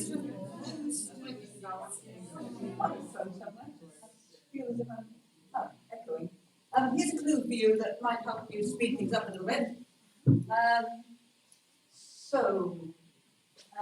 Once you've worked out the characteristic component of magnetization, you'll have a declination and information. And your problem is to assign a polarity and a hemisphere. Apart from these little ones at the bottom here, which are complicated. Find the simple samples first. Okay, so if the declination is round about 0, and we're talking plus or minus secular variation, which is about 30 degrees maybe a little bit more even. But if your field, that means your field lines are pointing towards the north. If they're pointing towards the north, we've got a normal polarity. Right? The field lines are coming out in the southern hemisphere and they're going into the northern hemisphere. No, they don't change direction halfway. Maxwell would not be able to cope with two-directional field lines. They come out and they go in the northern hemisphere. So that means that they've got a downward component in the northern hemisphere and positive, and they've got an upward component in the southern hemisphere, and so it's negative. So the declination tells you the polarity. Normal, if it's pointing north, around about 0, plus or minus secular variation. If it's pointing south, around about 180, plus or minus secular variation. The only way you're going to get that is by turning your dipole the other way up, reversing your field. That's reverse polarity. Then you've got the field lines coming out of the northern hemisphere, negative inclination, into the southern hemisphere, positive inclination. So these are reversed. Normal, negative inclination, that's what we've got in the northern hemisphere. Positive, I thought I put the northern hemisphere on top for all you guys. So positive downward component, northern hemisphere, and then your reverse component, your negative inclination is in the northern hemisphere, and the positive inclination is in the southern hemisphere. Right, now, if you look at the table like that, as I've said to a couple of you, you've got 4 observations here, your declination, your inclination, then you've got 2 values, positive, negative, positive and negative inclination, north or south for the declination, and you've got 4 things to sort out here, the polarity and the hemispheres, so you've got 4 combinations there. Then you've got, before you get there, you've got to work out which is the characteristic component of remnant magnetization, which is almost invariably in the highest blocking temperatures, and get a rough estimate for it. I'm not asking you for the most precise estimate you possibly can, so don't fiddle around with values 240 or 280 degrees. That's for the students who are PhDs in geomagnetic. Right, do we need that?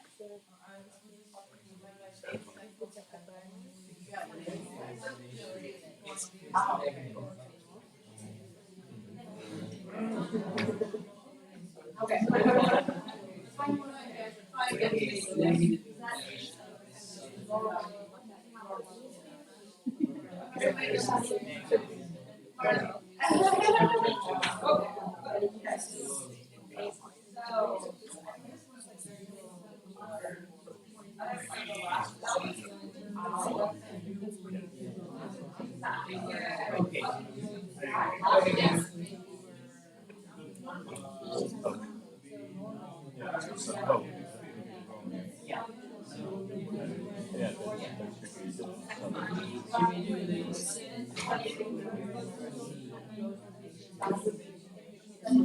Oh yeah. Yeah, it's the same. No, we didn't say it wrong. It's the same.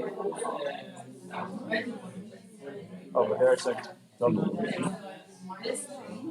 One is self-reserved.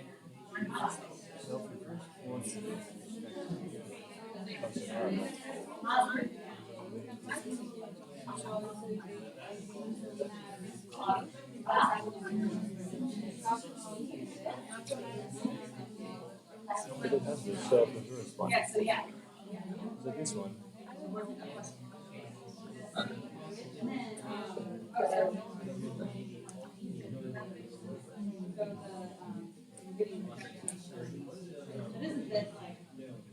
Extreme.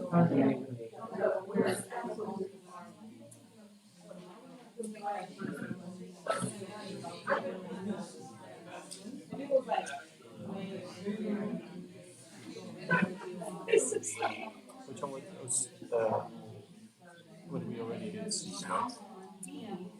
We already did C together. Yeah. But we didn't. But we have 2 now with the like normal.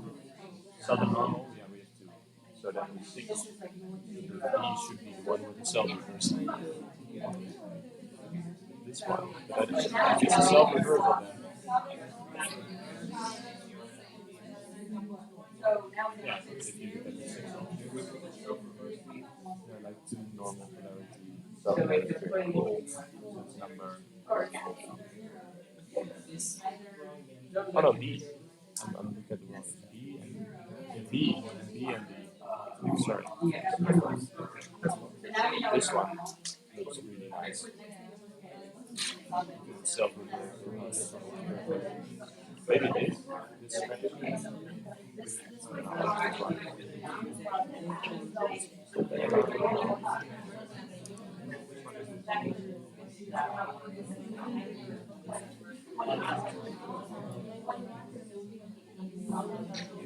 Oh, here. The last one. The last one. Oh, but then you just jump to 0 magnetization. That's completely magnetized. I don't know how to recognize it. Okay, but let's just continue.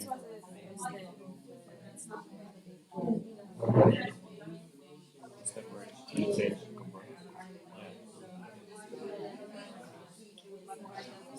Oh, but what is this? What is this?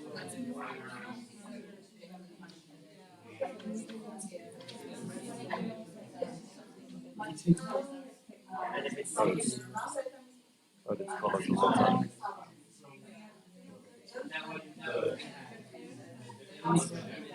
Oh yeah, it's a me. It's a me.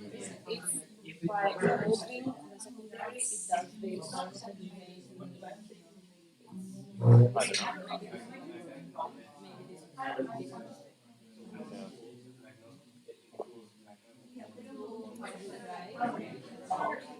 Oh, we could just we could do last one. Oh, this one looks horrible.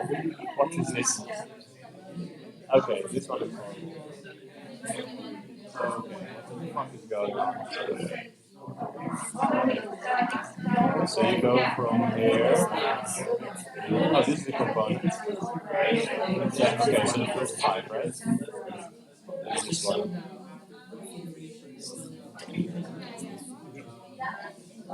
Yeah, the first 5, yeah. And then it goes back. You have one and the other goes back.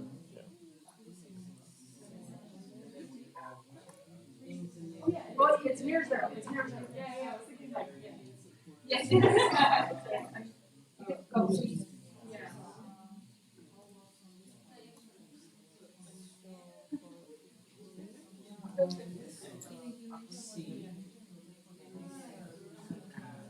Getting to the point where we've thought of this for long enough. Or do you want a few more minutes? Only what? Oh, okay, right.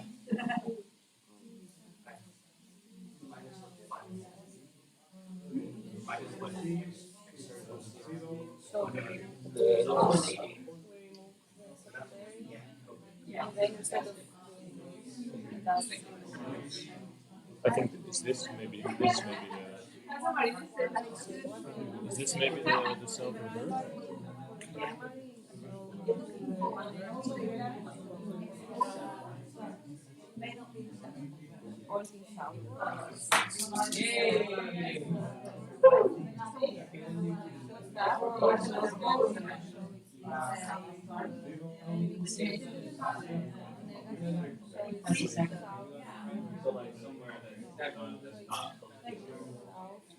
Anyway.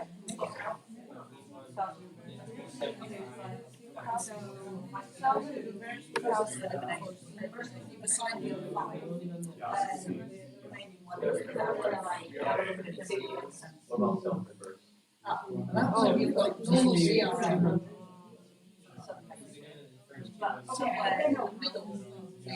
So now you have it's the opposite, right? So the high temperature component is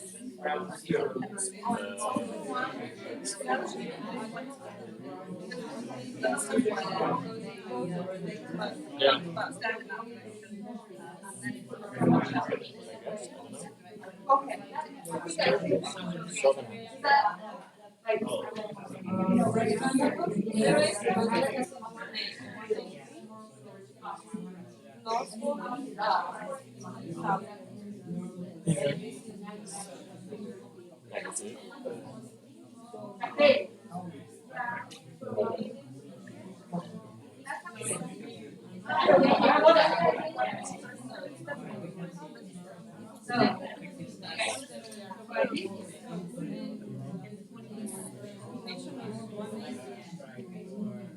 Then the north is away.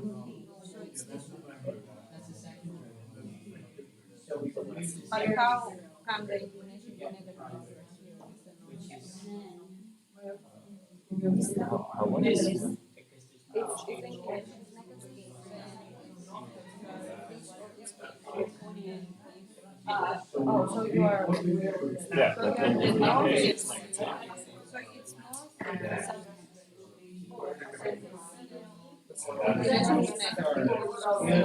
You're either on normal polarity, you're on So north is south.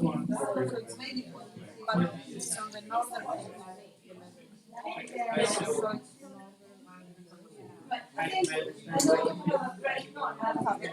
Oh, we don't have it?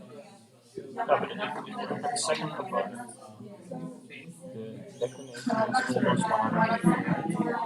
So it should be the first polarity. Oh yeah, we don't have this. Straight problem. Yeah, perfect. Yeah, exactly. Okay, so let's check the last one.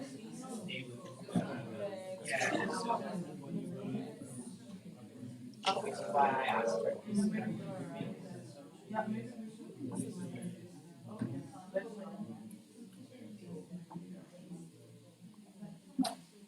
Probably this is one component and that is one component.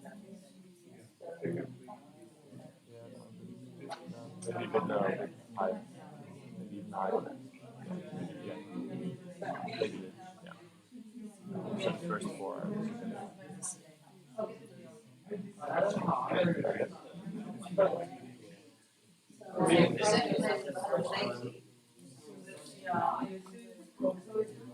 I don't know because that was Definition first. But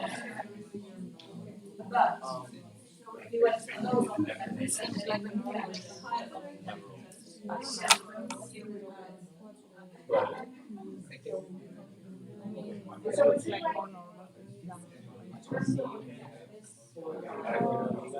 yeah, but I would do yeah, maybe this.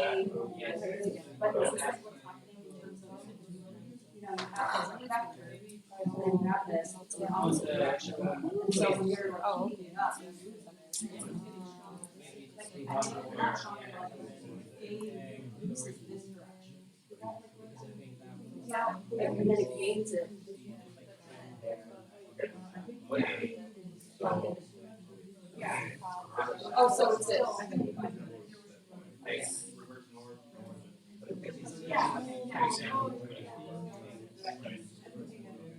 So we go.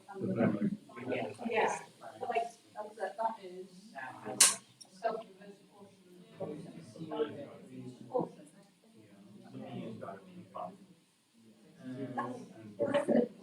Yeah.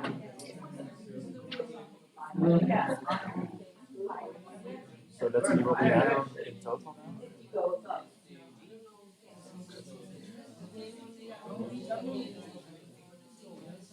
So maybe okay.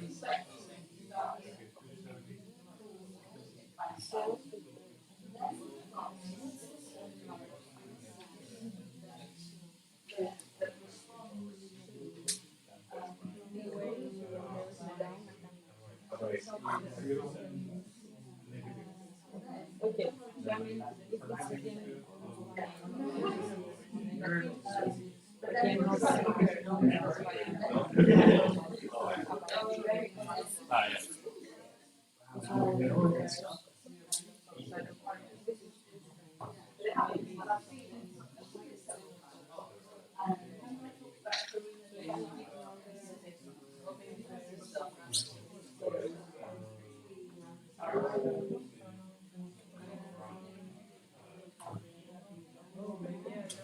Okay, guys, I don't want to delay you too much more. This is lots of fun, and we're all seem to be making progress. I think the key is in sort of identifying this, that if you've got a declination that's close to zero, then your compass needle is pointing towards the north. And when it points towards the north, we're in the normal polarity. Right? As I think my orienteering friend, although I was talking to his friend, our compasses point north in the southern hemisphere these days. Right? So a declination of around zero is normal polarity. But the inclination changes from one hemisphere to the other. So you northern hemisphere people, where it goes into the earth, have to find that as positive. So a positive inclination combined with a normal field is in the northern hemisphere. And a negative inclination is in the southern hemisphere. So we have to focus on negative inclinations. Then conversely, if the horizontal component is pointing towards the south, plus or minus secular variations, so around about 180 degrees, that's what we don't see today, that's reverse polarity. And then so your field lines are coming out of the northern hemisphere, so you've got negative inclination in the northern hemisphere, and they're going into the southern hemisphere, so you've got a downward component in the southern hemisphere, that's positive inclination, southern hemisphere reverse. So this key will help you go ahead and writing it down, saves you doing all mental gymnastics every time you find a component. So you just let me swap my subset.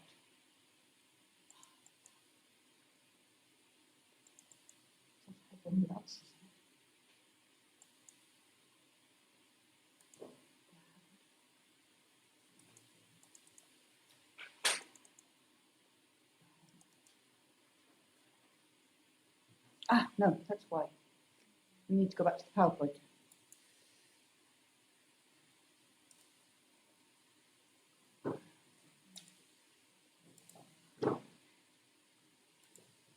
Right. So, this is sample A. And sample A, the giveaway is really that there's very little change in the direction. It's a northerly direction, so it's normal polarity. It's pointing down, so it's got a positive inclination. It's in the northern hemisphere. So when you fit to this, and I know this is a slightly different projection from what I had you guys plot out, you'll get a CHRM which has a declination. It won't be exactly this because you won't have picked exactly the same points as me, but it'll be approximately 10 to 20 degrees east of north, an inclination of 70, between 75 and 80, MAD depending on what you've picked. Those are the temperatures that I picked to get that. So a normal polarity from the northern hemisphere, number one, is A. And it's an archaeomagnetic sample of pictures from the fireplace. Anybody know Crawley Old Hall, Lancashire? No, I don't either. Andy Gillian gave me the sample, or rather gave me the data from the sample, which was very kind of him. And I took that picture off Wikipedia. Right, so we can do these things partly by elimination. So B is within Cooey of North, so it's normal polarity. But now this one is upwards, so it's normal polarity and upwards, that's negative inclination, so it's from the southern hemisphere. So normal southern hemisphere, number B is number 3, northern southern hemisphere. This is one of my archaeomagnetic samples from Harry on Great Mercury Island, which is absolutely beautiful to visit. The sun does shine there almost as much as it does here. And this was the Harry, it's a very old one by New Zealand standards, so it probably goes back to about, I've put 1400 AD there. Okay, so that's dealt with the two normal polarities. We've already had quite a talk about the next one, which is the reverse polarity, southern hemisphere, one where we see this change in direction, so this is the normal polarity, overprint secondary, and this is the reverse polarity primary, so you get this sort of change in magnitude of magnetization as you're removing an oppositely oppositely directed component from the primary. This is a Miocene sedimentary sequence about 18 million years old, and we actually had a sequence of reversals going through. No, we didn't climb up the cliff, we sampled it somewhere at the side where you could get up it easily. I had a couple of students, one from Germany and one from the Netherlands. We sampled those 2 years ago. So that's C is number 4. Okay, this one puzzled a few of you, but we nutted it out in the end. This is possibly the most complicated of them all because it's got 3 components. It's very hard to work out from this what's going on, so don't try. From this, it would be easier if we had it plotted to separate things out a little bit more, but it's still quite difficult because demagnetization starts here, and you remove a component which is actually coming down and down here. So it's north and a upward component, so it's in the normal in the southern hemisphere. That's what and your first component that you remove is. Then the next component you remove, which actually corresponds to this, where you get a rise in intensity, goes from here to here or here to here, and it's almost exactly opposite to that first component. But once you've got rid of that, you've got quite a normal, regular demagnetization coming down to about 600 degrees, which is magnetized Curie temperature, and it's in the same direction as your original component.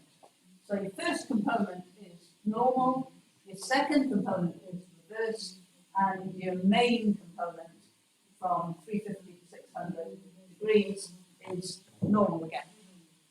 So this is one of those curious mineralogies where in the middle of a blocking temperature range, you get a reversed component, a self-reversed component.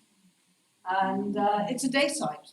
Remember I talked about the Haruna dacite, which was the one that Nagata discovered was self-reversed. Yeah. So that means that D is number 6. So I've only got 2 left to assign. The next one, this is the one from Turkey. This is another one that Andy Biggins gave me. So we've got, we start off up here, which is north to the north and downwards. So that's a normal component in the northern hemisphere of our table. But once that's removed, we stabilize in this direction, which is to the south, and on the upper hemisphere, which is reversed in the northern hemisphere. Okay, so this, the characteristic component, the stable high blocking temperature component, is reversed from the northern hemisphere. That's this component here, 180 minus 60.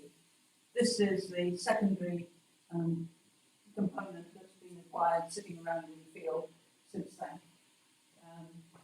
I'm not quite sure how old this is, but this is a beautiful picture of basalt columns.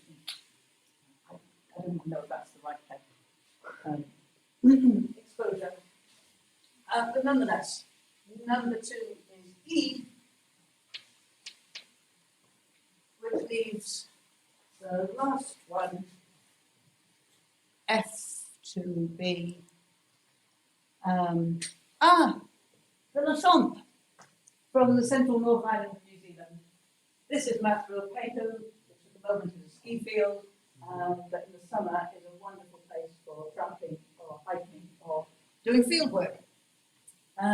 So this one is the anomaly because it's pointing south, but it's upward. South and upward will have confused you. South and upward, negative, is normally reversed in the northern hemisphere, but this is actually in the southern hemisphere and corresponds to the Lasomp 41,000 years ago. So as I say, you've got to do this by a process of elimination. Be a little bit cunning about it, and that's how we do it. Last one. So that's 5 is F. Right. You've got the program, you've got the data, you can have a look at the other 2. You can even go back over these again if you want. If you're really keen, I can send you some more to look at. But yeah, the other two, one's a lightning strike, and one is,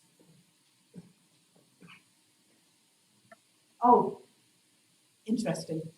It's a cluster that's been picked up in a hot debris flow, the half flow, from a volcano and reheated to a certain temperature, to a high temperature, then cooled down and deposited. So that's your problem to work out. Yes, I had to look at that. Okay, thank you very much. Time for a break. Can we make it just a 15-minute break and come back at 4:15? And then I've just got a few quick, snappy case studies to show you, and then a project for you to do, which we will cut down to time. But just to show that you've learned a lot about geomagnetism and how exciting it is. We'd really like to do some of your own.